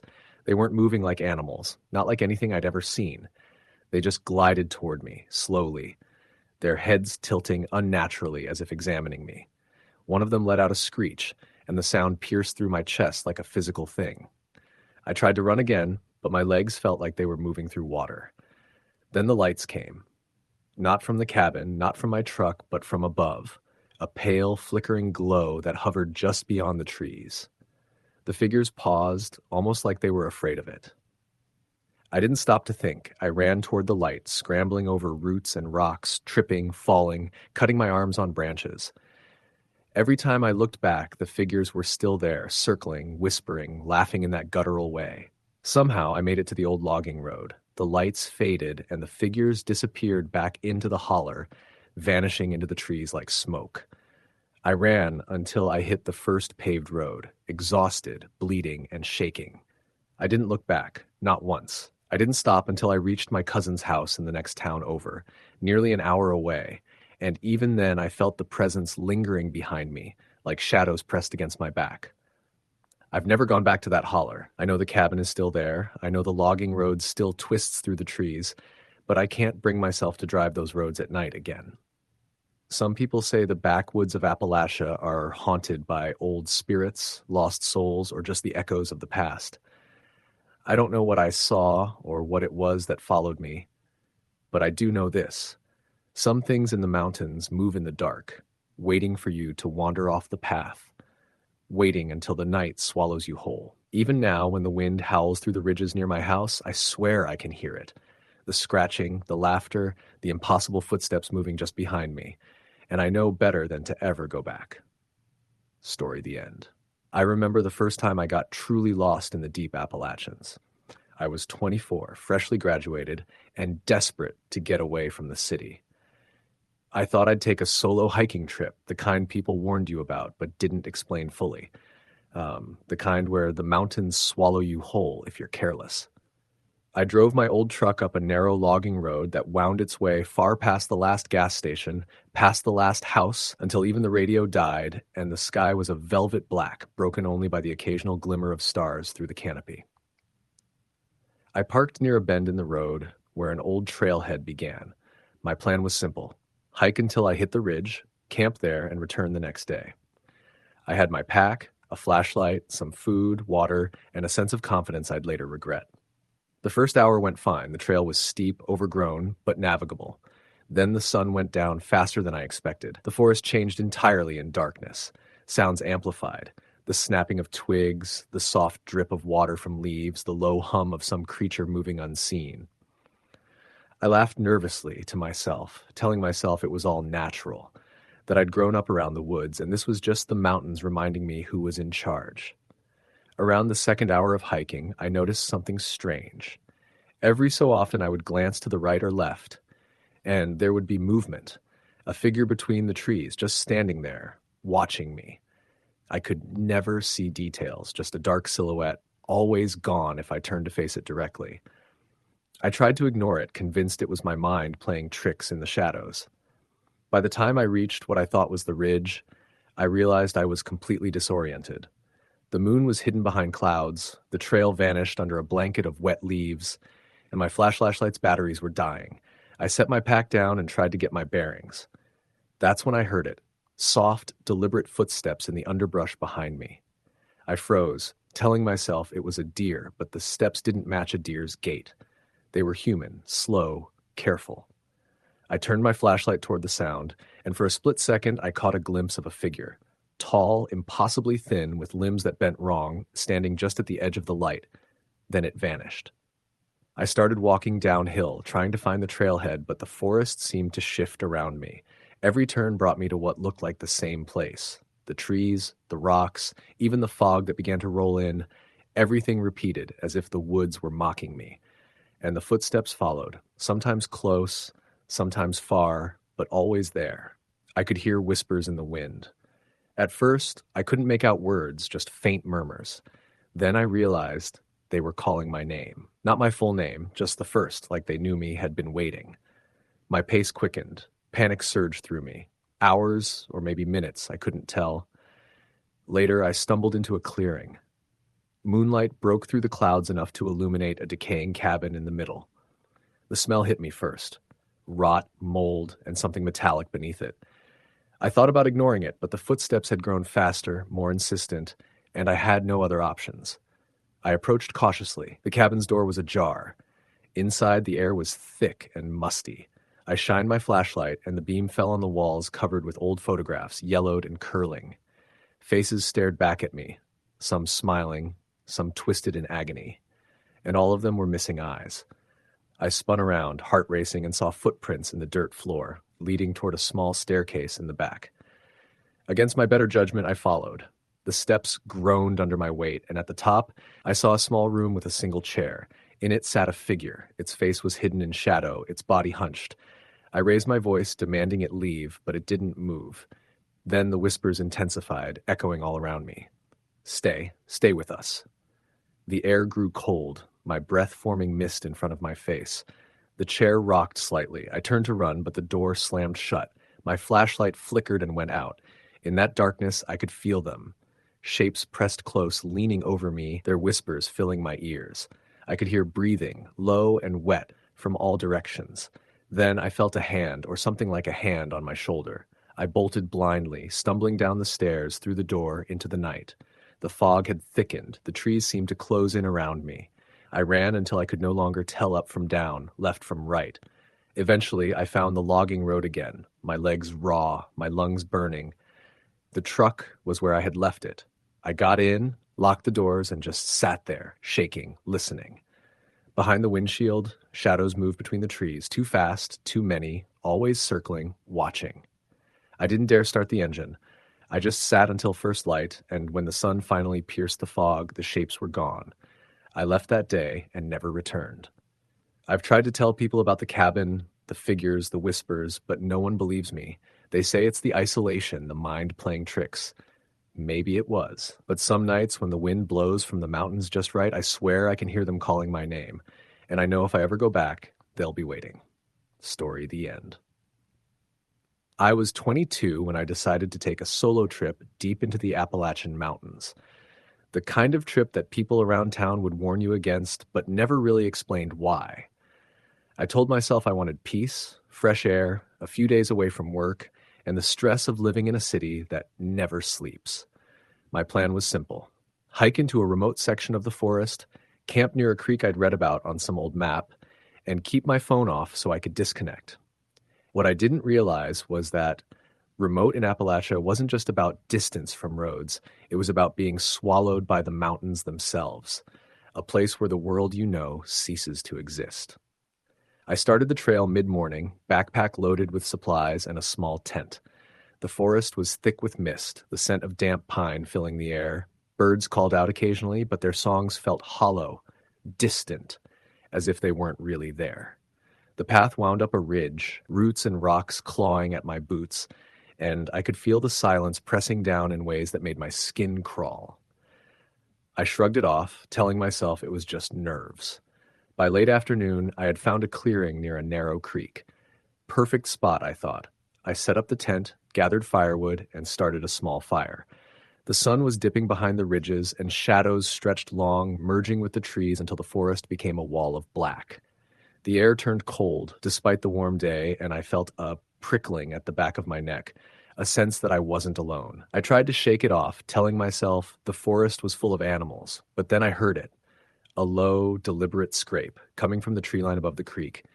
Not a branch breaking under a deer's hoof or a bear's heavy steps, something slower, more patient, like claws dragging across bark. I froze, my heart hammering, scanning the trees, but saw nothing. Night fell fully, and with it, the forest transformed. Every shadow seemed to move just beyond my vision. I heard whispering, soft, unintelligible, drifting on the wind, sometimes close, sometimes impossibly far. My fire flickered in the sudden gusts, and I thought I saw shapes flit across the edge of the clearing. I told myself it was my imagination. I wanted to believe that. I tried to sleep, curling up in my sleeping bag, but the noises didn't stop. They circled me, scraping, whispering, even tapping lightly against the tent walls. I felt their eyes on me, though I couldn't see them. The fear wasn't just in my mind, it was physical, a weight pressing against my chest, making it hard to breathe. Hours passed, or maybe minutes, I couldn't tell. Then I heard a voice, low and guttural, just at the edge of intelligibility. It wasn't human. It wasn't anything I'd ever heard before. My breath caught, and I whispered back, even though I knew it couldn't understand. The forest seemed to pulse in response, alive, aware of me. I remembered the stories the locals told when I was a kid, of things in the hollows, creatures older than the hills themselves. They said the watchers move silently, choosing their prey, never rushing, always patient. I had laughed back then, but I remembered the warnings now as the scraping grew louder, closer, circling my tent. I grabbed my small camping knife, shaking, telling myself I'd defend myself if I had to. The whispers grew into a chorus of distorted voices, some high and thin, others guttural, all layered over each other, impossible to locate. The shadows seemed to lengthen unnaturally, the trees bending toward the clearing, converging around me. Then, from the tree line, a figure emerged, or maybe it had been there all along. It was tall, impossibly thin, with limbs that bent at odd angles. Its head tilted unnaturally, eyes black voids that seemed to swallow the faint light of my fire. It made no sound, yet I could feel it speaking directly into my mind, a cold, patient presence. I backed up, knife raised, but the ground underfoot seemed to shift, roots tangling, mud sticking, slowing me down. I ran toward the creek, hoping to reach the other side, to put some kind of barrier between me and whatever was out there. The water was icy, cutting through my boots, and I slipped more than once, mud and leaves making me skid dangerously close to the bank. But the thing, or things, didn't hesitate. I felt the weight of unseen eyes on my back, the sensation of being watched from every direction. Somehow I made it to the far side, breath ragged, heart pounding. I scrambled up the ridge looking for a path out, but the forest had shifted. Trails I had seen in the day were gone, replaced by thick underbrush and twisted roots. Panic set in fully. I shouted for help, though I knew no one could hear me. The forest swallowed my voice, returning only a low, mocking whisper that chilled me to the bone. Hours, or maybe it was minutes, later I stumbled into a small hollow, exhausted and bleeding from scrapes and falls. I collapsed against a tree, trying to calm my shaking body. And then I saw them. Dozens of figures moving silently among the trees. They didn't run, didn't chase, just watched. Tall, thin, with dark, featureless faces, limbs that twisted in impossible ways. They were everywhere and yet nowhere, blending seamlessly with the shadows. I couldn't look away. My mind screamed at me to move, to run, but I felt rooted to the spot. One of them stepped forward, head cocking, tilting unnaturally, studying me. I realized then that I wasn't just being observed, I was being measured, weighed. The forest itself seemed to pulse with their presence, alive and hungry for some incomprehensible purpose. When dawn finally crept over the ridge, the figures were gone. The forest was still, almost serene. I was alone, save for the injuries and the overwhelming sense of being hunted. I didn't wait to recover. I stumbled down the ridge, taking whatever path seemed vaguely familiar, praying it would lead me back to civilization. I emerged hours later near a logging road, bruised, soaked, and shivering. My truck was exactly where I had left it, and the world seemed impossibly normal. The sun shone, birds called, and the mountains looked tame, beautiful. But I knew better. I could still feel the weight of their gaze, patient and relentless, in the pit of my stomach. Since that night, I've never returned to the deep hollers. I don't camp alone. I don't stray from the road at night. And sometimes when I drive through the Appalachian ridges after dark, I see a figure in the tree line, impossibly tall and thin, just beyond the reach of my headlights, tilting its head, watching. I know it's waiting, as patient as the mountains themselves. The hollows never forget and the watchers always return. The locals tell stories, half warnings, half folklore. They talk about people disappearing, about strange shapes moving in the trees, about whispers carried on the wind.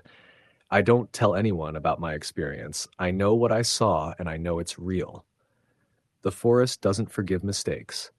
You step off the path, and it claims you. You linger too long in the wrong hollow, and the watchers mark you. Even now, years later, I can close my eyes and feel their presence, patient and eternal. The mountains hold their secrets tightly, and the hollows are alive with things we are not meant to understand. I still hear scraping sometimes, just faint enough to make me shiver. And I remember always the patient tilt of their heads, the way the forest itself seemed to breathe, alive with their watching eyes.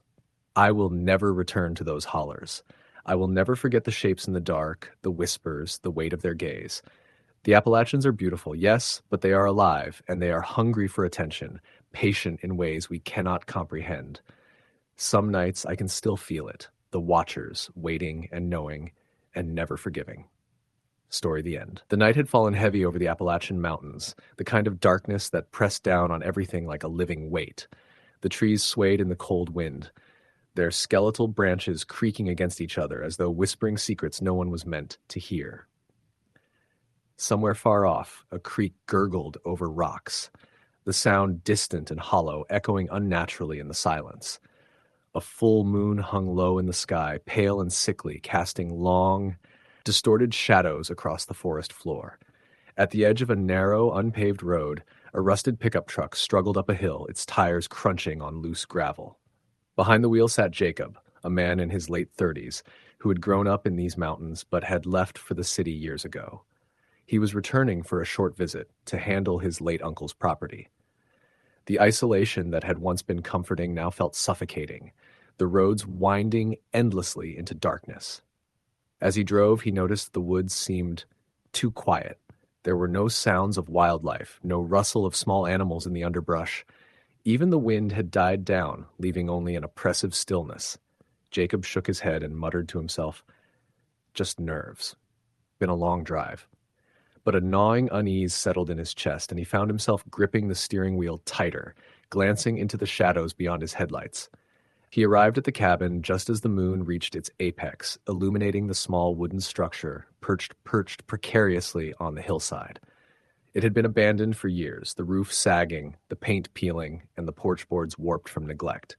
Jacob parked and stepped out, the air crisp and biting. He noticed the faint scent of smoke lingering in the air, though there was no fire, no trace of life. Inside, the cabin was dark, silent, and cold. Dust motes floated in the thin shafts of moonlight that pierced the gaps in the walls.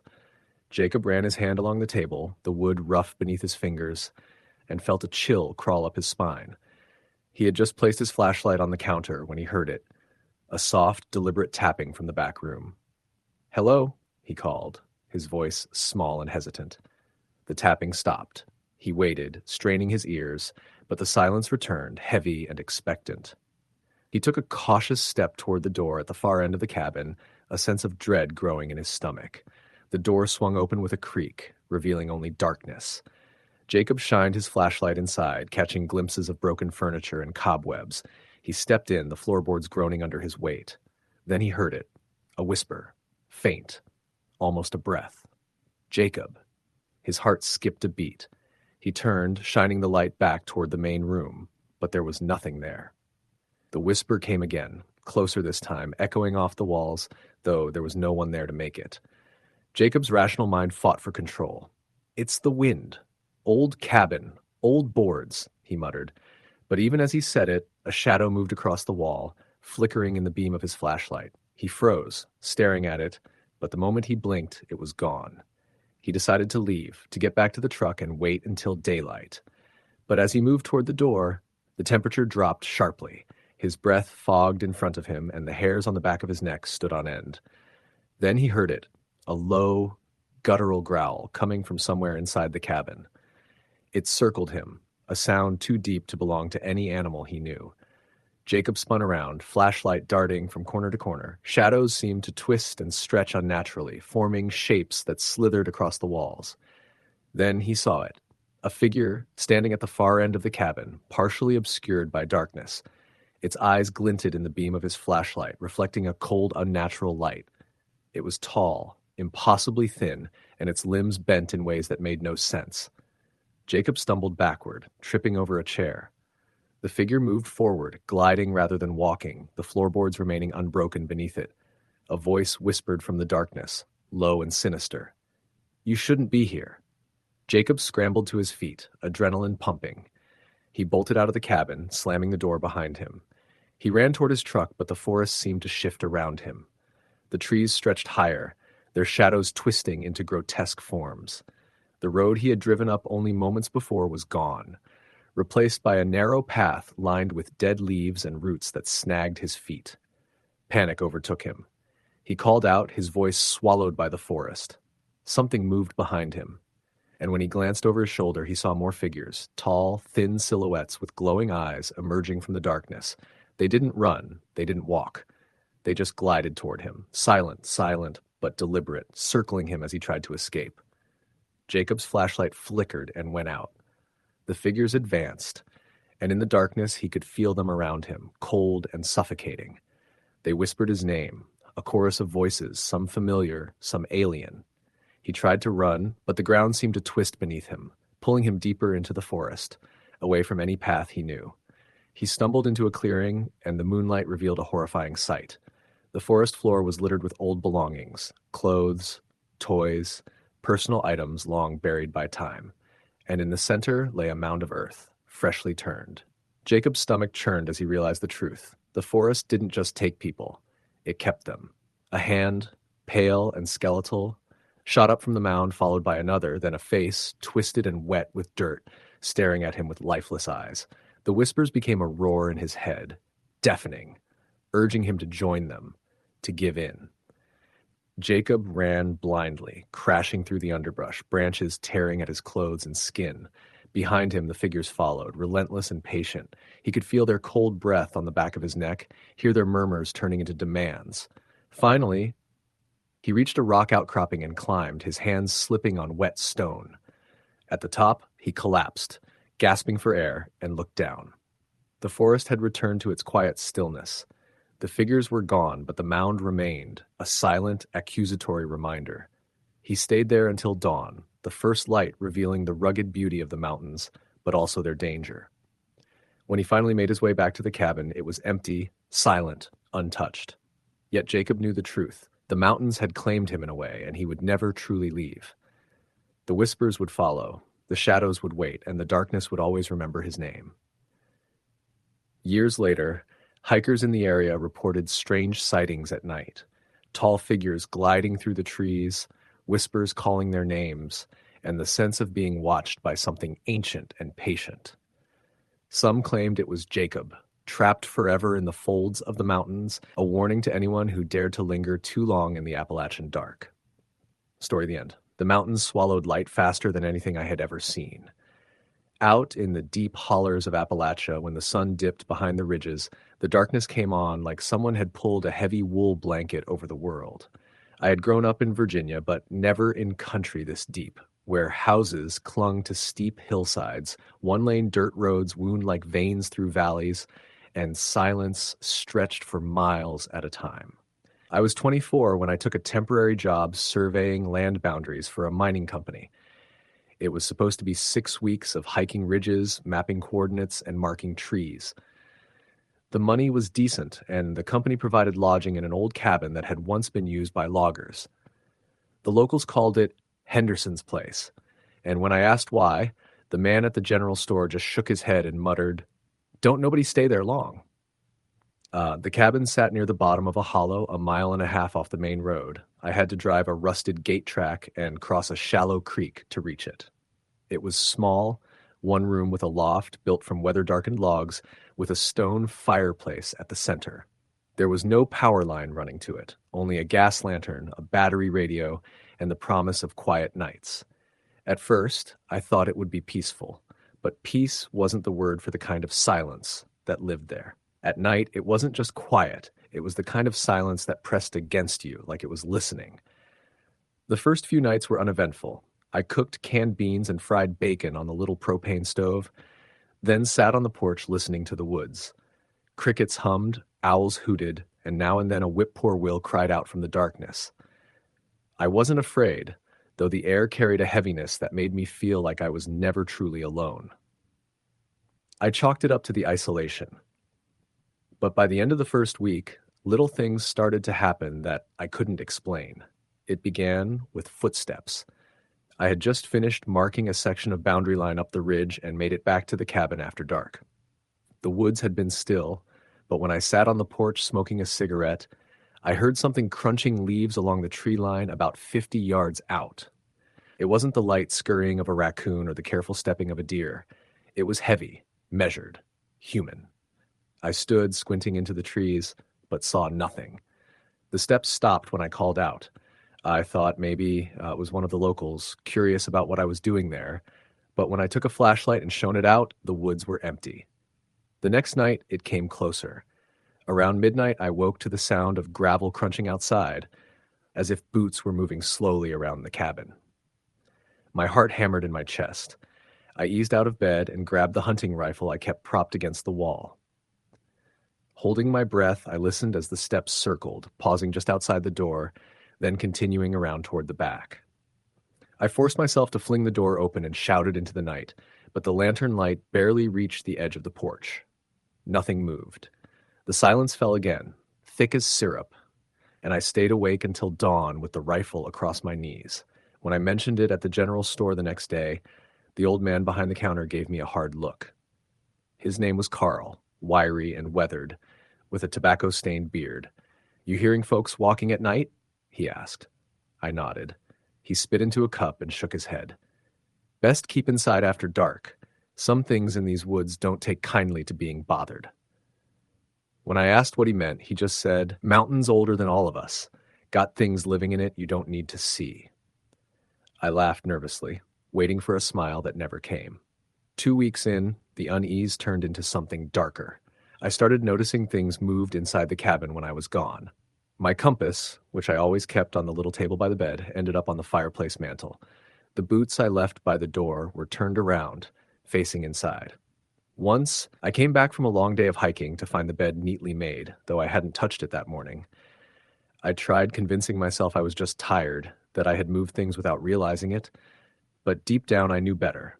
Someone, or something, was getting inside.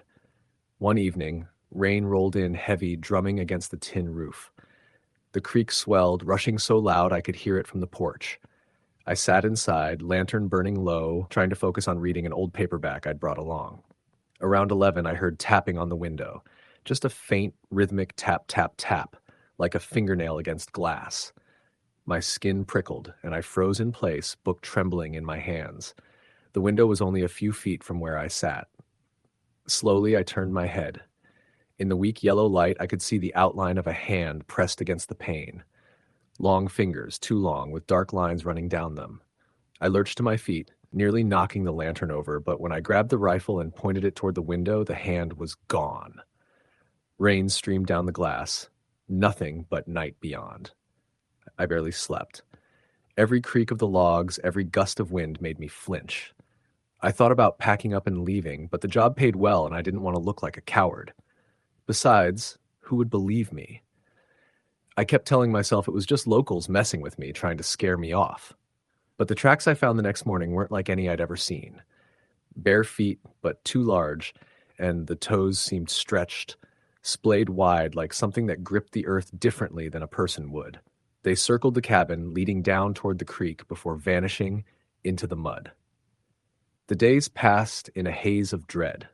I forced myself to keep working, hiking ridges, driving stakes into the ground, drawing maps, but I hated the thought of coming back each night. My radio, which had always picked up at least one scratchy country station, turned to static every evening after dark, no matter where I tuned it. Sometimes, through the hiss, I swore I heard voices whispering, faint and broken, calling my name. Once, I woke to find the lantern extinguished and the room so black I couldn't see my hand in front of my face. In that choking dark, I heard breathing from the loft above me. Slow, deliberate, not my own. When I lit the lantern with shaking hands, the loft was empty, the old cot up there untouched. One night toward the end of the month, I stayed later in town, drinking a couple beers at the bar, stalling until I couldn't avoid going back. By the time I reached the gate track, it was near midnight. The air was colder than usual, a mist crawling low across the ground. I drove slow, headlights cutting tunnels through the fog. When I crossed the creek, I saw something move in the beam, just a shape, tall and thin, slipping between the trees. My stomach dropped. I sped the truck to the cabin, heart thundering, and slammed the door behind me. The lantern barely lit the corners of the room, shadows stretching like black water. I bolted the door and sat on the bed, rifle clutched tight. It didn't take long. Around 1, the steps came again, heavier than before, dragging slightly as they circled the cabin. Then the tapping started at the window, slow and deliberate. Tap, tap, tap. I stared at the glass, refusing to look, but the sound traveled, moving from one window to the next around the room. Tap, tap, tap. Finally, it stopped at the door. The knob rattled, my breath caught in my throat. Then a voice, low and rasping, spoke my name. Not shouted, whispered like it was inside the wood itself. Daniel. My blood turned to ice. I never told anyone in town my first name. Only the company had it. Somehow it knew.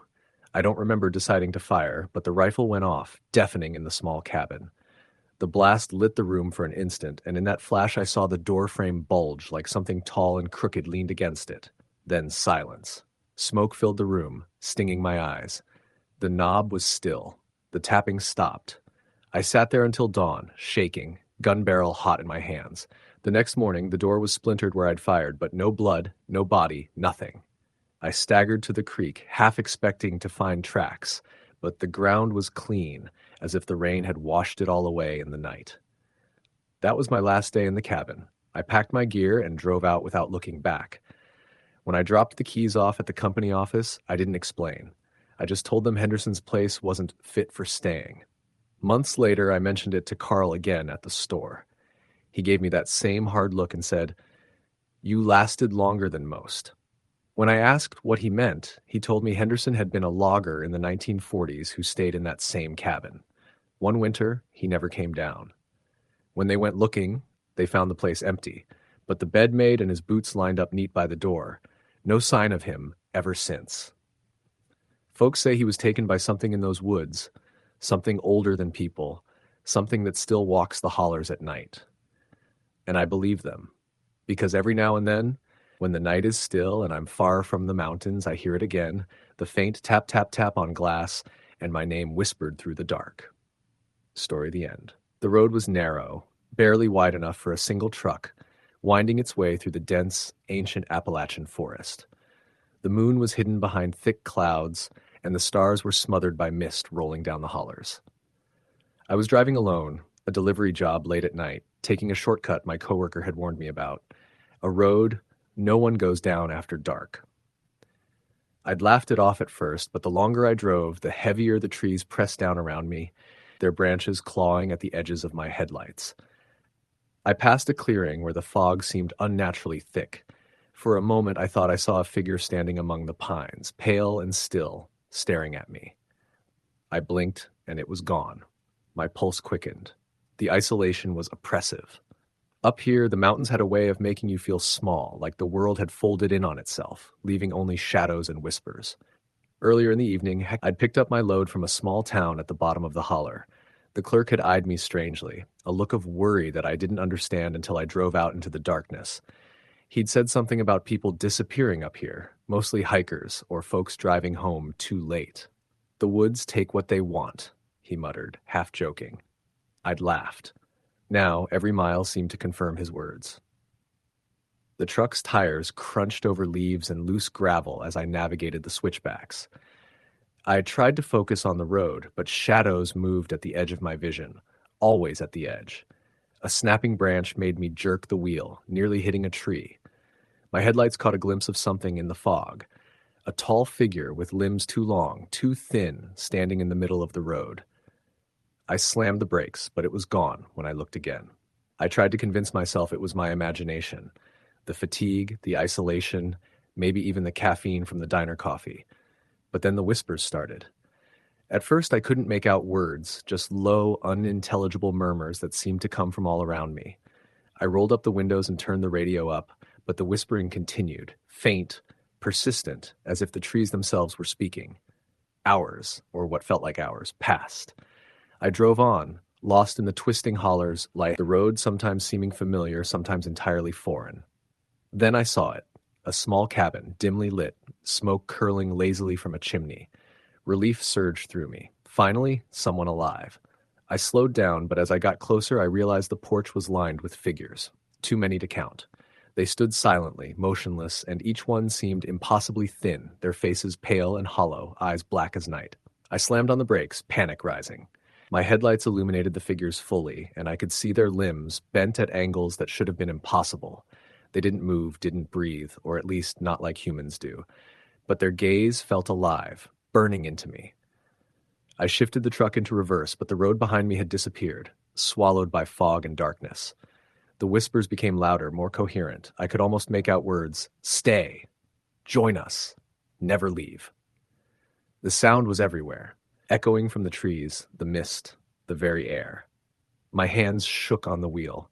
I tried to start the engine, but it wouldn't turn over. Panic clawed at my chest as I realized I was trapped.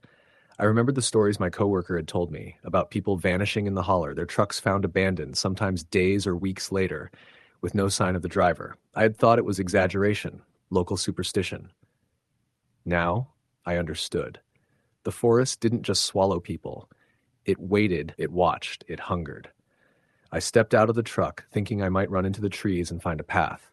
The cold night air hit me, and the fog pressed against my skin like a living thing. I could see them clearly now. Dozens of figures, circling slowly, their movements jerky and unnatural, the whispering forming a chorus.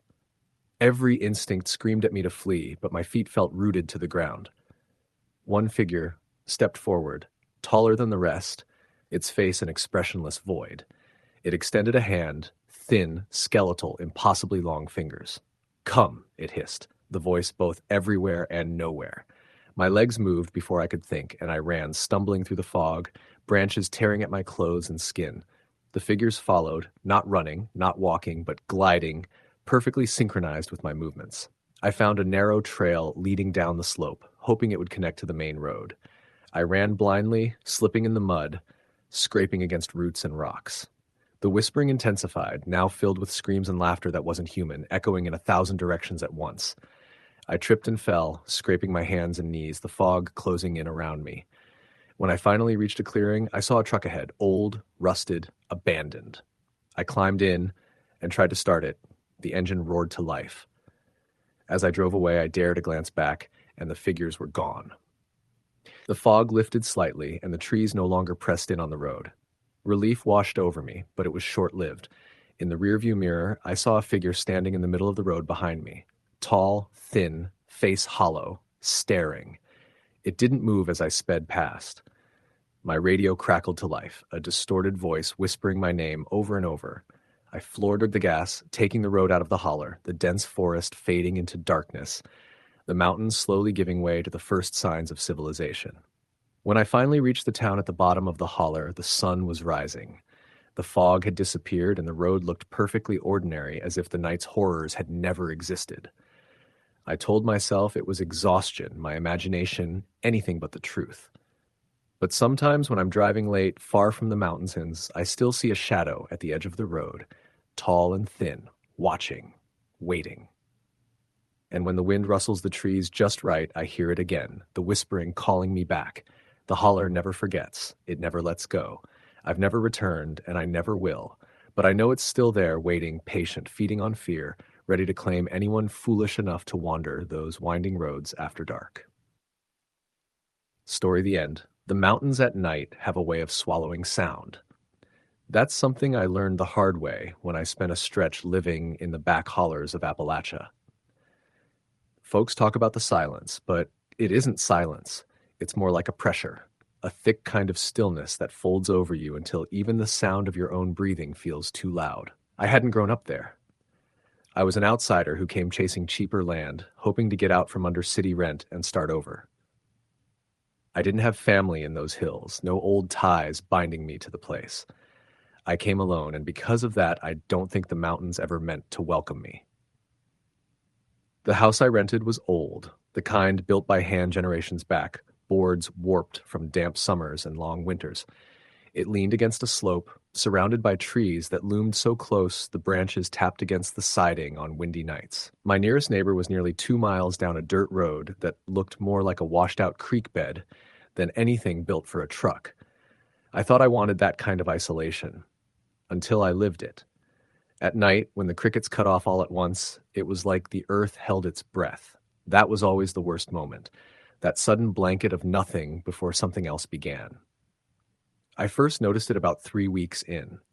I just finished splitting some firewood and had a small blaze going inside. It was late September, cool enough that the nights had bite. I remember sitting there with a cup of coffee, the kind of tired that feels good after a day of work, when I realized I couldn't hear the usual noise outside. No crickets, no cicadas, no night birds, just my own clock ticking in the kitchen. I went to the window, expecting maybe a storm had rolled in, but the sky was clear, the moon fat and bright enough to paint the tree line in silver. Then I saw movement along the edge of the yard. At first I thought it was a deer. The body shape was right, and deer came down often enough looking for apples or soft ground to paw at. But as I squinted, I realized it stood too still, too upright. I remember leaning closer to the glass, holding my breath, when it turned its head toward me. Not in a curious twitch the way an animal does, but slowly, deliberately, like it knew I was there. I pulled back from the window without meaning to, heart hammering against my ribs. After a long minute, I eased back to look again, but the shape was gone. I told myself I imagined it, that my eyes played tricks in the half-light. But that night I left every lamp on and still had trouble sleeping. The weeks stretched on and things only got stranger. Sometimes I'd hear footsteps on the porch late at night, slow, heavy steps, the boards groaning under weight. More than once I yanked open the door with a shotgun in hand, only to find nothing but empty night staring back at me. Other times I'd wake to tapping on the windows. Not branches either.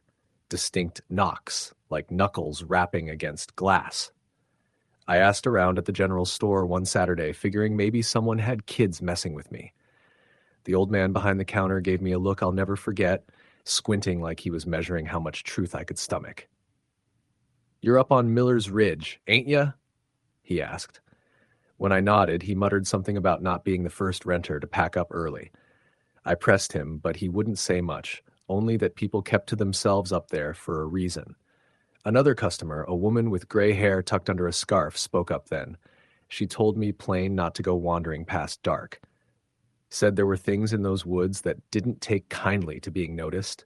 She said it like it was the weather, like it was just fact. I laughed it off, but inside I felt a chill settle deep. One night in late October, I woke to the smell of smoke. Not from the stove, it was sharp, acrid, the kind of smoke that comes from something burning wrong. I stumbled out of bed and saw a faint orange glow flickering through the trees out back. My first thought was a wildfire. I grabbed my boots and flashlight and hurried outside. The glow wasn't fire in the normal sense. It came from a circle on the ground, ringed in stones blackened with soot. Flames licked up, but there was no wood feeding them, just fire, burning low and steady like it had been waiting for me. And around it, God help me, there were figures. They stood just beyond the circle, tall and thin, their outlines shifting as though they weren't fully there. I froze, light shaking in my hand. One of them turned toward me, its face, or what should have been its face, nothing but hollow darkness. The others followed, and the night pressed down until I couldn't breathe. I don't remember running back inside, but I must have. I woke the next morning on the floor by the door, the flashlight still in my grip. My throat was raw like I'd been screaming, though I couldn't recall making a sound. Out back, there was no sign of the fire, just grass damp with dew. After that, I stopped sleeping much. Every creak of the old house, every sigh of wind through the trees felt alive, like the woods themselves were watching me. I thought about leaving, but something held me there. Maybe it was pride, not wanting to admit I'd been spooked out. Maybe it was something else, something the mountains sunk into me that made it hard to turn away. The final straw came in November. The air had gone sharp, nights long and brittle with frost. I just laid down, lamp still burning beside me, when I heard the front door slowly ease open. My blood went cold. I hadn't locked it. I listened as the hinges gave a soft moan, followed by footsteps dragging across the floor. Not fast, not cautious, just steady, like whoever it was knew exactly where they were going. The steps stopped outside my bedroom. I couldn't move, couldn't even breathe. Then the doorknob began to turn. I don't know where the strength came from, but I snatched the shotgun from beside the bed and racked it loud. The knob froze. For a heartbeat, nothing moved. Then slowly, the footsteps retreated. The door creaked shut. The front door slammed hard enough to rattle the windows. When I found the courage to check, the yard was empty, but the ground was torn with prints leading into the trees. Not boot prints, not bare feet. Long, narrow impressions, too deep, too wide apart for any person. They disappeared at the tree line like whatever made them step straight into the earth. I packed the next morning. I didn't care about the deposit, didn't care about pride. I left half my things in that house and drove until the mountains were nothing but a shadow in my rear view. I've never been back. But sometimes, late at night, I'll wake to silence. No cars, no dogs barking, nothing but the heavy pressure of stillness. And I'll remember those woods, those eyes in the dark. And I know some part of me never really left that ridge. Story the end. The first thing I remember about that night was how the road seemed to fold in on itself, twisting through the mountains in a way that felt unnatural, like the earth had been shaped by something other than time and weather. I was driving my old pickup, a '94 Ford that rattled when you pushed it too hard, heading deeper into the Appalachian backcountry than I'd ever gone before. My cousin had asked me to come out and help him fix up an old cabin he'd inherited from a distant uncle. He said it was in the holler past Red Creek, and that I'd know it when I saw it. That was about as specific as directions got out there. The sun had dropped behind the ridges before I even realized it, and that part of West Virginia didn't have much in the way of streetlights or cell service. Once the dark came, it was absolute. My headlights were the only thing cutting through the night, and beyond them, the trees leaned so close to the road that it felt like driving through a tunnel. Every so often, I'd pass a shack or a trailer tucked into the trees, lights glowing faintly inside, but then miles would go by with nothing but the hum of my tires and the groan of the engine. I wasn't scared, at least not yet, but there was something heavy in the air. The mountains seemed alive in a way I can't explain unless you've been out there alone at night. They don't just sit quiet. They creak, they whisper, they move. I'd catch glimpses of movement on the side of the road, maybe a deer, maybe not. Once I saw what looked like a man standing between the trees, but when I slowed and turned my brights on, there was nothing there. Just shadows stacked on shadows. By the time I reached the dirt road my cousin had told me about, it was close to 10. My truck bounced hard over the ruts and branches scraped against the sides like fingernails. The deeper I went, the narrower the path became, until I wondered if I'd even be able to turn around if I needed to. My cousin's cabin sat at the end of that road, a squat little place with a tin roof and a porch that sagged under its own weight. A single lantern burned in the window, and his old Chevy was parked out front, which was a relief. He greeted me at the door with a grin, but even in that dim light, I could see he looked worn out.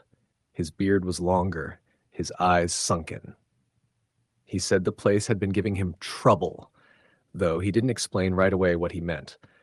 I figured he was just spooked from staying alone in a creaky old cabin in the woods, so I didn't press him. We sat at the table, had a couple beers, and talked while the wind rattled against the walls. That's when he started to tell me things I didn't quite know how to take. He said there were nights when he'd wake up to footsteps on the porch. Heavy, deliberate steps that moved back and forth, pausing by the windows as if someone were looking in. Other times he swore he heard voices outside, faint at first, like whispers, then clear enough to make out words, but never words that made sense. Once, he'd found the door open in the morning, though he'd locked it before bed.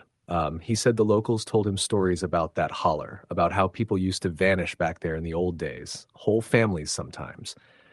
The mountain keeps what it wants, one old-timer had told him. I laughed it off, though not as hard as I might have in town. Out there, with nothing but black woods pressing against the windows, it didn't feel so funny.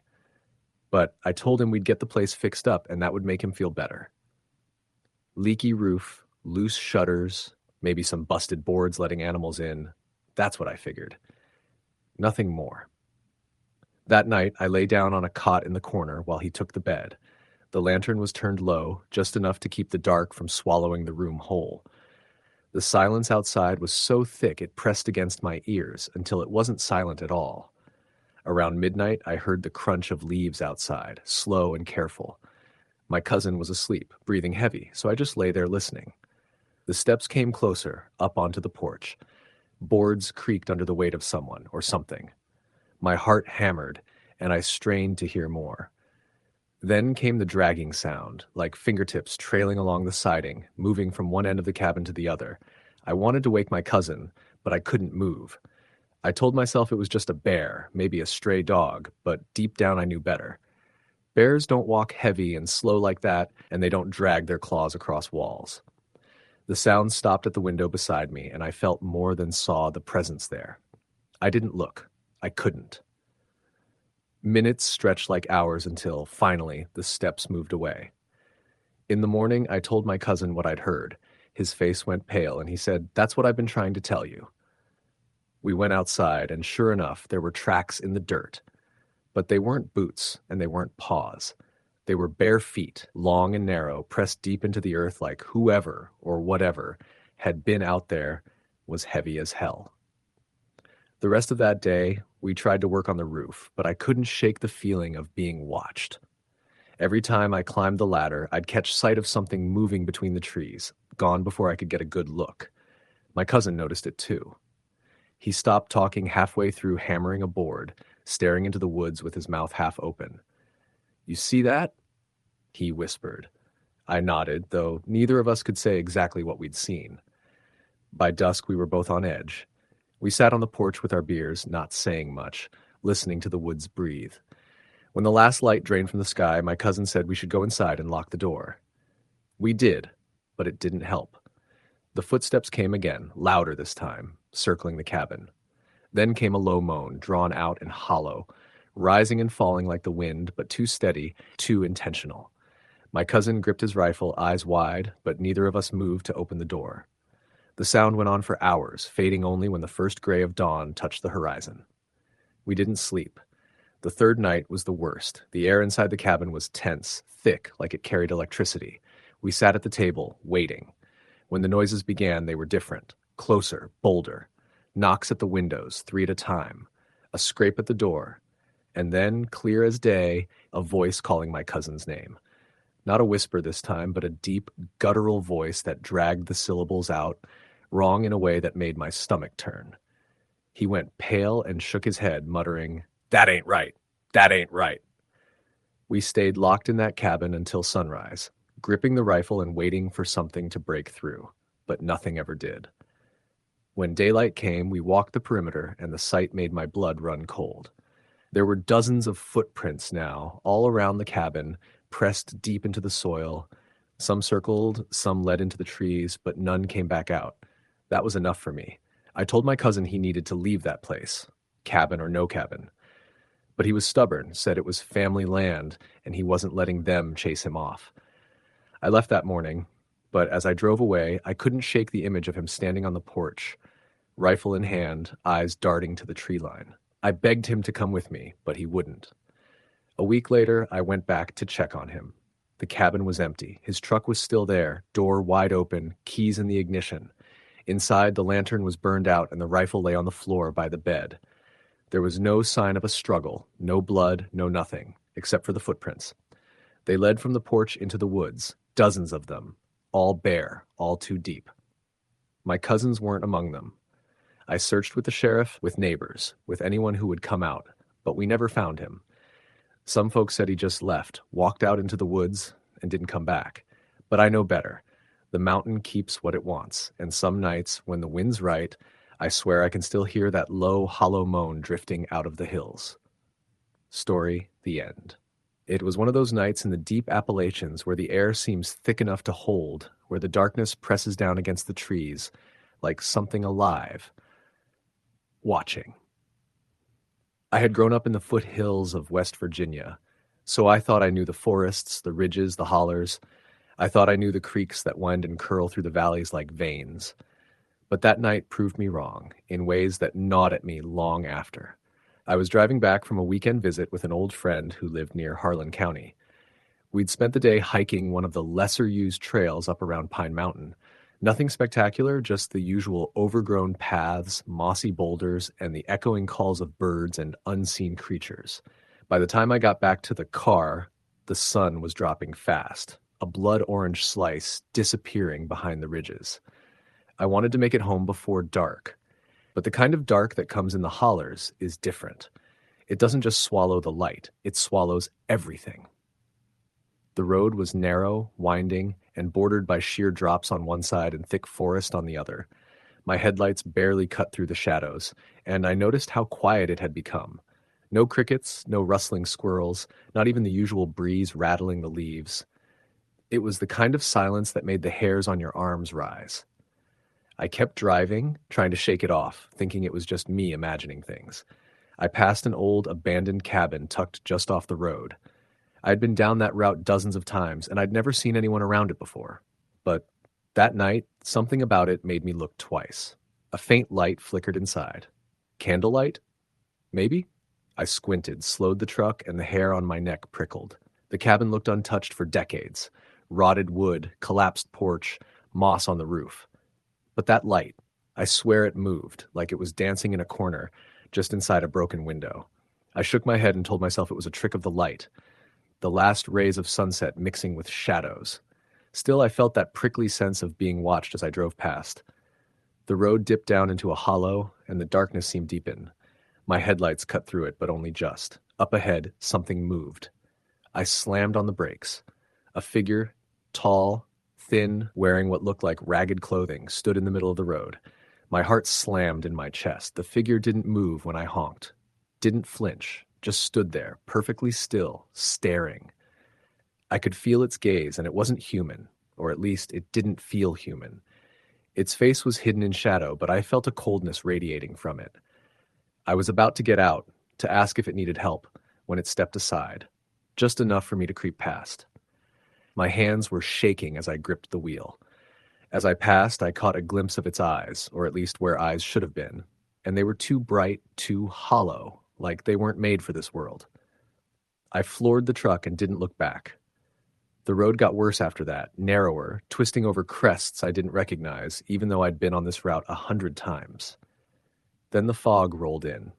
Thick, gray, heavy fog that clung to the trees and rolled over the road like a living thing. I slowed, heart hammering. The truck's headlights barely penetrated it. I kept driving, hoping the fog would lift, but it didn't. Instead, I started hearing things. At first, it was just whispers, faint like someone muttering behind the trees.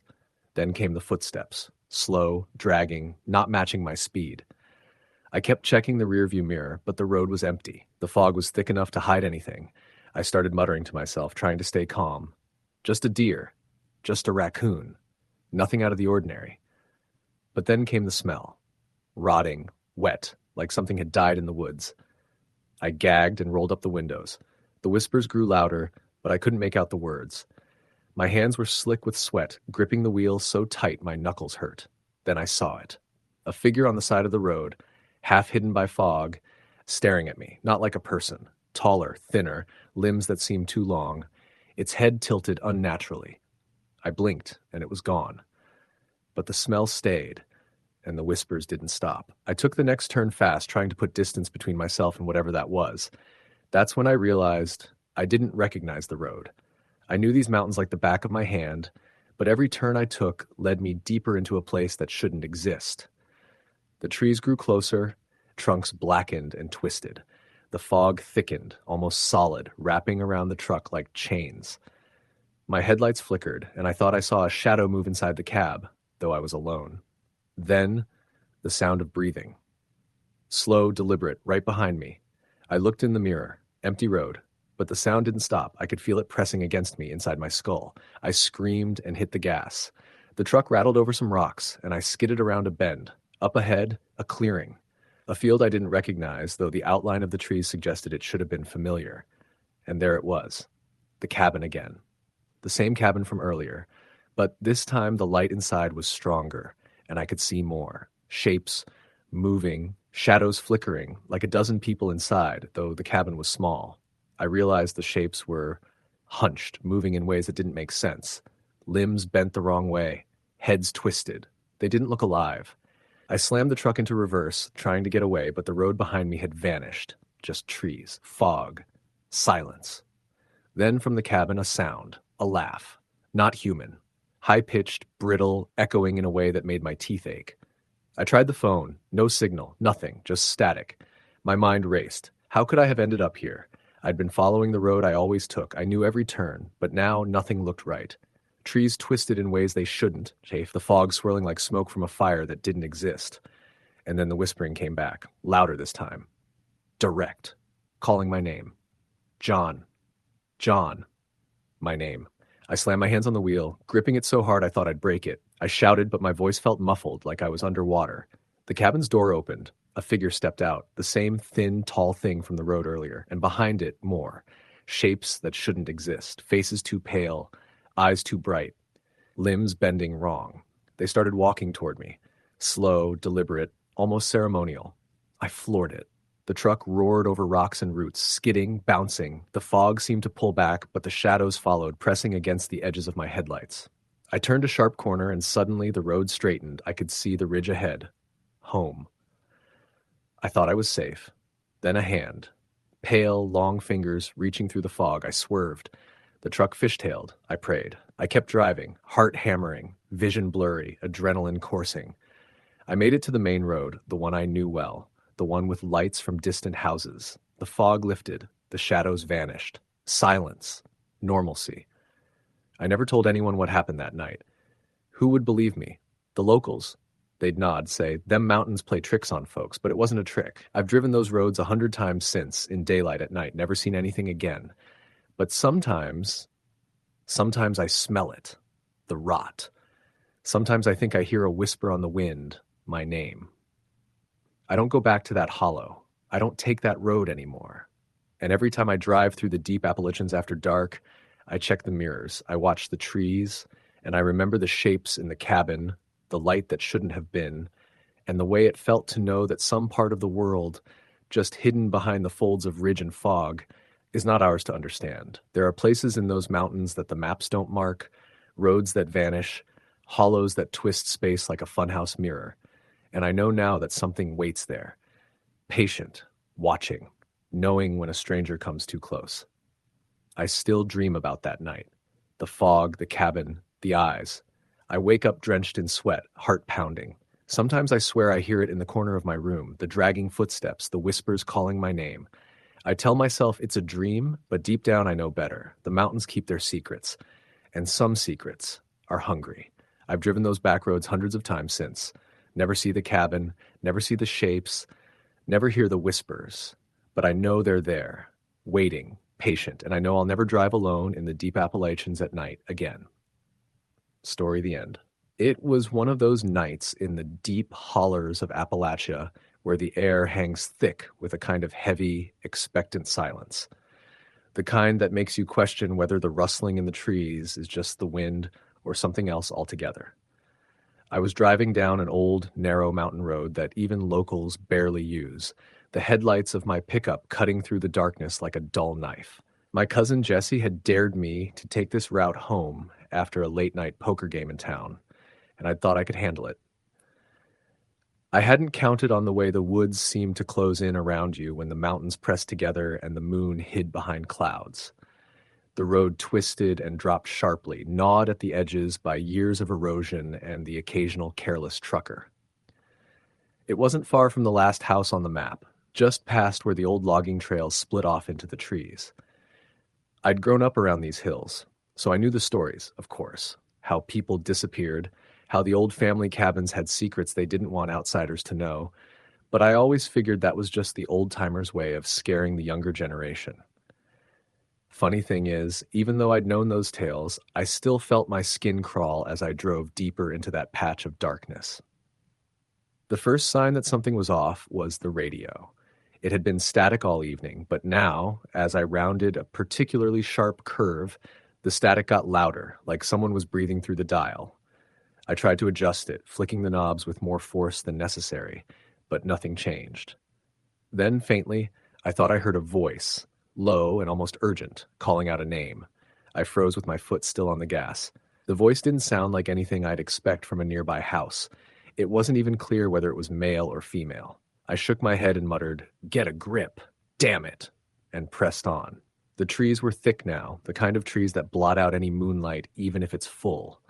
Shadows moved where they shouldn't, or maybe I was imagining it. My headlights picked up what looked like someone standing in the road ahead.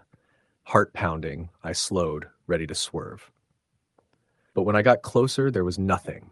Just the rough gravel, the mist rolling along the ground like a shallow river. I cursed under my breath. I'd been alone enough in these hills to know when your mind was playing tricks on you and when it wasn't, and this felt different. Heavier. Real. I had almost convinced myself it was a deer or a trick of the light when my truck shook violently. Not a bump in the road, something slammed against the side of it. The cab rattled and the tires screeched as I swerved into the ditch. My heart was racing so hard I thought it would knock my chest open. I sat there for a few minutes, trying to collect myself, listening. The forest was quiet now, eerily so, but the feeling of being watched didn't leave. I dared a glance in the rearview mirror. There was a figure standing on the edge of the trees, far enough away that I couldn't make out details, but close enough that it made me feel like I was trapped in some kind of snare. I jumped out of the truck, telling myself I'd scare it off, maybe flash my headlights or yell. The night swallowed me instantly. I called out, my voice cracking, "Hey, who's there?" There was a pause, then a slow, deliberate clap, once, then twice. It didn't come from the roadside. It came from behind me. My stomach sank. I didn't look back. I ran back to the truck and slammed the door. The engine turned over, but only barely. My hands were shaking so badly I could barely steer, and I kept checking the mirrors. The figure wasn't there. The road seemed empty, but the feeling persisted. I drove as fast as I dared, trying not to think about the stories of people vanishing in these woods, leaving only tire tracks that led to nothing. I reached the little creek that marked the halfway point home, the one with the fallen log that people warned never to cross after dark. The headlights reflected something in the water, something human-shaped, hunched, like it was peering up at me. I slammed the brakes and the truck skidded onto the mud bank. Whatever it was, it disappeared under the trees when I hit the horn. There was no sound afterward except the quiet rush of water. My stomach twisted. By now, fear had me so keyed up that even my own shadow scared me. My hands were sweating on the wheel, eyes darting between the road and the darkened edges of the woods. Then I saw it.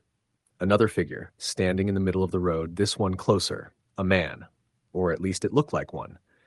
He was tall, skinny, hunched, with what I could swear were glowing eyes, reflecting the faint light of the truck's headlights. I tried to slam the horn, but nothing happened. My hands fumbled for the gear shift. The figure didn't move. It didn't even blink. It just watched, its presence pressing down like a weight you could feel in your chest. I floored it. Tires screeched. Gravel sprayed. I passed him, and the truck shook violently again, like something was trying to tip it. Then a voice, clear as day, though I couldn't place it, whispered my name from the back seat. I slammed on the brakes, my head whipping around, but the seat was empty. I looked in the mirrors. The road was empty again. My mind screamed that I was losing it. Maybe it was exhaustion. Maybe the whiskey at the poker table had clouded my senses. But the fear was real enough to make me nearly cry. I kept driving, following the familiar turns and dips, hoping to find the glow of the valley lights in the distance. That was when the truck lights flickered, and then went out. The whole world went black, absolute darkness, pressing in from every angle. I could hear the engine sputter, then die. I was alone, but not. Footsteps, slow, dragging, circling the truck. My heart froze, each beat hammering in my ears. I wanted to scream, to bolt, but my body refused to cooperate. I grabbed the flashlight from the glove compartment, my hands shaking so badly the beam shook in wide arcs. I shined it into the trees. Nothing. Then a sound, the snapping of a branch, slowly, deliberately coming closer. I aimed the flashlight at the road behind me. There he was, not walking, sliding, almost gliding across the ground. The moon broke through the clouds for a second, and I saw his face, skin stretched tight, eyes sunken, a grin that didn't make sense. It wasn't human, but it was. Not alive, not dead, just wrong. I blinked. When I looked again, he was gone. I stumbled out of the truck, trying to get the engine to turn over again, praying for anything. That's when I saw the footprints. They weren't human. Too long, too wide, but there was a definite rhythm, a pattern, heading in and then back out of the trees. I couldn't make sense of them. And then I realized they led straight up to my truck and back into the shadows. My stomach twisted into a knot. Something was circling me, studying me, waiting. I turned to run, but the mud sucked at my boots. I slipped. My flashlight skittered across the ground and went out. And in that darkness, I felt it. Breath. Hot. Foul. Right against my neck. I spun, but there was nothing. Only the weight of the night, pressing, watching, listening. I don't remember how I got the truck started. I think I just ran the ignition over and over until it finally coughed to life. I didn't care about anything else. Tires spun, mud sprayed, and I drove as if the devil himself was at my heels. Every curve, every shadow made me jump. The holler stretched on endlessly, though I knew by memory I was close to the last paved road. I didn't slow. I didn't look back. I didn't breathe. When I finally hit the main road and saw the lights of my town, I almost laughed with relief. Almost. Because even as I drove home, heart still racing, I knew something had followed me from the holler. Small things, shadows flitting just outside the reach of streetlights, sounds that should have been impossible. The town felt safe compared to where I'd just been, but it didn't matter. I knew the mountains were watching, waiting, and whatever I'd seen that night wasn't going to let me forget it. Even now, years later, I avoid the back roads. I never go near that creek after dark. And sometimes when the wind blows just right through the hollers, I swear I hear those footsteps. Slow, dragging, deliberate, coming closer. I never spoke of that night to anyone. Folks around here talk about things that go bump in the night, whispering old legends. I used to scoff. Not anymore. Not after I felt those eyes on me. Not after I heard my name whispered by something that shouldn't exist. Sometimes in the dead of night, when the mountains are quiet and the fog settles in the hollers like a ghostly tide, I hear it. A low clap, once, twice, just like that night. And I know, somewhere in the darkness, it's still there, watching, waiting, patient. I haven't driven that road again. I don't intend to. But I know that deep in the heart of Appalachia, in the hollers and shadows where the moon barely reaches, whatever I saw that night still roams. And I know deep down that it won't rest until it's had another look at me. Even when I'm safe in my own bed, the wind through the trees whispers. Sometimes it sounds like a voice, soft and patient, and I can swear it calls my name. Every night I hear it, faintly at first, then closer. And I can't help but remember the way those glowing eyes watched me, unblinking, from the edge of the woods. I can't unsee it. I can't unhear it. And I know that the hollers never forget. I've lived my whole life in Appalachia, and I've learned a lot about surviving here. Which roads to take, which hollers to avoid, which families to steer clear of. But no guidebook, no whispered advice could prepare me for that night. For the feeling of being hunted in a place where you thought you were safe. Where the dark isn't just absence of light, it's something alive. Something patient. Something that knows your name. Even now, I won't drive those back roads at night. I won't step near the creek. I won't stray into the holler, and I certainly won't speak of what happened. Some things are better left unspoken. Some eyes, once seen, cannot be unseen. And some nights in the deep Appalachia woods, it's best just to stay home, doors locked, praying that whatever roams the shadows has moved on, though deep down, you know it hasn't. Because the hollers remember, the mountains remember, and whatever that thing was that night, it's still out there, waiting. Patient, silent, watching. Story the end. The sun had long sunk behind the ridges, leaving the valleys shrouded in darkness. Out here, in the heart of the Appalachian Mountains, night wasn't just the absence of light. It was a living thing. It pressed against your skin, seeped into your bones, and carried sounds that didn't belong to any world you knew. I was used to the mountains. I'd grown up in a small hollow where neighbors were more myth than people.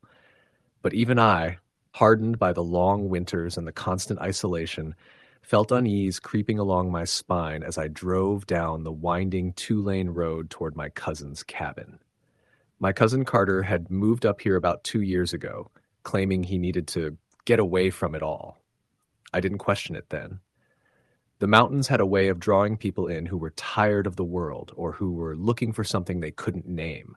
The road was narrow, flanked by dense woods that seemed to lean toward the headlights, as if curious.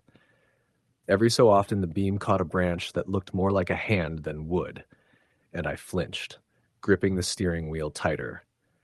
Carter's cabin was halfway up the ridge, a little shack of weathered wood with a tin roof that clanged every time the wind blew. I pulled into the small clearing just as the moon peeked out from behind thick clouds, casting the forest in a dull, gray light. The smell of damp earth and pine was thick, almost tangible, and it carried an undertone of something sour, something decayed. Carter was waiting on the porch, a lantern swinging from his hand, and for a moment I thought I saw his shadow twist unnaturally. "About time," he said, his voice low, rasping like he hadn't spoken much all day. He didn't smile, didn't move with the kind of ease I remembered from childhood visits. Something in his eyes seemed off. "You've been up here long?" I asked, trying to sound casual. "Long enough." He didn't elaborate. There was always a certain hush about Carter now, a quiet that made the air feel heavier. Inside, the cabin was small, cramped, and smelled of wood smoke and something I couldn't name. The walls were lined with shelves of jars filled with roots and strange powders. I'd grown up with old folks who swore by mountain remedies, but these looked like something from a storybook that twisted and dark. Carter poured us both a whiskey, the ice clinking sharply in the otherwise silent room. "You hear it, don't you?" he said suddenly. "Hear what?" I asked, taking a cautious sip. "That sound," he said, leaning close, eyes darting to the window. "Out there." I froze. Outside, the wind rustled the leaves, a natural sound, but it was punctuated by something else, a rhythmic scraping, like claws on bark. Low, deliberate, patient. Maybe it's just an animal, I said. But even as the words left my mouth, the sound changed, softer, almost like someone or something was stepping on the undergrowth, careful not to snap a twig. Carter's hand gripped mine briefly, firm, almost urgent. "It's not an animal," he whispered. "It's them." "Them?" I asked, voice tight. He didn't answer, just stood and moved to the window. The lantern flickered, and for a moment I thought I saw a figure in the shadows beyond the tree line. It was tall, too tall for a man, hunched, moving with a silence that was impossible. The forest swallowed it before I could blink. "I told you to stay out of the hollows," Carter said finally, voice low, almost bitter. "You don't come up here knowing the rules." "What rules?" I asked, panic threading through me. He shook his head. "You'll see. They're older than us, older than these mountains. They've been here since before the settlers, before the hollers were even carved. You don't see them because you're not supposed to. You hear them sometimes. You feel them, and tonight, you're going to feel them." The temperature in the cabin dropped suddenly, my breath misting in the lantern light. The scraping outside grew louder, circling the cabin now, and I realized there was no wind moving in that pattern. The sound had intelligence, a sinister patience. I wanted to leave, to run down the ridge back to the main road, but Carter blocked the doorway. "If you run, they'll follow," he said. "You have to stay here." "What the hell are they?" I whispered, backing away. He knelt, lowering his voice further. "We call them the holler watchers. They live in the woods, but they watch, always. They take what they want, and sometimes they take you, not because you belong to them, but because they like it." I laughed nervously, trying to shake it off. "You're messing with me." "I'm not." His eyes were serious, terrifyingly so. "Last month, a man from down the ridge disappeared. No tracks, no signs, just gone. People say he wandered into the wrong part of the forest, but the forest doesn't take people. They do." The lantern flickered again, and shadows danced violently across the walls.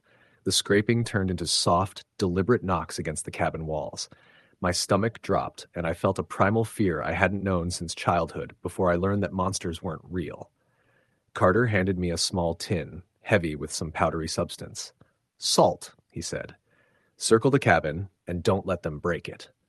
I hesitated, but the fear in his eyes pushed me to obey. I scooped handfuls and walked the perimeter, shaking as I poured the grains. The air felt thick, almost alive, pressing against me from all directions. Every snap of a twig underfoot made me jump. Behind me, the sound of scraping and low, whispering voices followed, moving impossibly fast between the trees. Once the circle was complete, Carter began to chant softly, words in a language I didn't know, old and harsh, cutting through the dark like knives. The noises outside grew frantic, desperate. For a moment, I saw shapes moving just beyond the tree line, tall, thin, impossibly long limbs, heads that tilted unnaturally, watching us. Their faces were shadowed, featureless, but I could feel eyes burning into me, intelligent, patient, merciless. Hours passed like minutes. The noise ebbed and surged, testing the salt, testing the cabin, testing us. At one point, I thought I saw a figure press its hands against the window, only to vanish when I blinked. My heart pounded so hard I thought it would burst. Carter never stopped chanting, never faltered, and somehow that kept me grounded, though I was sure my sanity was slipping. Then, just as suddenly as it began, the forest went silent. No scraping, no whispering, no movement. The air grew still, the oppressive weight lifting slightly.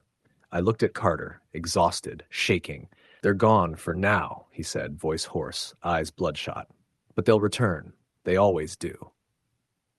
I slept fitfully that night, dreams filled with the shapes I'd glimpsed, moving just out of sight. When I woke, dawn was barely breaking, and the forest seemed peaceful, almost normal. The night had passed, but the memory lingered like a scar. Carter didn't speak of it again, just went about his strange routines. I left by mid-morning, but the mountains seemed different, aware, like watching me leave. I never went back to that cabin, never spoke of it to anyone outside the holler. But even now, years later, when I drive through the Appalachian roads at night, I can feel that weight in the air, the patient gaze of something ancient, something that watches the hollers. Sometimes I hear a scrape in the dark, faint, distant, and I know they're still out there, waiting. The stories about the Watchers weren't myths. They were truths, buried under the veneer of sleepy hollers and fog-laden ridges.